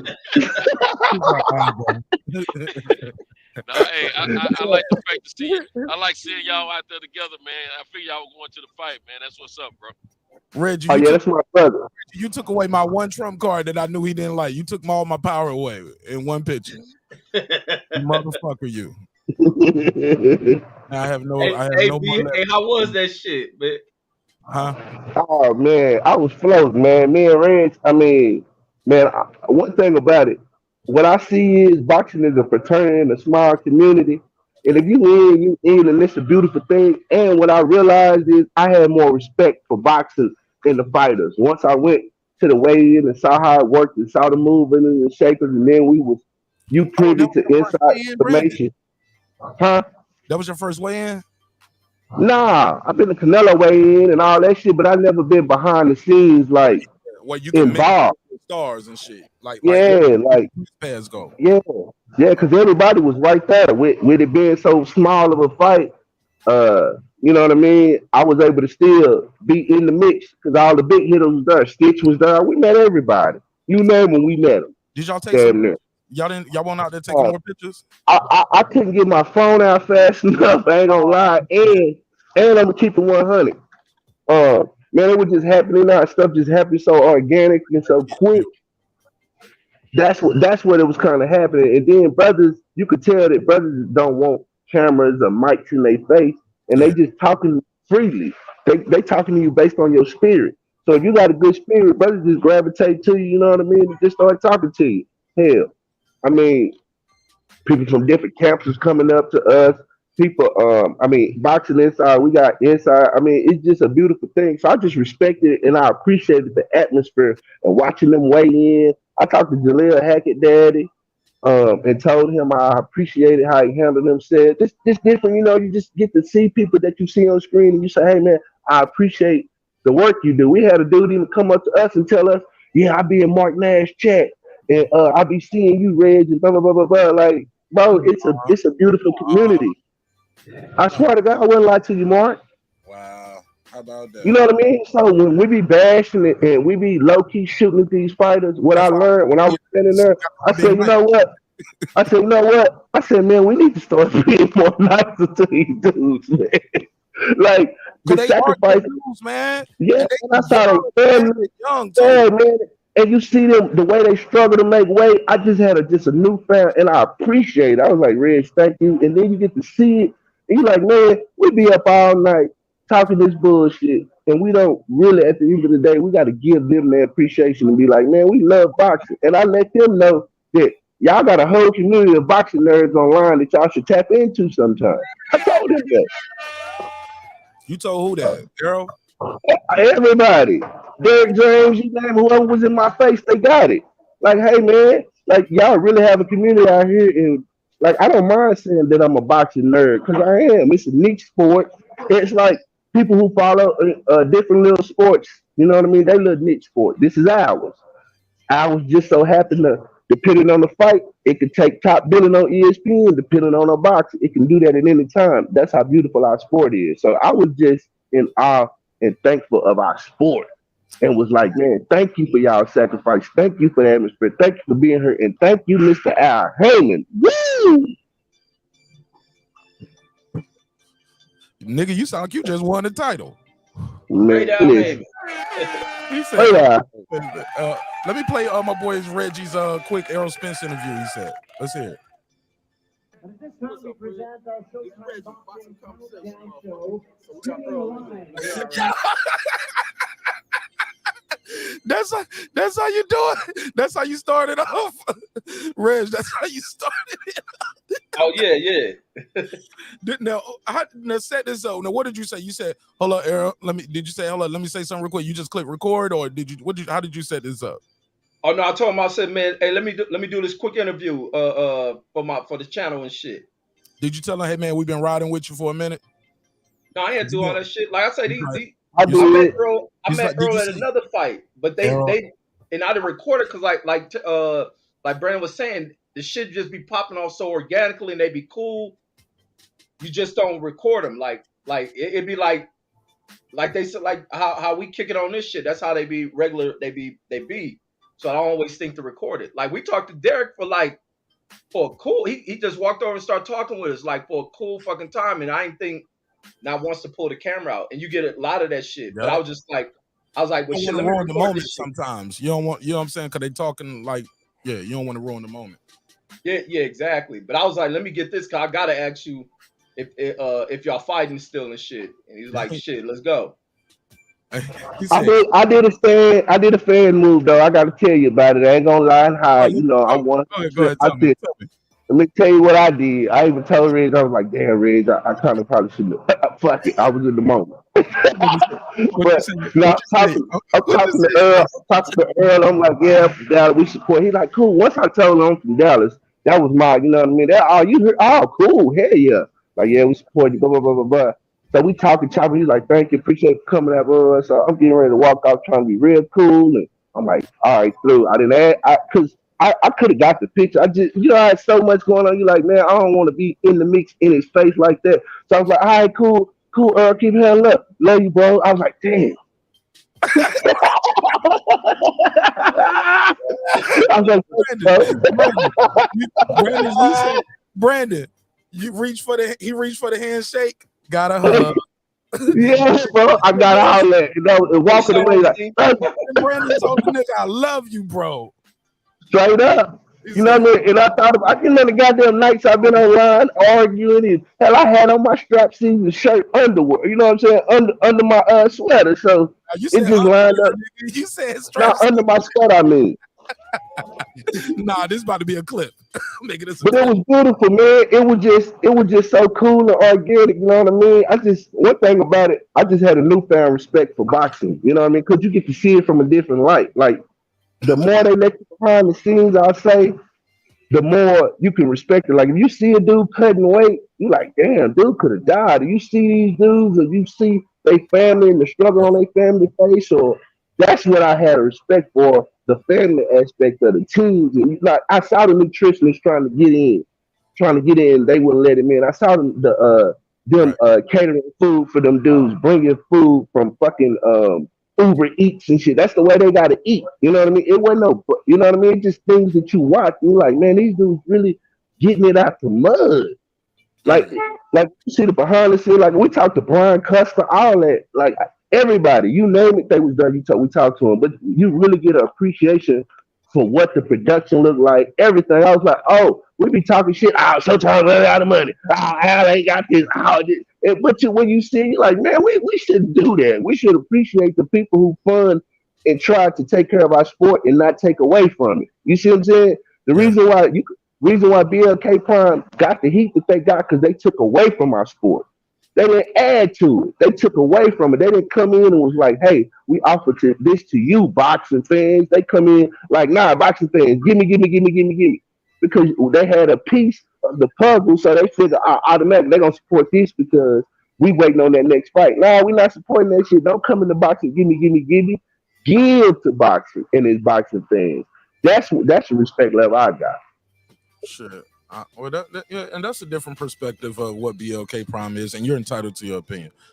Some people like the fact that you have another option. You have diversity. Shit. Tevin Farmer and Mickey Bay finally about to get their fight. You know, remember that shit was trying to go down. That shit didn't work. And I'll be down at the ATL in that February to check that out as well. I'm gonna pull up, man. I'm gonna probably be out there for that. ATLians, man, when I get there. Let me play some more of this. I want to refresh it because I love this intro. He said, "Yeah, bitch." What did he say? What you said? What's up with it? What you say? I don't know, man. I'll be just freestyling when I talk. I'll have to go He back said, and listen. he said, yeah, motherfucker, let's say something to Fred. What up? This boxing conversation with Reggie on.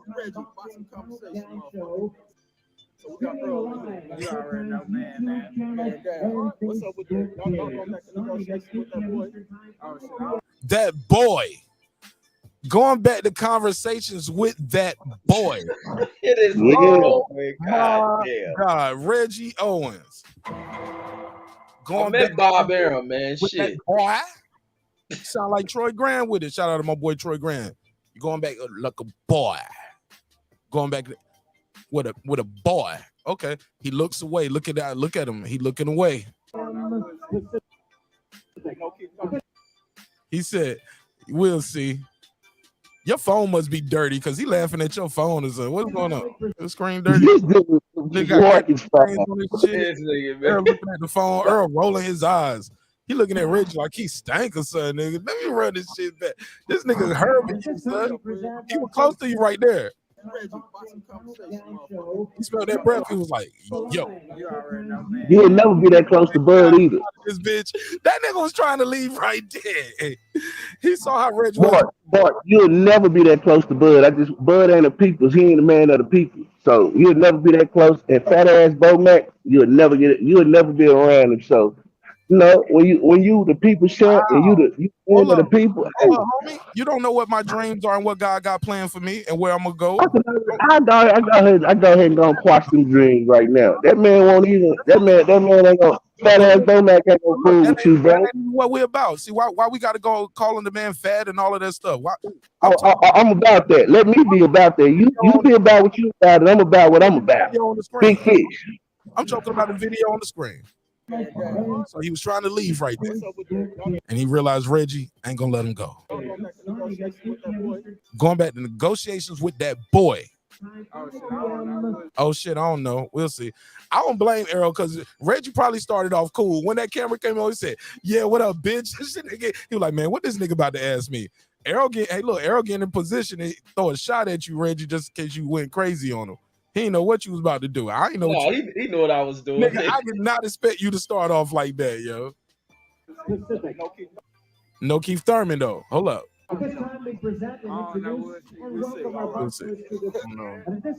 Damn, that was real quick interview. Hey, Reg, you killed the narrative right there. Reg, now they can't say, "Oh, I thought he said he wasn't gonna fight Keith Thurman." Then you got the interview where he said, "I don't know, we'll see." So don't run with that fake ass Keith Thurman narrative no more. Reg, you got the interview to Already. debunk all of it So he because changed. he said, yes, which you just saw. He said he didn't know, which don't mean he changed his mind, which means he's unsure. It's So we okay. could take that. So right, and let's take that fake ass narrative away. On We that. guarantee you that Keith On that. Thurman is better than that fake ass David Kardashian he fought. That's for sure. That bird fought. That's for sure. He's So more confident. let's keep that straight. He's Let's more keep that confident. straight. Yeah. I will say this, man. Yeah, I ain't on that shit like that. If Keith Thurman #1, people want to see people. That's what they got in line for him. Fight the fight, bro. It is what it is. Win the fight the fight. Shit. I got Errol stopping Keith Thurman, bro. I ain't on that shit where I think Keith Thurman about to go in there and shock the world. I'm sorry. I got Errol stopping him by the body shots. Simple as that. He ain't gonna let him off the hook. Like how Keith Thurman can get hurt to the body and survive for a round or two. Errol ain't gonna let him off the hook, homie. He gonna stop him to the body. I'm calling it. Book it. But yeah, no, let me say this real quick. Reg, that shit was fucking amazing, though. I'm happy for you, dog. You killed, Thank you, my brother. killed a good job, real quick. That shit was just comical as fuck. Yeah, bitch, this your nigga Eric. This your nigga bought some motherfucking conversation with your motherfucker. I was like, this nigga Reggie talks like this all the time. And you know, Errol is a good dude, man. Come from a good home. He's like, man, what the hell is up with this nigga? No, I'll be trying to clean the cussing up. He was over the Dallas. He was over the Dallas. Chucks on? Did you have the Chucks on? Matter of fact, I did. Yeah. Yeah, this nigga Reggie with the white tee, gray hoodie, some Chucks on. Yeah, man. Nigga might have had on something similar when I met him. Looking crazy as hell. Looking like he about to stick up the joint. Yeah. That's you passing judgment. I'm My bro looked just like I thought he was gonna look. Reg looked just like I expected him to look. Prime backdrop t-shirt on right here, motherfucker. BLK Prime made your t-shirt, Reggie. I got you on that one. That shit look like the Brian Custer backdrop. That shit was iron. Oh, we seen Brian up at that mug too, man. Oh yeah. Did y'all talk to him? Yeah, I talked to him. I tried to ask him when his he was pretty busy, but I was trying to ask him when his EJ interviews dropped. And he said I guess fight hype. We should have been. Everybody was there. So fight hype. I think he was pointing that fight hype now when they was all around during the interview. He was like, "I'm gonna let all that come out first, and then I'm gonna drop mine." Go ahead, BC. I fuck with Brian Custer, yo. I fuck with Brian Custer. All right. Man, I'm happy for y'all, man. Y'all like y'all had a good old time, man. Y'all didn't take no pictures, though. Damn. Man, it's weird, bro, because, you know, I don't know how to take pictures and shit like that. You know what I mean? So I don't even have no pictures of myself in my phone. So just getting, like, content, even Reg was like, man, get you some pictures, man. Get your shit. And I was like, man, you don't want to ask nobody for a picture or something? you don't want to stop nobody and say, hey, can you take a picture of me and my bro? Can you do this? Can you do that? And it's because they don't mind. They don't mind. Yeah, that's all it was. You just gotta ask. Like most of the time, they're just like, all right, let's get it real quick. You know what I'm saying? If they in a rush. I'm like Brandon. I think that's something you got to get accustomed to doing on a regular basis. Because when I'm at the fights, man, I don't make it there for all that pre-show, pre-fight ceremonies and stuff like that, like the weigh-ins and all that. But when I'm there and I do run into people that are in the fight game, I'm so happy to see and talk with them and chop it up with. Last thing I think about is pulling that phone out on them because I'm thinking we got a legitimate, natural, organic brother-to-brother conversation going about the sport we both love. And once I'm involved with that conversation, last thing I want to do is just stuff a phone in their face, But I think once I get accustomed to being available for the pre show, the things that go on prior to the fight, the few days in advance, like they have, I will be getting into that more. Plus, once they get used to seeing you and talking to you, they're a little bit more susceptible of you, wanting to get video going or whatever. But right now, like I was talking to a fighter out there in Omaha, I was talking to Mickey Bay, and I had my phone in my hand. He probably thought I was trying to do something with him. but I didn't even try. I didn't even ask for a photo. I didn't even try to record anything.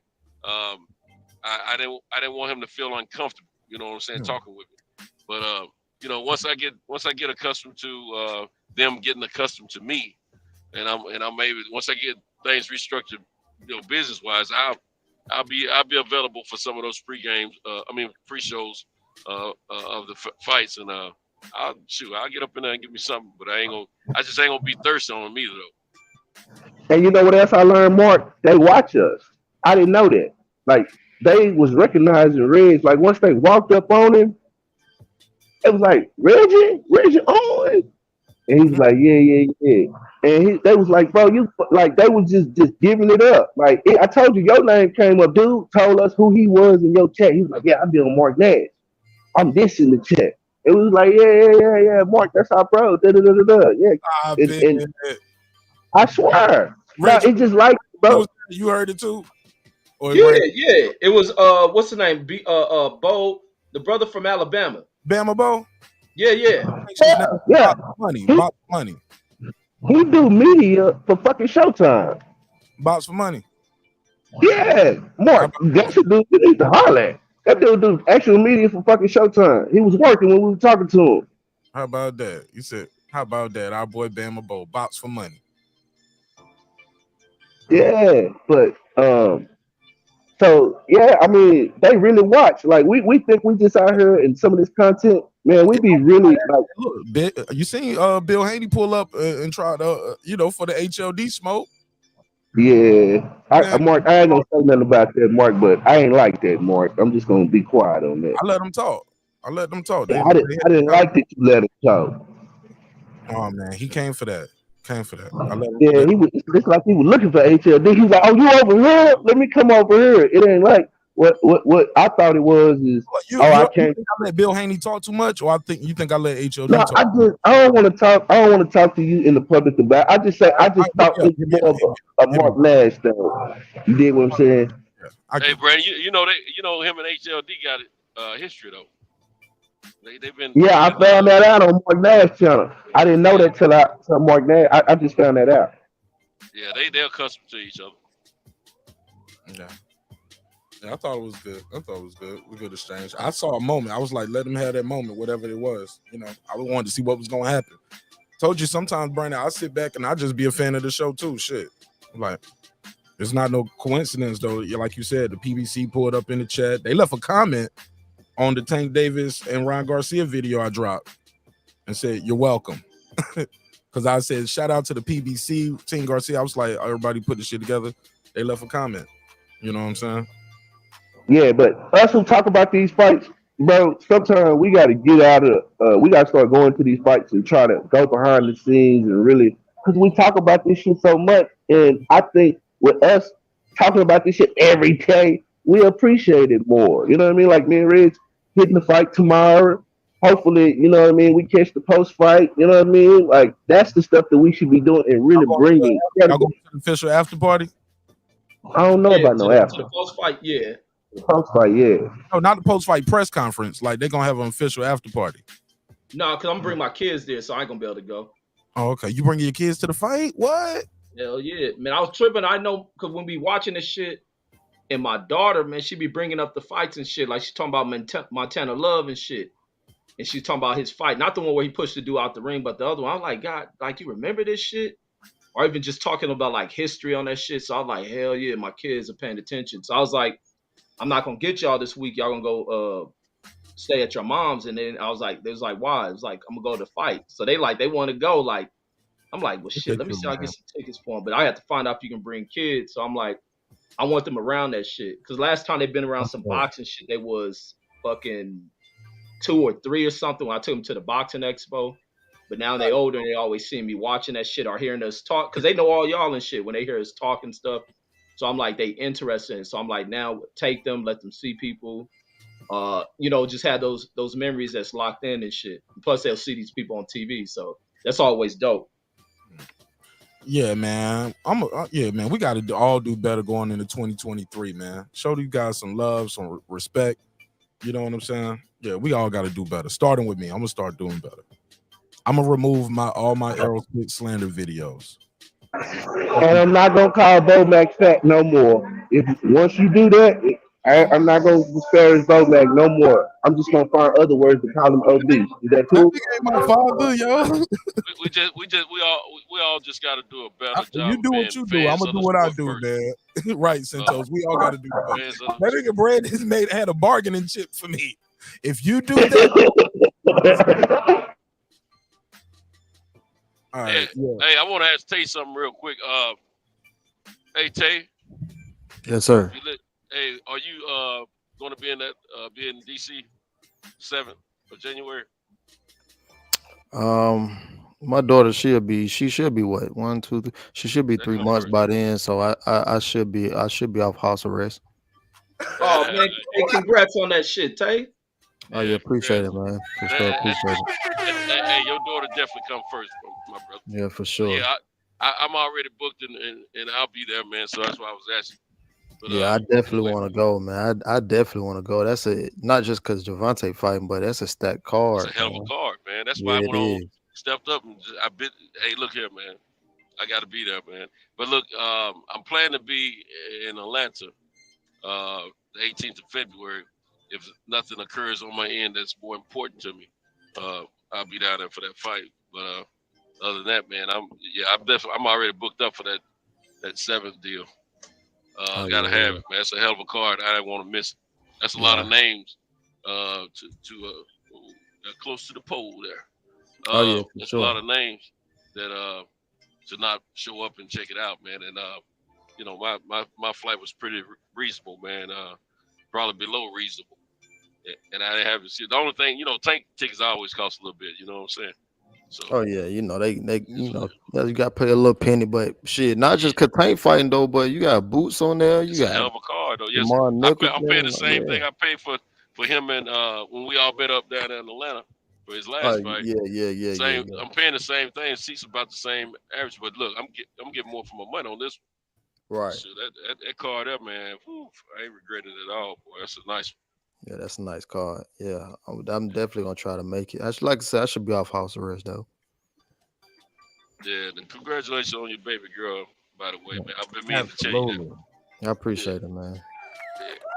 And, Karma said, "I'm gonna She said, "Look at her. She will pull up for this." She was like, "Mark is gonna spontaneously combust when he deletes his Spence hate videos." All facts. It was some good work. I put in some good work.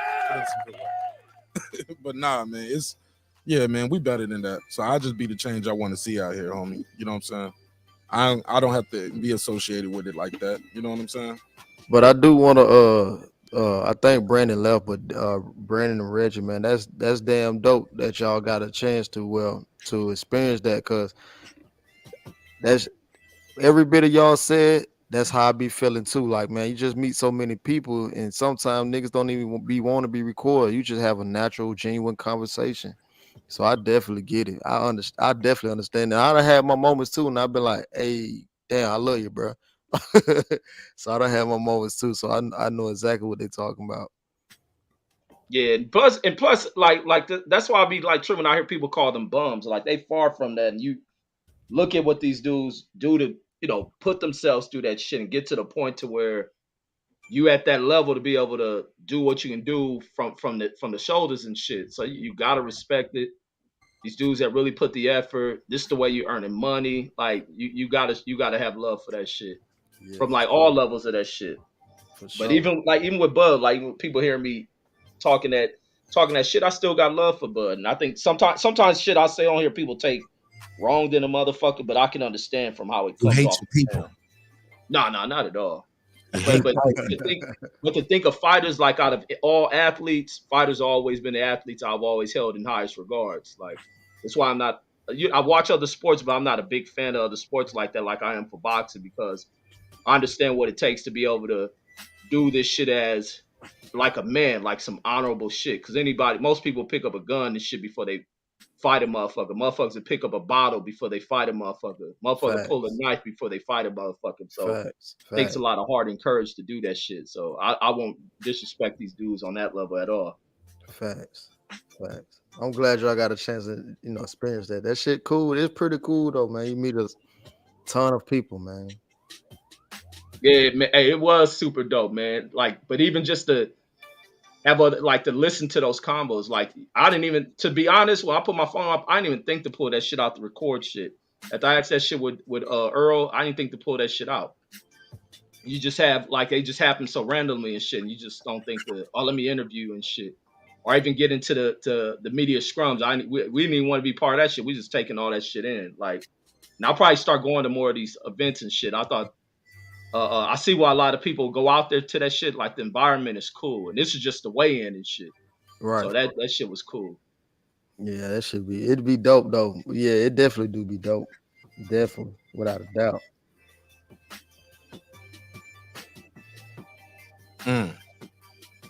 Oh no, my bad. Rooster sent me some footage of some exclusive shit of Ryan. My bad. And hey, that comment that you put that what's the name Ryan put up about Tank, man, I can rock with him like that, man. I like this version of Ryan because I didn't like a lot of the clout chasing shit, but to see like him really ready to go at it, and because this defines that shit for him and Tank.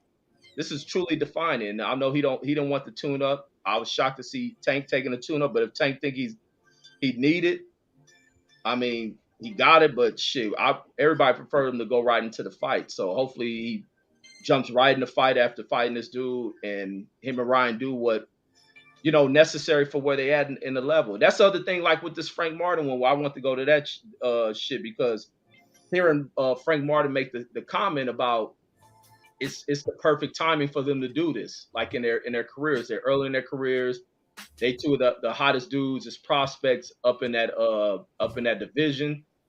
And they have these names. It's best that they get it out the way, get it out early, and then if they need to avenge that, there's always time for them to avenge just while they're young, not to sit and let the shit wait out, and then they never end up fighting as they age through the game. Like their time spans are short, so you got to get a lot of shit done and shit, and multiply it if you got to do it more than once.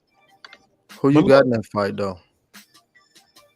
I'm going for Martin, but that other dude can fucking box. He can box and he can punch. So I think it's gonna be a tough fight. And then even with Martin in that Miranda's fight, he was having some difficulties in Miranda's being able to move around and box. And this guy can move around and box right here, the Ali looking kid. Right. So I think it's gonna be tough. Martin gonna have to be sharp defensively because I think that dude can crack. So that shit gonna be a chess match, man. That shit gonna be fire as hell. But look, let me ask y'all this. You said something about Tank Davis and this being like, this is a big fight for him and Ryan Garcia. A lot of people who I talk to saying this is like, yeah, they stepping it up. This is the best versus the best. How is this the best versus best? As much as I like both of these guys and I think they're amazing, how can they, like, Tank Davis never unified at the division? We got an undisputed champ over there. You know what I'm saying? He beat the guy who beat the guy who beat the guy. Ryan Garcia has never been the champion at 135 like that. So as much as I like both of the guys and I respect them, I think they're phenomenal talents. I think they can be number one. Some people might have them number one, but where do you guys as boxing nerds, as Brandon Washington put it, like, where do you guys think, is this 1-2? Is this 1 versus 3? Is this 2 versus 4? What is this match where you guys rank Ryan and Tank? I think it's just two of the top 135ers going at it, and in a time where sometimes we don't even get those contenders fighting. How high at the top is Ryan? I would say top 5. Okay, and Tank is what? Top 5 as well. That ain't saying shit. But on a popularity level, they're number 1 and 2, and not even just in the division, in the sport they rank up there. So it's big money when those two meet. Okay, so it's a money fight in your opinion? It's not. It's a money grab, right?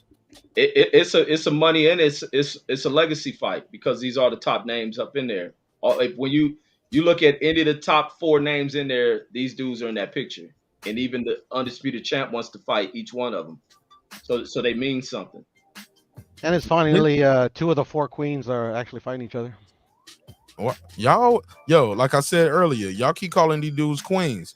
I'm telling you, I ain't never wanted to sleep with no woman that looks like either of this. Y'all out there dating girls that look like this? That's what you call a queen? Oh, I know people call them that shit. Yeah, niggas be call them a queen. You trying to date a girl that look like Tank Davis or Ron Garcia? I'm looking at you funny. Now I'm just throwing shade at them because I'm throwing shade right back. We got to stop that shit. people dub them as the four kings, and that's weird. They don't fight each other, so four queens until further notice.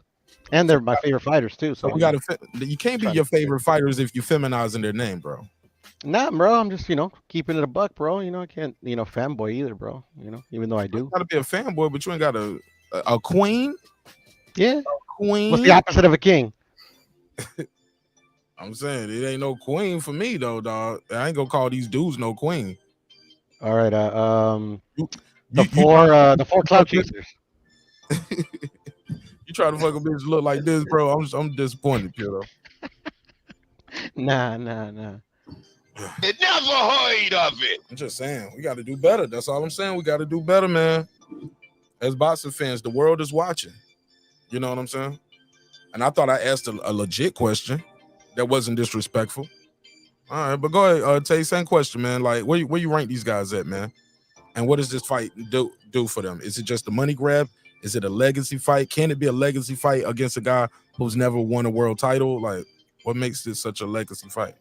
It could be a legacy fight just based off, these guys, pop culture, hip hop, you know what I mean? Urban, all that good stuff. Both of these guys got hella different followers from YouTube to damn Instagram to Twitter, you know what I mean? So definitely popularity. I also feel like I say Ryan top 5. But I think the only person who can give Gervonta Tank Davis problems in 135, although people may say, well, he ain't fought nobody, and that's cool. But I think the only person who can give him a problem now would be Shakur Stevenson. But other than that, I don't see nobody giving him a problem to where, oh shit, Tank gonna lose his fight. You know what I mean? So that's just my personal opinion. Damn, a lot of people been speaking highly on Shakur amongst everybody. Like, I'm still trying to define Shakur, but I hear a lot of people kind of putting him at the top of everyone. I'm kind of like the stuck reason between the reason why I put Shakur up there, because what he does now in the ring, I see the other guys can't do. You know what I mean? For it's like keeping that space. Devin does a good job at it, but he's not great at it like Shakur. And you got to be damn near perfect, spot on when you try to hit a guy like Shakur. I mean, he's elite when it comes to creating space in the ring. That shit is phenomenal. And because I think that's his best attribute, he can get to anybody like that. Man, I swear to God, I'm gonna do a study on Shakur, because I'm hearing everybody speak so highly of fucking Shakur.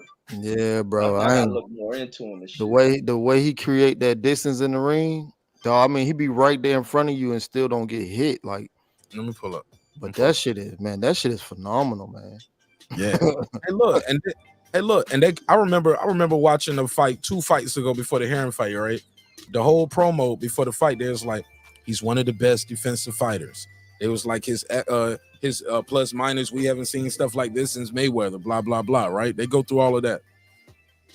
And then after the fight, where he goes through the whole fight and he don't get Bam's near don't get touched, they criticize the fuck out of him. Same network, ESPN, Tim Bradley up there, man. You got to be entertaining too. That's part of the business, man. You got to give people a show too. You know what I'm saying? Because they was like, man, he could have stopped that guy, but he, in the post interview, he said, look, I felt that guy power early. That guy is strong. He can crack, and I wasn't about to take no chances. You got to respect that. He said he hurt me with a good shot early, or caught me with a good shot, something like that. Right? Yeah. So, but you get criticized, you know what I'm saying? But so since then, he been stepping in there. He's stepping right into the pocket, you know what I'm saying, going to his shell, and he's stepping in there and he giving people a show. He either giving these guys a beating or they saying leave him alone for the most part. And Like, this shit is over. What's crazy is if Tank and Shakur fought right now, that's gonna be the same type of fight between them two. Because he know that Tank got the power. They don't spar before. He know that. So and then now you got 8-ounce gloves on. Shit, yeah, I ain't gonna say he gonna run, but he definitely gonna use his legs for sure. Mm-hmm. But he also gonna step in there at times too, man. Oh, I don't know, bro. Step in there, pop, and get out the way. Sit down. Or you don't think Tank can pressure him?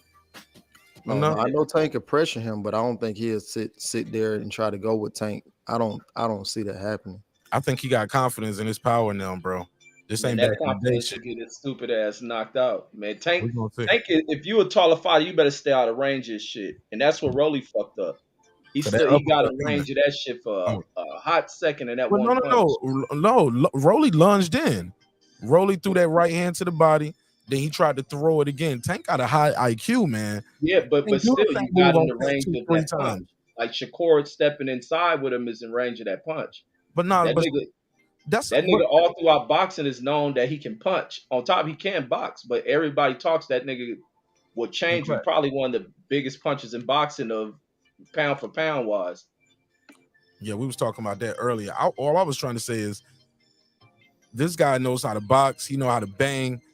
And there's going to be some times where he's going to sit down on his. Sometimes you got to sit down. You can't run all night. You can't go in there and win the fight moving the back all night. You know what I'm saying? But he is skilled enough to do it, though. But at some point, Tank is going to touch him. But I think the kid believes in himself, his chin. I think he believes in his ability. But that uppercut is coming. It's going to come. It's just, how is he going to be there for it? Is he going to get out the way? Because Tank ain't going to stand there and take that. Oh, that uppercut already don't came in, you know? In this same sequence that you watching. That kid Tank Davis ain't no joke, bro. Shakur ain't no joke. So I'm excited about seeing what's the future. I just hate when Tank was like, yo, after these next two niggas gonna really see what's up. I was like, bro, that's a year in boxing. That's 2024. If you got two fights already lined up for 2023, not to mention the legal things going on, like, damn. Imagine we 2022 and somebody saying, yo, in 2024, niggas gonna really see what's up. People would be like, yo, bro, that's crazy. So I don't know, but it's early enough where he can still, I believe these two fights are gonna be even before the summer. So I don't know if he's gonna get a suspended sentence. You know, what's gonna happen? He's gonna get found not guilty. I don't know. But maybe he can fight one more time at the end of the year. But we all know Devin Haney's trying to go to 140. Who are you gonna fight? Y'all see him fighting Shakur? I don't see that happening. You never heard of it. Why you say that? I just don't see it happening. I think Shakur on the side of the street shit. I don't see that's true too, but you know, like I say, he's promoted by over there. He's over there. He's promoted by Bob. Yeah, that's true too. I understand that. But he's promoted by Bob. But who is his manager is? His manager can step foot and make shit happen. Prince can make shit happen for him. Okay. Yeah. And what you think about Tank talking this retirement shit? Do you think he leaves a void, or is his career complete if he gets those three fights? When he said that. Yeah, he said on Twitter. Yeah. He deleted. And I think he said in the interview, it was an interview he did with, was it Brian Custer? He had did an interview with somebody recently. He brought that shit up. Yeah, he said that, but I mean, shit. Maybe he, like you say, I don't know. Maybe he feel like, you know what I'm saying, after this, that's gonna be it. You know what I mean? Take a break, come back, whatever. I just feel like he found. Me personally, I just believe that he finally feel relief that he on his own now. You know what I mean? And he's saying how he been feeling, but never said anything. Probably feels like Bud. You know, he just doesn't feel appreciated. He's like, fuck boxing. No, I wouldn't say that because he was up under, supposedly the tutelage of Mayweather. But of course, we all know Mayweather wasn't trying to get him in the bigger fights.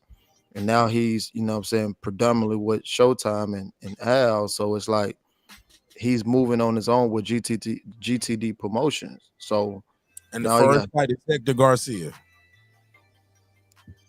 Hector Garcia. I don't think he'll push over though. I ain't say he was a pushover. Like, was that the fight y'all wanted to see? Were we calling for Yeah, the no. Tank Davis versus Hector Garcia? I'm just But saying. like I said, but then again, that goes back to what Big Blunts was saying earlier. It could have been just a situation where, you know what I mean, you got to get the money for that court shit. You know what I mean?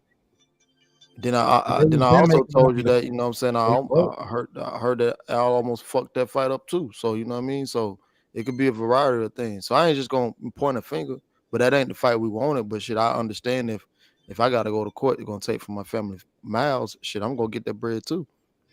Indeed, I ain't mad at him. It's a decent fight, and then the fight I've been asking for is Tank and Ryan, and that's what we're getting after. So I'm happy. Karma said, how do you? Go ahead. I was gonna say, how have y'all went over how y'all see that fight going? Which one? That Tank and Ryan. Man, I see Tank 10-11 round, bro. Decision. For who? Don't know. 50-50. This guy Puro right here. I don't want to pick either of them, man. I'm telling you, they're both my favorite He'll fighters. be rocking with them Spanish name people, man. Davis is a Spanish name person. No, Garcia, goddamn it. Yeah, but Garcia, Tank is Tio, Davis. Canelo. Tio's not one of my fighters. So like I say, it's different for me when people talk about Tank, because you know what I mean, I've had the opportunity to see him spar different people, you know what I mean? So it's different for me because I've seen him do so much, and I've still seen him do things that he's done in the gym that he hasn't done under the lights. So it's really hard for me to really, you know what I mean? Yeah. Yeah, I think Ryan poses some difficulties for him, but Ryan, I think the footwork shit, because Ryan got a good jab, and I think that jab is effective, but Ryan inability to move. And Tank got good resistance to shit. I haven't seen Tank really hurt by shit, or even when he fought. And it's the other thing people they downplay the mind of him. Like hearing him speak post to that damn Rolly fight and everything he needed to do or what he planned on doing, because he said he Rolly is a strong motherfucker. He felt the punch. And he's like, okay, this dude's strong. Let me take this fool deep. I'm gonna take him down into this motherfucking ocean and just, fatigue his ass. So he's moving around, boxing with him, letting Rolly throw off that strong shit while he's energized, and he just threw the punch, and that shit changed. But he was planning to drain some of that shit up off of him. So it's like, damn, this motherfucker mind is really working like that.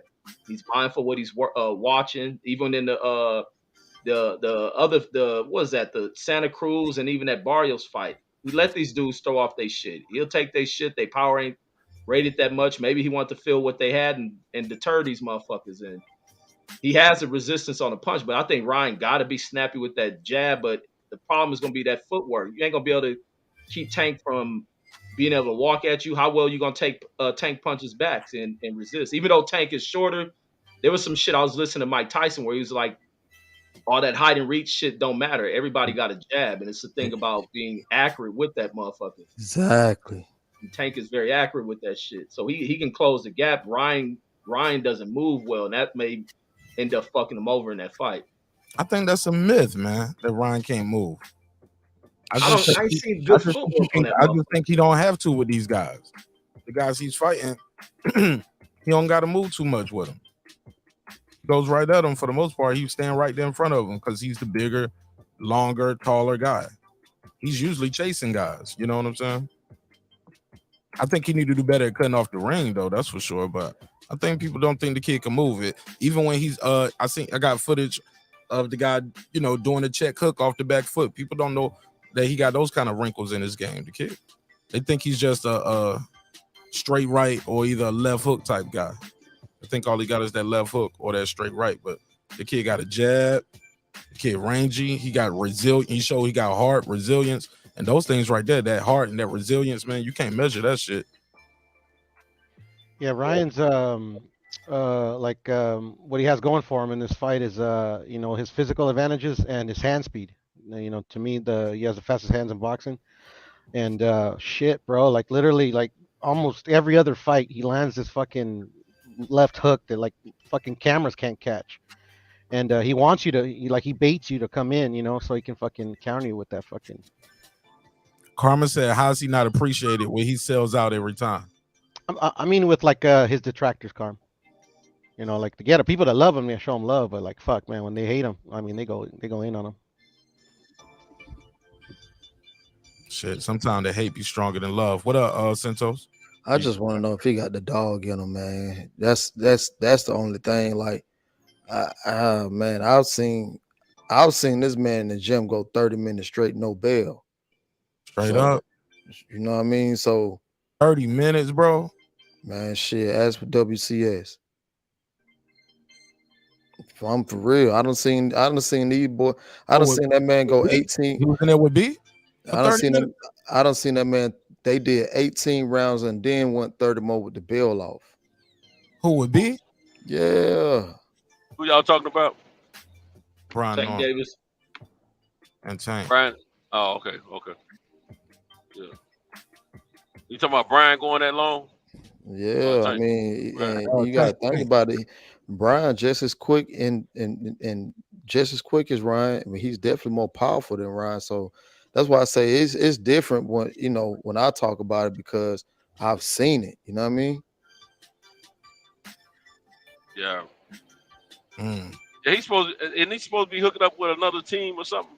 Take Who that? Brian Norman. Yeah, he fighting on the 14th. He signed the top rank. Congratulations. Okay. So he's supposed to be hooking up with somebody. Yeah. Hey, let me ask you, what about the truck and all them? Are they hooking up with BLK or any other teams out there? Yeah, it's actually a lot of people reaching out to them. Okay. I thought I saw some online recently with their names were being included in the talks with BLK. Yeah, it's a lot. It's some people favorite PBC fighters too. Yeah. Yeah, I told people, man, you gotta I've heard that. jump the gun on this stuff, man. And you're gonna look up one of your favorite fighters is gonna be up there. Yeah, I've been saying that too. I've been telling them, I said, don't be surprised when you see a lot of these other cats over there talk, because I mean, that's the word. Well, I like the fact that these fighters have a new avenue to turn to, man, because I think the game has been so watered down with some bull crap that it needs a little filtering right now. So BLK might have come in at the right time. Hopefully it works out for them. It works out for these fighters as well. And it definitely work out for me, so I can see some fights. Yep. And it gives fighters another option where people can't just strong on you, where it's some take it or leave it. Right, absolutely. You know what I'm saying? You can't just tell me take it or leave it, or well shit. Eddie don't want to do the business, or you ain't trying to do the shit in the UK. You got another option here. It's not just two dogs in the town. Because let's be real, it's only two networks. We only got two networks. We got Showtime and ESPN. That's the only options for boxing, really. Other than that, everything else is app based over here for us in the US. They got Fox, Showtime. That's okay. Yeah, I'm sorry, Fox, but Fox ain't putting on events like that, bro. They if so, it's only a pay per view. They get the big. They doing bigger fights. Yeah. They only doing pay per view fights. So what about all the other guys in between? Which color doing shows now too? Cool. Marv Nation. They just did the Progress and Zepeda fight. He's not tied to no network. No, it ain't tied to no network. That's what I'm saying. Like, that's a good thing though. I was talking about as far as networks. We only really got two networks. Yeah. You know what I'm saying? Three: Fox, ESPN, and Showtime. Where you gonna be on TV. Everything else is over here in the US is app based. Is all I was saying. So I ain't mad. And what's the lead in app base? What, the Zone and ESPN Plus, right? What, ESPN Plus and the Zone, the Showtime, right? I'm sorry. I'm even mad they cut out FS1. Remember the fights used to come on FS1? Yeah, I was about to say something about that. I thought that was like a subsidiary of Fox, right? Yeah. The ratings were done. And that's why these fighters got to fight, man. They can't be turning down and taking bullshit fights because when the networks see them viewership numbers drop, their executives are in them board meetings like, we continue this trend, we're gonna have to cut this shit. And then they bring in other program. Now you can't have slots. Like these fighters gotta understand the fucking significance of the TV deal and why they have to fight each other. Like you can demand money, but them TV networks ain't fucking with you, man. You don't find it hard to find other sources to find revenue and shit. Yeah, I definitely agree with you because, like I say, I see some of the guys over on PBC, Showtime, Fox, whatever you want to say. I see them guys fight like 2 times, but then I look over at ESPN, you see them guys fighting 3-4 times a year, and Yeah, they I'm fight a like, lot. yo, like, damn. Fight a lot. Yeah, even though some of them be prospects and they don't get, they ain't getting millions of dollars, but shit, that Fighting 50, a lot 60, though. that 50, 60,000 add up. Shit. I know Keyshawn had 3 or 4 fights already this year, hadn't he?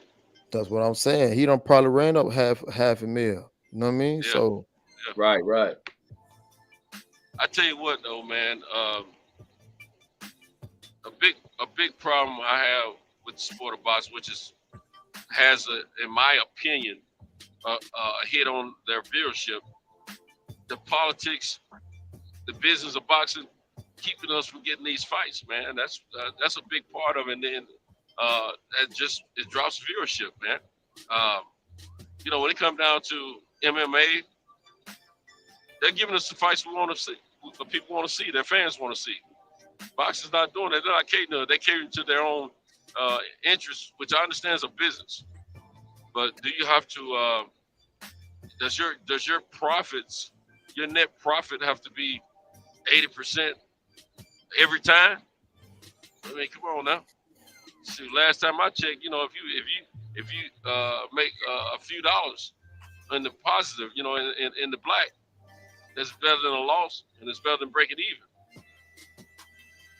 right. But I understand, they want to make money, but they make enough. They just ain't make as much as they want to make.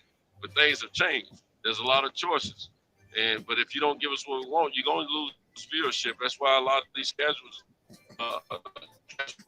they stick around for this BS, So I don't know, man. I just wish they stop all the crap about now we fighting only under this umbrella. We only fighting these type of fighters. And all. I wish they quit all that. Boxing's supposed to. But you do got to account for even like the fighters that avoid fighting people. Like you hear what Shakur going through. Well, go ahead, boy.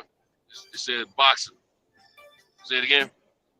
Now I was saying you got to account for the fighters that turn down fights. Like it makes no sense that fighters that reach a certain level won't fight this other level fighter. Like Shakur talking about right now what he's facing. Everybody's turning them down. He can't get a fight, and I think that's what may, if Shakur is stuck to where he may get 1 fight or 2 fights in a year, is because people are now seeing what he has done in his last 2 or 3 fights to opponents, top level opponents.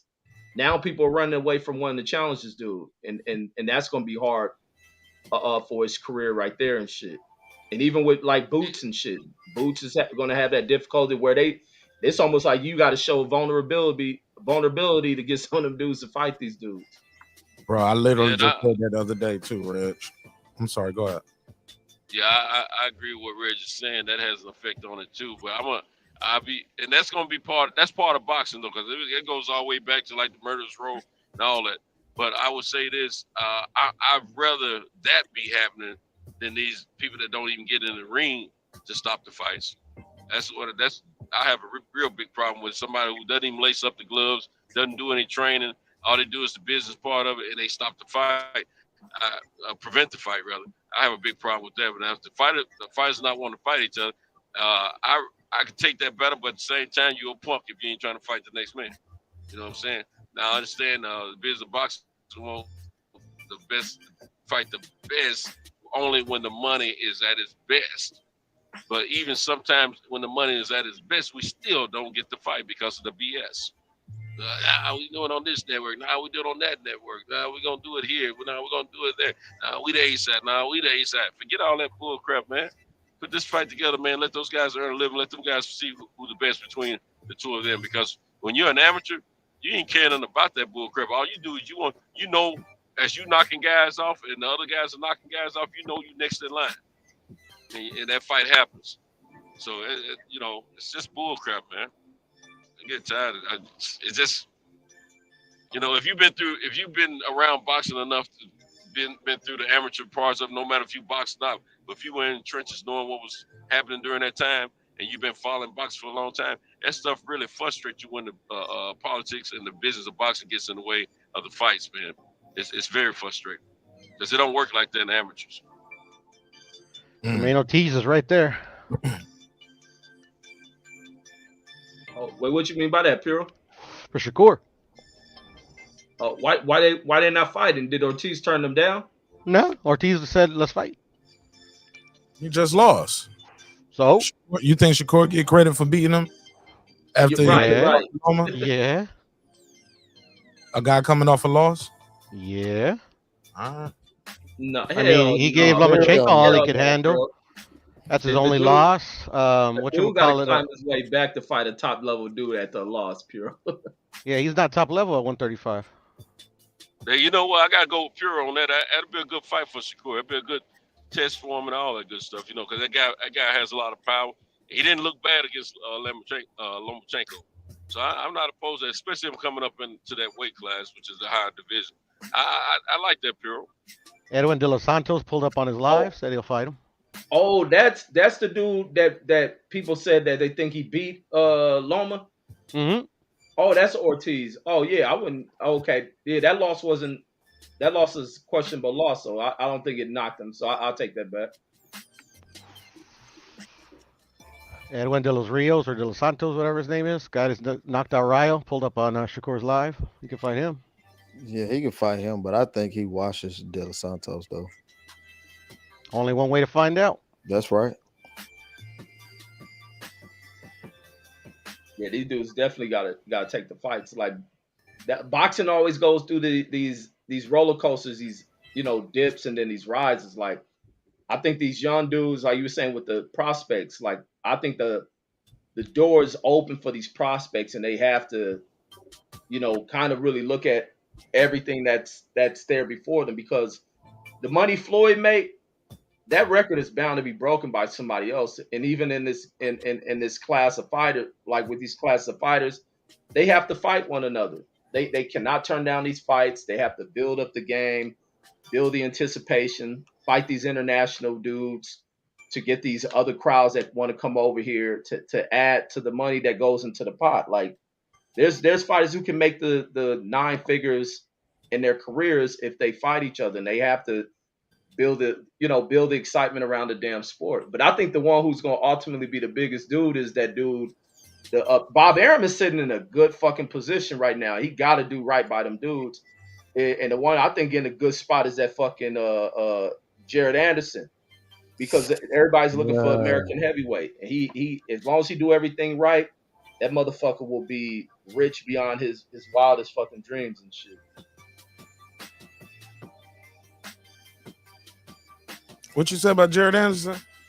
I think he's sitting in one of the greatest positions in boxing right now, being we don't have any American heavyweights. Everybody's looking for that. I think his future is bright, and he's active. The last turnout was exciting. There's just things he got to tune up on and continue to just blaze his path through the division. I think he's set for that. His skill set is good. Defensively, he may have to clean some shit up, but the horizon is bright for that dude. Like moving forward, like I think he may end up being one of these guys that can capture large sums of money as well as creating a legacy for himself. But for all these dudes, I think what Floyd made in the sport, these dudes can at least capture 50% of that shit. Some of them may be able to take over that shit, or even where Canelo is. The game is bright, but these dudes have to put aside that ego. I think they have to be humble, like how a Devin Haney is. I think Devin Haney is going to come into big lucrative paydays, all that shit. Yo, Wilder's not American? I was just about to ask that. Hey, Tank, we was talking the other day about Wilder, and people was talking about a potential fight with him and Jared Anderson. Do you think, Wilder is just not enough time left by the time Jared gets to that level Wilder be gone? Do you think that's something he might consider, or is it like I think it'd be This gone is why I already. don't even let that happen with the size of Yeah. the street and all of that. Yeah, I think he'd be gone already. Me too. The Man, best fight for Jared Anderson, if he want to test himself, he can fight one of them top guys, or he can fight Stephen Shaw. yeah, Bob better not put Jared in there with Deontay Wilder right now. Hell no, he'll fuck everything up. Nah, that Smoke. man, I seen a lot of shit You though, and think?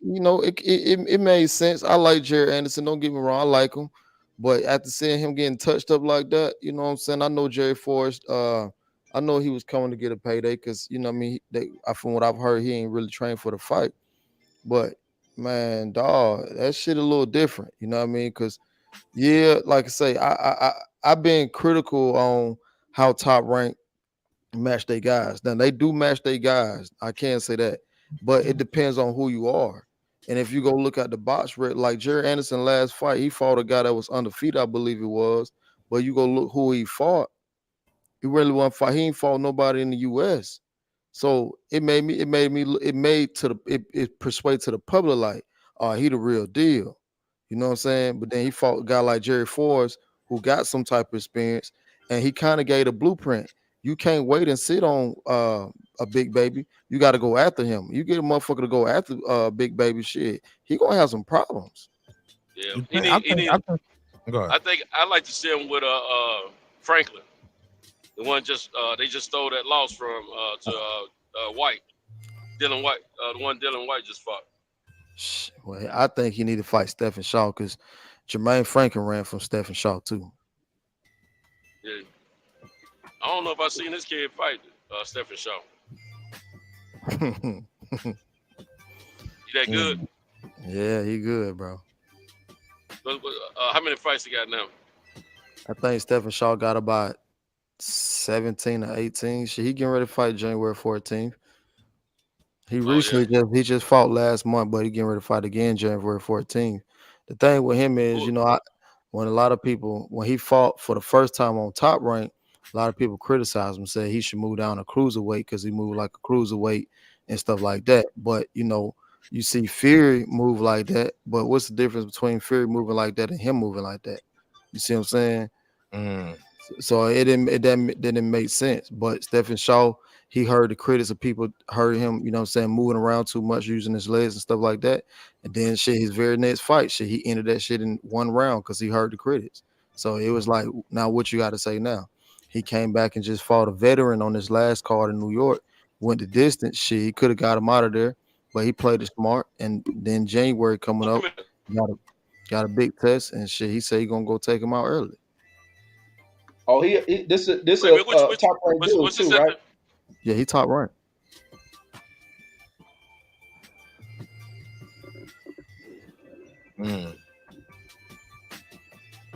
Oh yeah, I think Bob and them may have to set this one up. Yeah, they're gonna have to, they're gonna have, say, man, because you remember when Dillian White Eddie Hearn was trying to bring Dillian White over here to fight, like during the pandemic and jump to get him to fight in New York. He was supposed to be fighting Jermaine Franklin then, so it didn't surprise me that Jermaine Franklin got to fight over in his country. But during that time, before he found out that Dillian White was gonna come to America, Stephen Shaw and Jermaine Franklin was gonna fight. Jermaine Franklin pulled out because he said he had COVID, which I don't think he really had COVID. I think he just wanted a big payday, which it makes sense. You know what I mean? But Shaw a problem, man.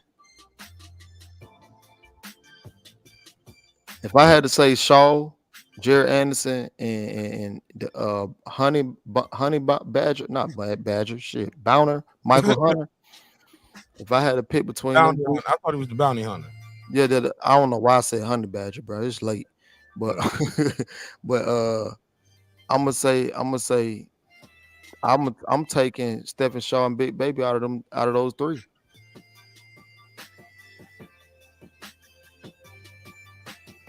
Yeah, I think we got some bright heavyweights coming out the country, man.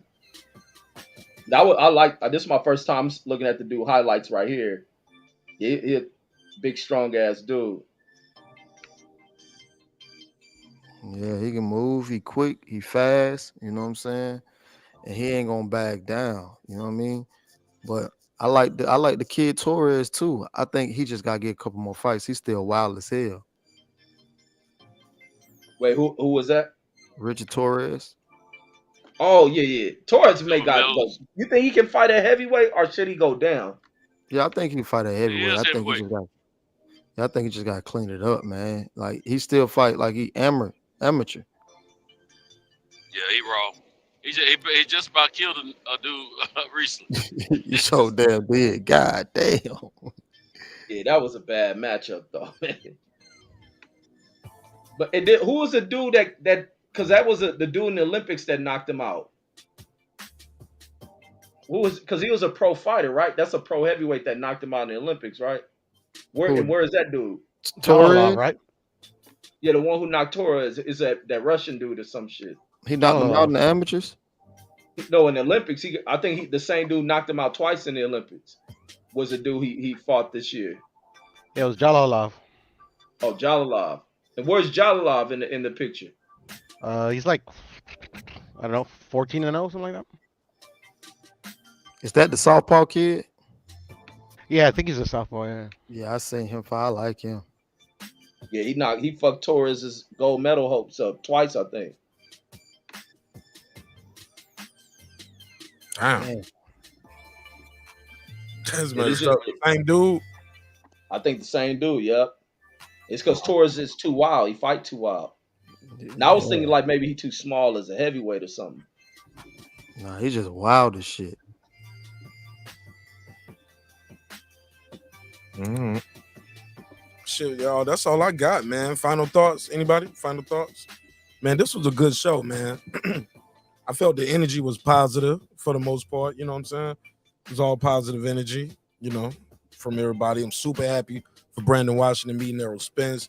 Reggie getting a little quick interview. You know what I'm saying? Got a little two-piece in, little jab, boom, boom. Right hook in with the questions for the champ. Unified welterweight champion. Pound for pound, one of the best in the world at what he does. You know what I'm saying? Can't take that from the man. The truth, Errol Spence Jr. Make some noise for that. Reggie did good for the community. You did good out there, Reg. Man, I'm always trying, man. I'm always trying. You got the Tyson Fury interview, and you got the Errol Spence. Errol Spence interview. Two top guys, and you got the interview while they at the top too. So I ain't mad at you, man. Yeah, that's dope. Shit. Man, I seen Sugar Hill in there, man. I didn't even think I don't even know what the fuck to ask him and shit. But I see it's a lot of Russian motherfuckers they training this shit. There's a lot of these. How you turn a guy who's not known for knockouts to a knockout artist? I'll probably ask that. I was trying to go into that with Jet James and shit. Like I was trying to think of like, go ahead. I was just gonna say I was trying to tell some guys last night on another channel. It's not always about your power. It's about your technique, punching technique. You turn that punch over the right way and you change your speed up and you make the right contact, somebody going down. I don't care how big or strong they are. That's one thing I told. I said Deontay, he learned. He crafted that knockout artistry. When he realized what he had, that's what he was zooming in for. You know, because I was gonna say that guy Fury be slapping with the punch though. He used to, but now he punching slapping in the Wilder fight. But he punching through. Also, he make contact in the right place. He caught Wilder the same place both times. That Wilder went down the second fight and the third fight. Knocked him off his equilibrium. Caught him with the same punch over the ear both times. And Wilder was off tilt the whole fight after that. But at the same time, by the time he laid him out, Wilder was exhausted, man. He's everything was gone. He was fighting off pure heart and instinct. But the technique is what's happening for Fury right now. He's knocked everybody out since that Wilder fight. Mm-hmm. You know, so I mean, this ain't by happenstance. I'm a believer now that the technique is more than the power. The power is an addition, but without the power, without the technique, you can have all the power you want. You may not get those knockouts because if that was the case, every heavyweight will have knockouts on their wins. all knockouts. It's technique. Then the power. Clarissa Shields, one of the best technical boxers in male or female in the sport of boxing to me. But she don't have those knockouts because it's a technique. She's not turning that punch over and changing the speed up like it needs to be at the right time before she make contact. You get that down pat, knockouts will go up. Well, if that's the case, then how come the girl that she fought, how come she all of a sudden started getting knockouts? You talking about Marshall? Yeah. Because Marshall turned that punch over. I watched her one or two fights before she fought Clarissa. She turns that punch over the right way, and that's what I was worried about with her and Clarissa was fighting at first. But I know Clarissa, got what it takes. And she got too much movement, too much strength, body strength, and all that. But yeah, you turn that punch over the right way at the right time, that speed, somebody going down. Man. You remember when you knocked that dude out, about killed him? Remember that dude you about? But that don't compare. Savannah Marshall, listen, Clarissa Shields had more knockouts in the amateurs than Savannah Marshall did. Say it again. Clarissa Shields had more knockouts than Savannah Marshall did. So what you saying? Tell you what's going on. I ain't seen. I don't know. No, I that's gotta a go look fact. at the record. I thought Marshall had a lot more. I'm telling you that. I'm telling you that's a fact. That Clarissa got more knockouts than Savannah. Clarissa had more knockouts than Savannah Marshall did. I gotta go look at that record. I didn't think that. No, I gotta go look at that record. She just and then you knocking out girls that she fought already. Shit, man, that's hard. Man, that's hard for me to believe. No, she ain't. She's not the better technical fighter. No, I ain't talking about technical. I'm talking about she turned power. that punch over. She turned that punch over though, bro. I'm telling you, Marshall turns that punch over at the right time before she make contact. And she probably don't even realize she doing it. I'm gonna tell you, some fighters don't realize they doing it, but some have been trained to do it. You turn that punch over right. Hey, what was different about that punch you put on that dude last year that you about killed? What was different about it? Yeah, what was different about that punch you put on him? So you gotta look at it from round one. That was number the setup. Well, I know it's a setup, but I'm saying that particular punch though was a little different. It was all just overhand. That's the only things about it. Yeah, but it had a little bit more speed, don't you think? No. You don't think so? All right. No. Well, you know you threw it, so you know. But look, like what Crawford did, he set that dude up all night. Set him up. He's setting that punch up, tapping him at the body, and Crawford is known for changing speed up on his punches. He's known for that, and he knows how to turn them over the right way. I ain't gonna lie, Crawford looked very slow in that fight too. Everybody's saying that, but you know what? You ain't getting up. You get up for who you get up for. Whoever's gonna bring you the best challenge, man. A lot of times. So I think it's more to do with that. But he was also taking his time. Now he's found a lot of energy. He's tapping him at the body, setting him up, and when he laid him, he laid him. Yeah, And when Caleb when he fought the real, he was getting touched a few times, but he was setting him up the whole time. And when he set him up, when he caught him cold. I got the record right here, amateur records. Oh, you talking about the amateurs? I was talking about pro. No. I was talking about what you guys were questioning before. Clarissa Shields has 5 knockout wins in the amateurs. Savannah Marshall has 0. Savannah Marshall has 61 wins, 16 losses. She never been knocked out, but she got no knockouts out of those 61 wins. Clarissa Shields, on the other hand, amateurs, she has 64 wins, 5 by knockout, only 1 loss. I thought she had 70 wins and 1 loss. Just counting right here. What I see on the screen, I see 64 and 1. Okay. What about the pro? What were you talking about? All bouts total though. Maybe because they got, when I play all bouts total, she has 77. Yeah, I thought it was something like that in the amateurs. 77 and 1. Yeah, that's it. That's what I was thinking. Something like that in the amateurs. But were you talking about the amateurs, Tate? Because I was talking about the pros. I'm just saying how that power just miraculously came. Yeah, he was talking about. He literally said in the amateur she had more. Yeah, I missed that part. That's That why was the I whole missed out. argument. That was I the was whole talking about argument. I was talking about the pros. That's what I was talking about. I missed that Yeah. part. No, So you what? trying to backtrack because you was wrong. But go ahead. No, I ain't trying to back. I literally didn't hear him say The whole amateur. argument was I didn't hear him say amateur. I was arguing the pros. That's why I was saying I don't think she had more knockouts than her in the pro. But anyway, I just figured, I mean, I'll put it. I'll use the perfect example. Mark, if you if you don't mind, if you have the time, pull up Thomas Hearn's amateur record. They put me to work. Y'all supposed to be doing final thoughts. All right, go ahead. Let me see. Tommy Hearns. What we got? Tommy the Hitman Hearns, aka the Motor City Cobra. Amateur boxing as an amateur, 25-5 with 7 knockouts. 7 knockouts. And you see how devastated he became as a knockout artist as a pro compared to the amateur. He was taught that knockout technique. I'm telling you.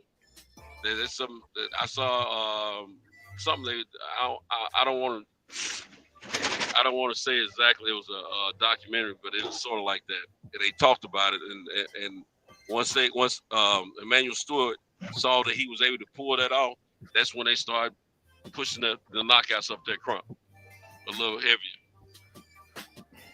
much heavier, Also, the amateur is a different style too. It's a point system. Yeah, it's a point system. We don't have as much time. And got headgear on, so different situations. But see, he wasn't known as a knockout artist as an amateur. Thomas Hearn was. Matter of fact, the Hawk was a nemesis for him in the amateurs. It was Aaron Pryor. He was a nemesis for Tommy Hearns in the amateurs, man. But Tommy wasn't no slouch though. But when it was either just before he turned pro or right after he turned pro. It's sort of like what Deontay experienced. He kept getting those consecutive knockouts. But Tommy, he gonna throw punches. So he's always gonna be a boxer first, then knockout artist. Ronnie Shields beat him in the amateurs. Yeah, Ronnie Shields beat him. Yep. All right, man. Final thoughts. Hey, I'm gonna say mine. Get on out y'all way, man. If y'all don't mind. My brother. Shout out first of all to the host, Mark Nash, man. Always doing a great job. Trying, man. Shout out to my brother Reggie. I love that brother. He's always keeping me entertained one way or another, either on one social platform or another. Shout out to my man Tay Jones, who's always a man first. He's a husband and a father, and somebody's brother and somebody's son. You understand? I appreciate it, the man he is. And shout out to Brandon Washington coming on and doing his due diligence to the show, commentary.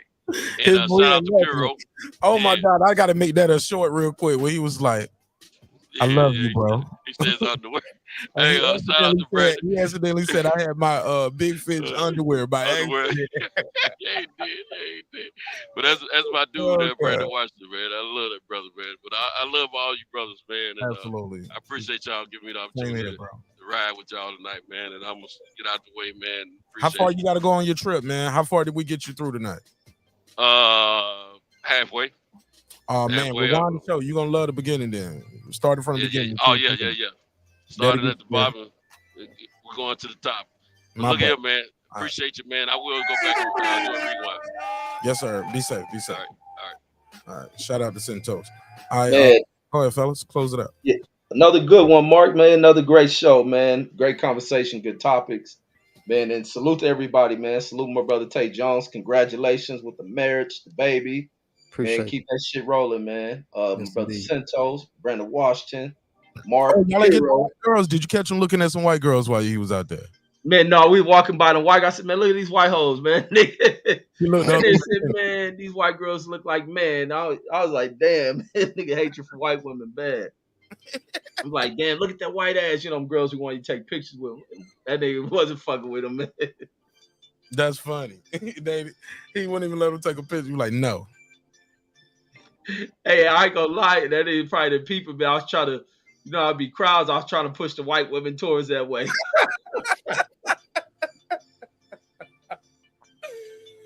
He said a white person never even shook his hand. He said they hired me over the phone, Mark. I was trying to move the white woman that way. He probably didn't peep that shit. Oh man, I'm so happy for you, Reggie. So happy for you. That was a good interview, man. As short as it was, I got about 20 minutes content off of that 2 minute, off that what 30, 40 seconds. Oh yeah. Good shit. How did Errol look though, man? Did he look like he was like how much you think he looked like he weighed? Or are you not good at gauging that when you see people? No, I didn't look at him like that. I don't be sizing people up. I don't look at people like that. No, I didn't even pay attention. As a fighter, like, I was does he just look saying. like I didn't see did he like look like a people welterweight? saying. Did he look like he weighed 147? I wasn't even paying attention to that shit. Okay.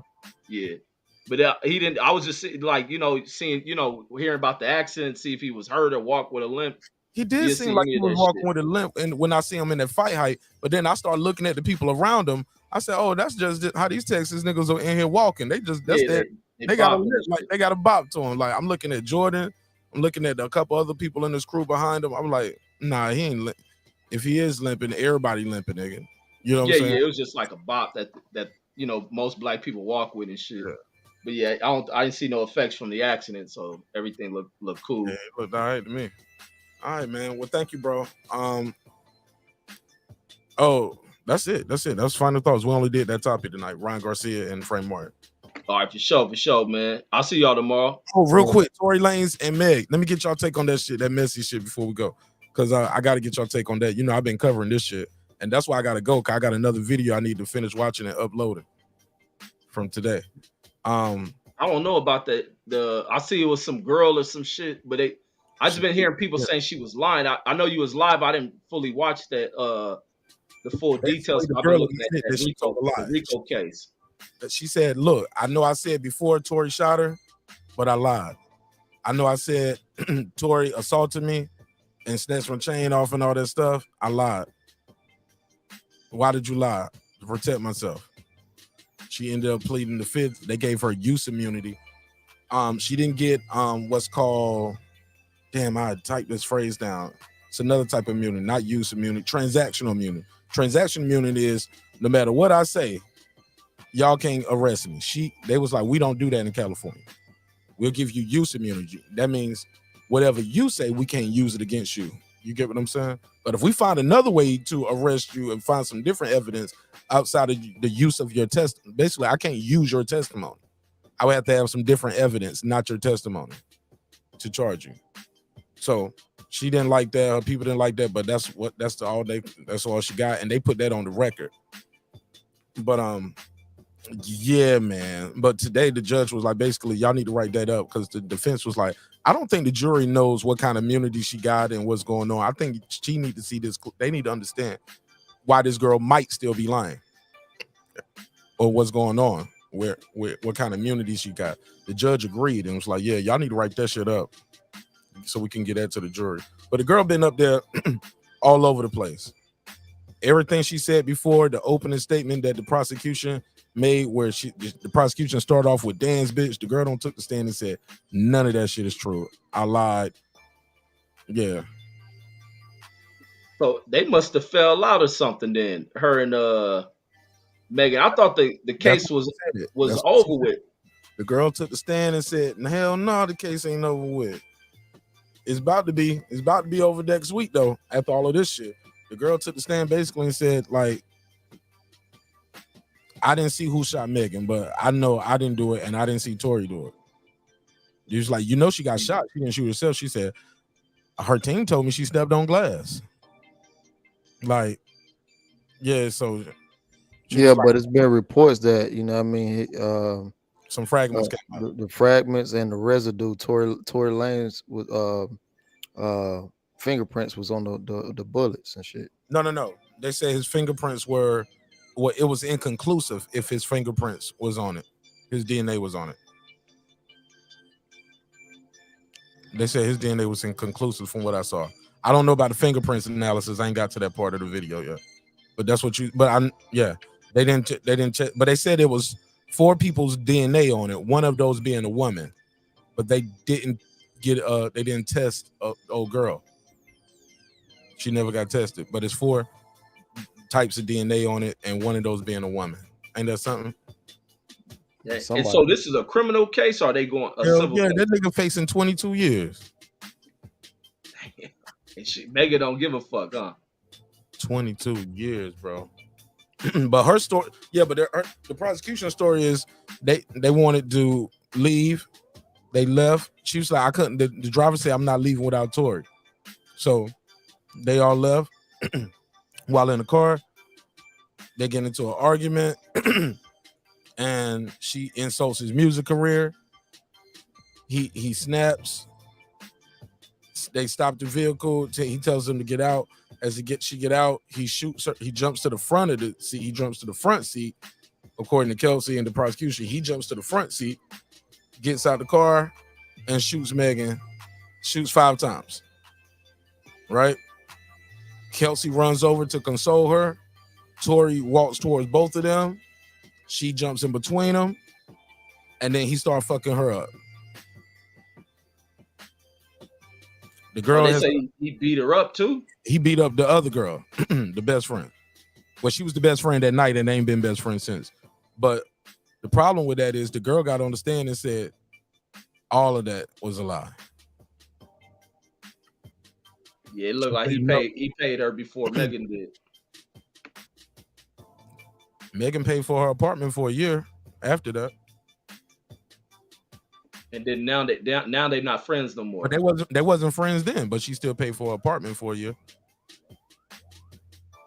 Yeah, old girl testimony changing over some money. There's some money shit involved in that shit. She said no, that's crazy, right? Yeah, that can be money or intimidation shit. But that's like what goes down. Them courts don't be protecting the people. That's why some people tell people not to take the stand. Like I was saying, even during cats I know. Why did she plead? But why would you plead the fifth and need immunity for a payoff? Why would you need to plead the fifth? And you don't just get to say I plead the fifth and they say it's okay. She had a lawyer, and her lawyer goes in there with the judge, and the judge comes back out and says, yeah, she has reason to plead the fifth. You get what I'm saying? Yeah, I don't know. And the question that was asked was, do you remember being in the car with Tori? Yes. Do you remember Tori saying he was going to shoot you? He said, I'll shoot. And she was like, yes. What was going on around that time to make him say that? I can't answer that. I plead the fifth. What was you doing to make him say he going to shoot? I got to plead. What are you going to say that can incriminate yourself? I don't know. They got a witness. They got a witness said he saw 2 women fighting though, and then saw the muzzle flash come from one of the women. He ain't took the stand yet. He supposed to take the stand next week. Nigga, I'm all into this shit because somebody lying, dog. Actually, a lot of people are lying. I want to. She got shot. That we do know. Yep. Well, she got hit by some fragments. She didn't actually have the bullet. They didn't remove a bullet. They removed bullet fragments, so that means the bullet could have hit the ground and pieces hit there. But it's another search. They got another doctor's going to pull up and said he was the first doctor and said it was glass. But I believe it was definitely some motherfucking some bullet fragments. The surgeon said it. I believe the surgeon. But it's another doctor, I think, who was the first doctor, like the ER doctor, not the surgeon, the first one. But yeah, I believe the surgeon, man. What's up, Brian? What's up, Brian? Oh, I ain't get trolled, did I? Ain't get caught? Okay, no, this him. Brandon, your audio ain't working. Mic ain't, you gotta unmute your mic. But yeah, that shit crazy, man. So yeah, I'm curious, man. So Tay, where you at with it so far? You think he shot that chick or what? Hell yeah, man. You think he shot her over her dissing his music? Absolutely. Or if he didn't, the girl did. Yeah. That's reasonable doubt right there already, didn't Tay? Right. That nigga Tay said, he said, I ain't saying he innocent, but I got a reasonable person does have some doubt right now, though, bro. If you 100% saying this nigga did it, that's crazy. Because we've heard 3 different stories. Even Meg at the beginning wasn't all the way with some of the shit the prosecution said. She started off, I don't want to be here today. I mean, you knew the day was coming. Shit, we here because he, he shot you. So, yeah, I'm curious how this shit play off, man. I think the kid going home, man. I think he's gonna be found not guilty. I think it's too many holes. Even when you talk to the lead detective, from what we hearing, ain't even gonna testify in the case because this nigga don't got suspended. Well, they got what they say, administrative leave. Mm-hmm. What he do? He got into some domestic shit allegedly with his lady. Oh wow. and the girl was ironically, it makes this case look bad. You in trouble in your personal life, and this a domestic case, and you the lead detective on. And the girl was a witness for who? The prosecution or for? Yes. And she flipped on the prosecution. Damn. Yes, she said I need to plead the fifth, but maybe it don't got so real. In September is one thing, but now we actually here. You realize, yo, I need immunity because I lied before. You get what I'm saying? Yeah, somebody threatened her. I need to plead the fifth because I know what I said in my previous statement. I lied, so you can get me for making false statements. You know. Right. So yeah, she been threatening these questions so without change this shit. Because what could be is now she's telling the truth, and she needs to plead the fifth to protect herself from getting charged for making false statements to the police. Because she said something different. That's one reason. But that's not the reason she said. She said, I can't say what was going on right then. You know? Why? I plead the fifth. Sent some people at her ass. That's what's going on. Those are heavy allegations.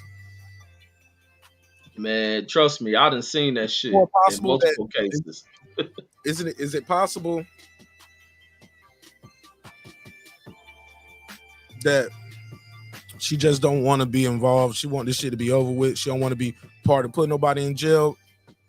Cause she did, or could she just be getting back at Megan? Because from what I'm hearing, her and Megan fell out that night and they ain't been cool ever since. Why is it so hard to believe what she said that, yo, we got into an argument because I found out that night she had been fucking Tory? I believe that shit. Wait, who been fucking Tory? Man, Tory was fucking. Wait, that nigga flipping. So that's why the girls flipping. I mean, it's all type of. No, it started because according to the witness, this goes against everything she said before. She's saying, look, this is what really happened. We was at the party, Kylie's party. It was more like a kickback. And who was Kylie, the girl who changed the story? Kylie Jenner. Kylie Jenner, Kim Kardashian's sister. Oh, okay. She got the baby with Tiger, right? Right? And Tiger, yeah, she got a baby. No, Travis Scott got a baby with Travis Scott. All right, so look, star-studded event, like Odell Beckham Jr. there. They over there kicking Meg Thee Stallion, Kylie Jenner, Tory Lanez. It's going down, right? Man, according to Kelsey, she gets drunk, she takes a nap, she wake up. Pretty much they saying we gotta leave. You know what I'm saying? It's time for us to leave. They said Meg guess had been drinking, right? Somebody said, say, yo, tell her wig slipping or something, so she get out of the pool. Yo, I bet she was wilding out. They leave. She was like, she wasn't ready to leave. But they was like, so Tory had told his driver, Quan, like, yeah, you can take him home. Go and take him home, right? So they say they leaving. After they leave, first of all, Meg said they only left once. Kelsey said, no, we left and we came back because she said she forgot a slipper. So when she gets back, she sits in the car. Meg and Quan go in, and then Quan, Meg, and Tory come out, and Kylie's standing at the doorway now, right? And all of this shit. And long story less, that's when they get in the car. The girl is laughing, and that's when it's like, yo, tell them why you laughing and all of that. And Tory pretty much put it on blast, like, Meg is mad, laughing like, you know how somebody laughing like, woo, like they mad, but they trying to play it off. Yeah. So they say basically Kelsey saying she got Meg. All of this started because Meg saw Tori in there on Kylie flirting with Kylie. You know what I'm saying? So Meg jealous looking like, and Kelsey's like, well, shit, man, you was fucking. Why would you be mad? And that's when Tori said, tell her why this is funny. Oh, he said, basically, I was fucking with both of y'all. So this supposed to be your best friend. And Kelsey got mad in the because car that nigga said this shit. And according to Kelsey, she got mad because this wasn't the first time. This has happened before.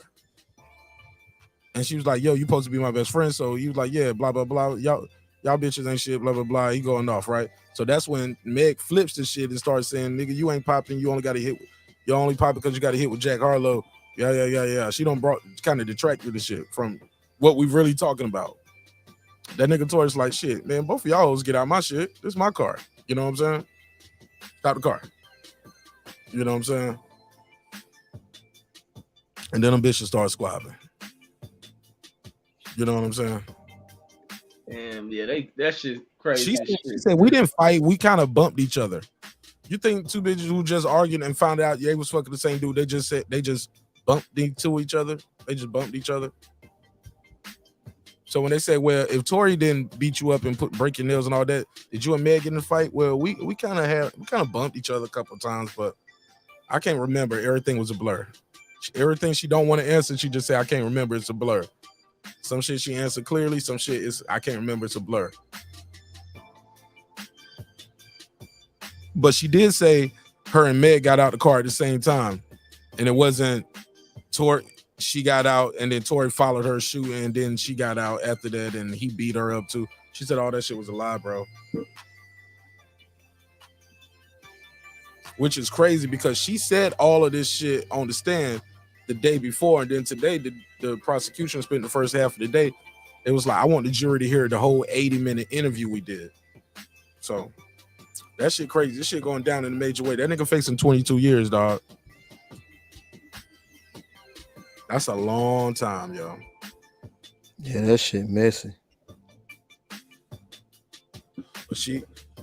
But she did admit she was sleeping with Tori. That's the crazy part. That's one thing we can't change. The prosecution did admit she was sleeping with Tori. They had a sexual relationship, which we all know Meg had already said. I didn't do that. I didn't have. She went to the Gayle King interview.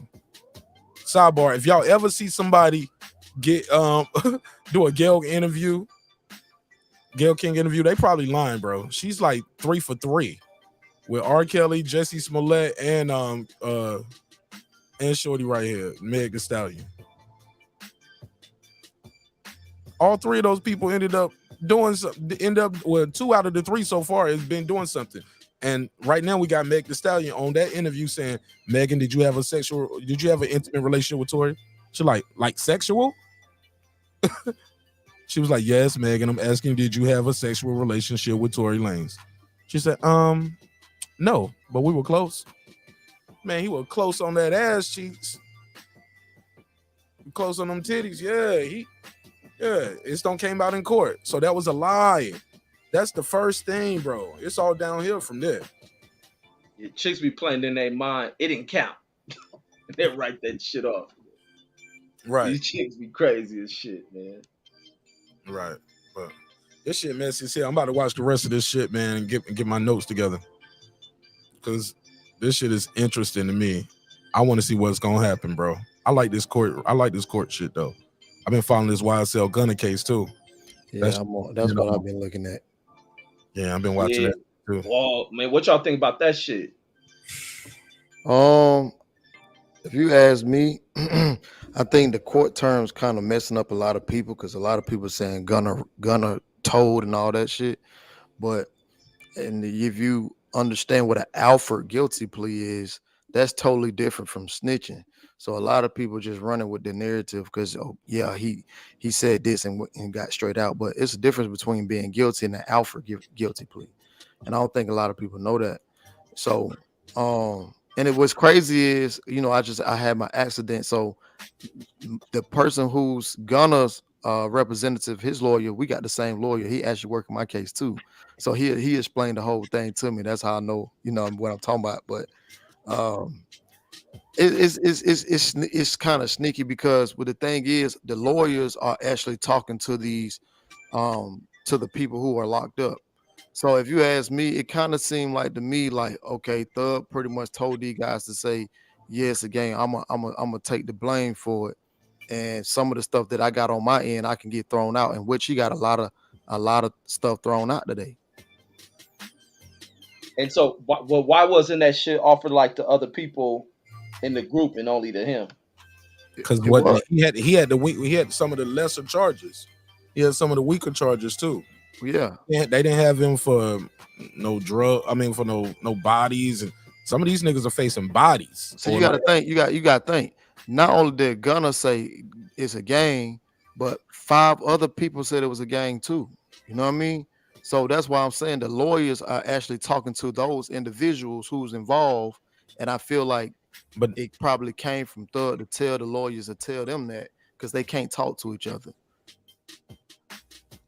These guys, See, that's what I want to know. I want to wonder if what's the name was fine with him doing that versus him going out doing something, so that we won't know till the case over. Snitch label don't stick to the dude because it could put his life in danger as well. Listen to this though, Rez. Did you hear it when what his statement was in court? Yeah, where they asked him the questions and yeah. That shit is damning. Let me play it real quick for the people who don't hear it. That's low? Around 2016. Is that true as it pertains to you, Mr. Kitchens? Yes, ma'am. YSL is a music label and a gang, and you have personal knowledge that members or associates of YSL have committed crimes in furtherance of the gang. Yes, ma'am. Wow. You were present when law enforcement officers stopped a vehicle in which you were present along with Jeffrey Williams, wherein hydrocodone, methamphetamines, and a firearm were recovered. These items did not belong to you. Yes, ma'am. And do you acknowledge the following statement? I recognize, accept, and deeply regret that my talent and music indirectly furthered YSL the gang to the detriment of my community. YSL as a gang must end. Is that your statement or acknowledgement? Yes. Okay. That nigga said it's a gang, and I saw members of the gang commit crimes. Shit, but guess what though? He ain't the only one. It's like 5 other ones that said the same thing.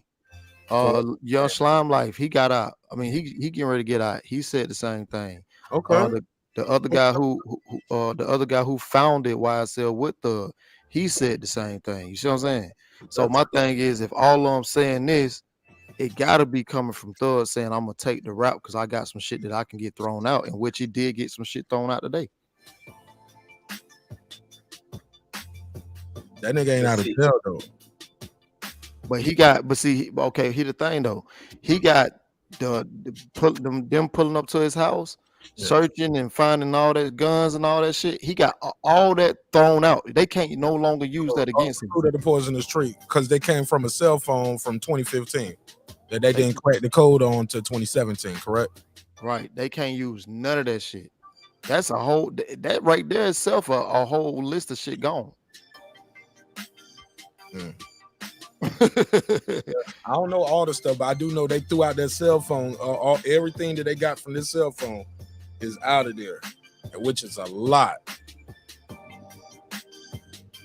Yeah, that's all. They told y'all niggas about them phones, didn't he? Yeah, that shit crazy, man. All that shit crazy, man. Yeah.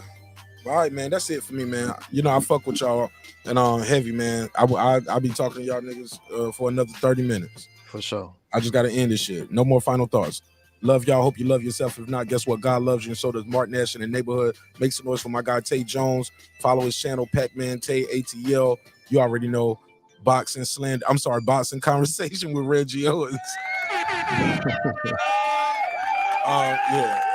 Always doing this thing in a major way, man. I'll see you guys on the next one. For sure. Peace. All right, man. Let me say this, man. Do this quick neighbors only roll call. Shout out to the neighbors. Without the neighbors, the show wouldn't be the show in a major way. So thank you all. Let's close it out.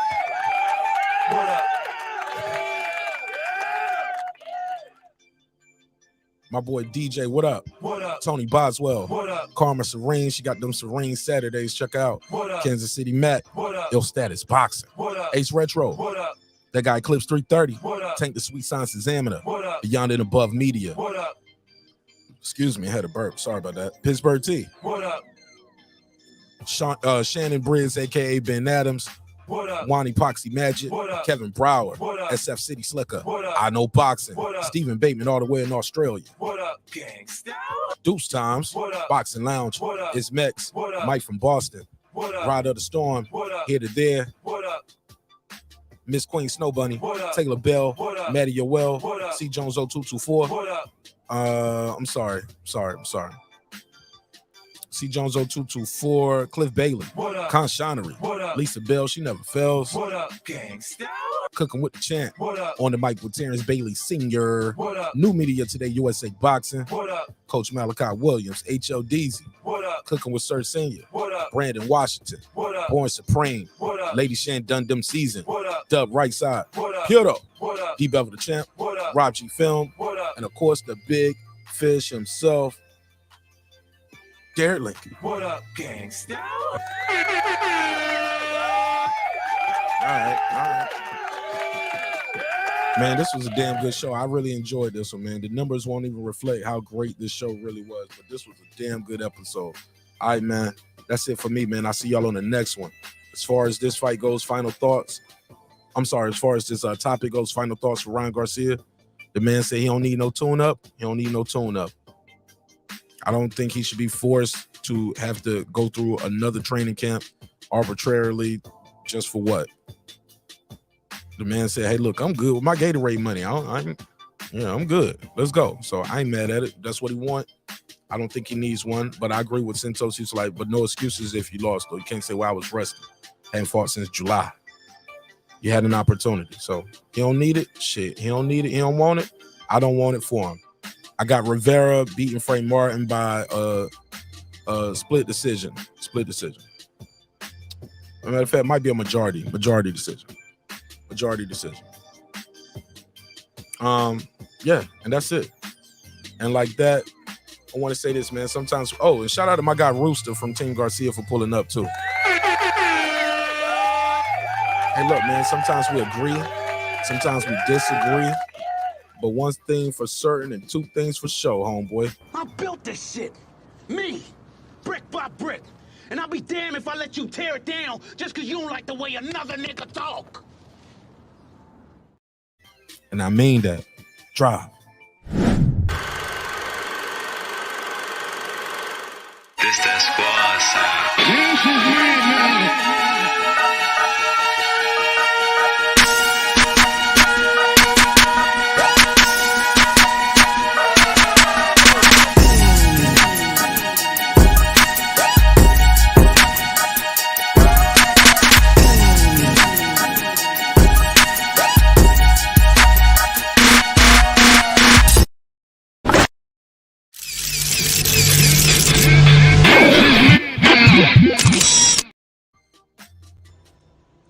Subscribe. I don't care how many subscribers he has. Support him.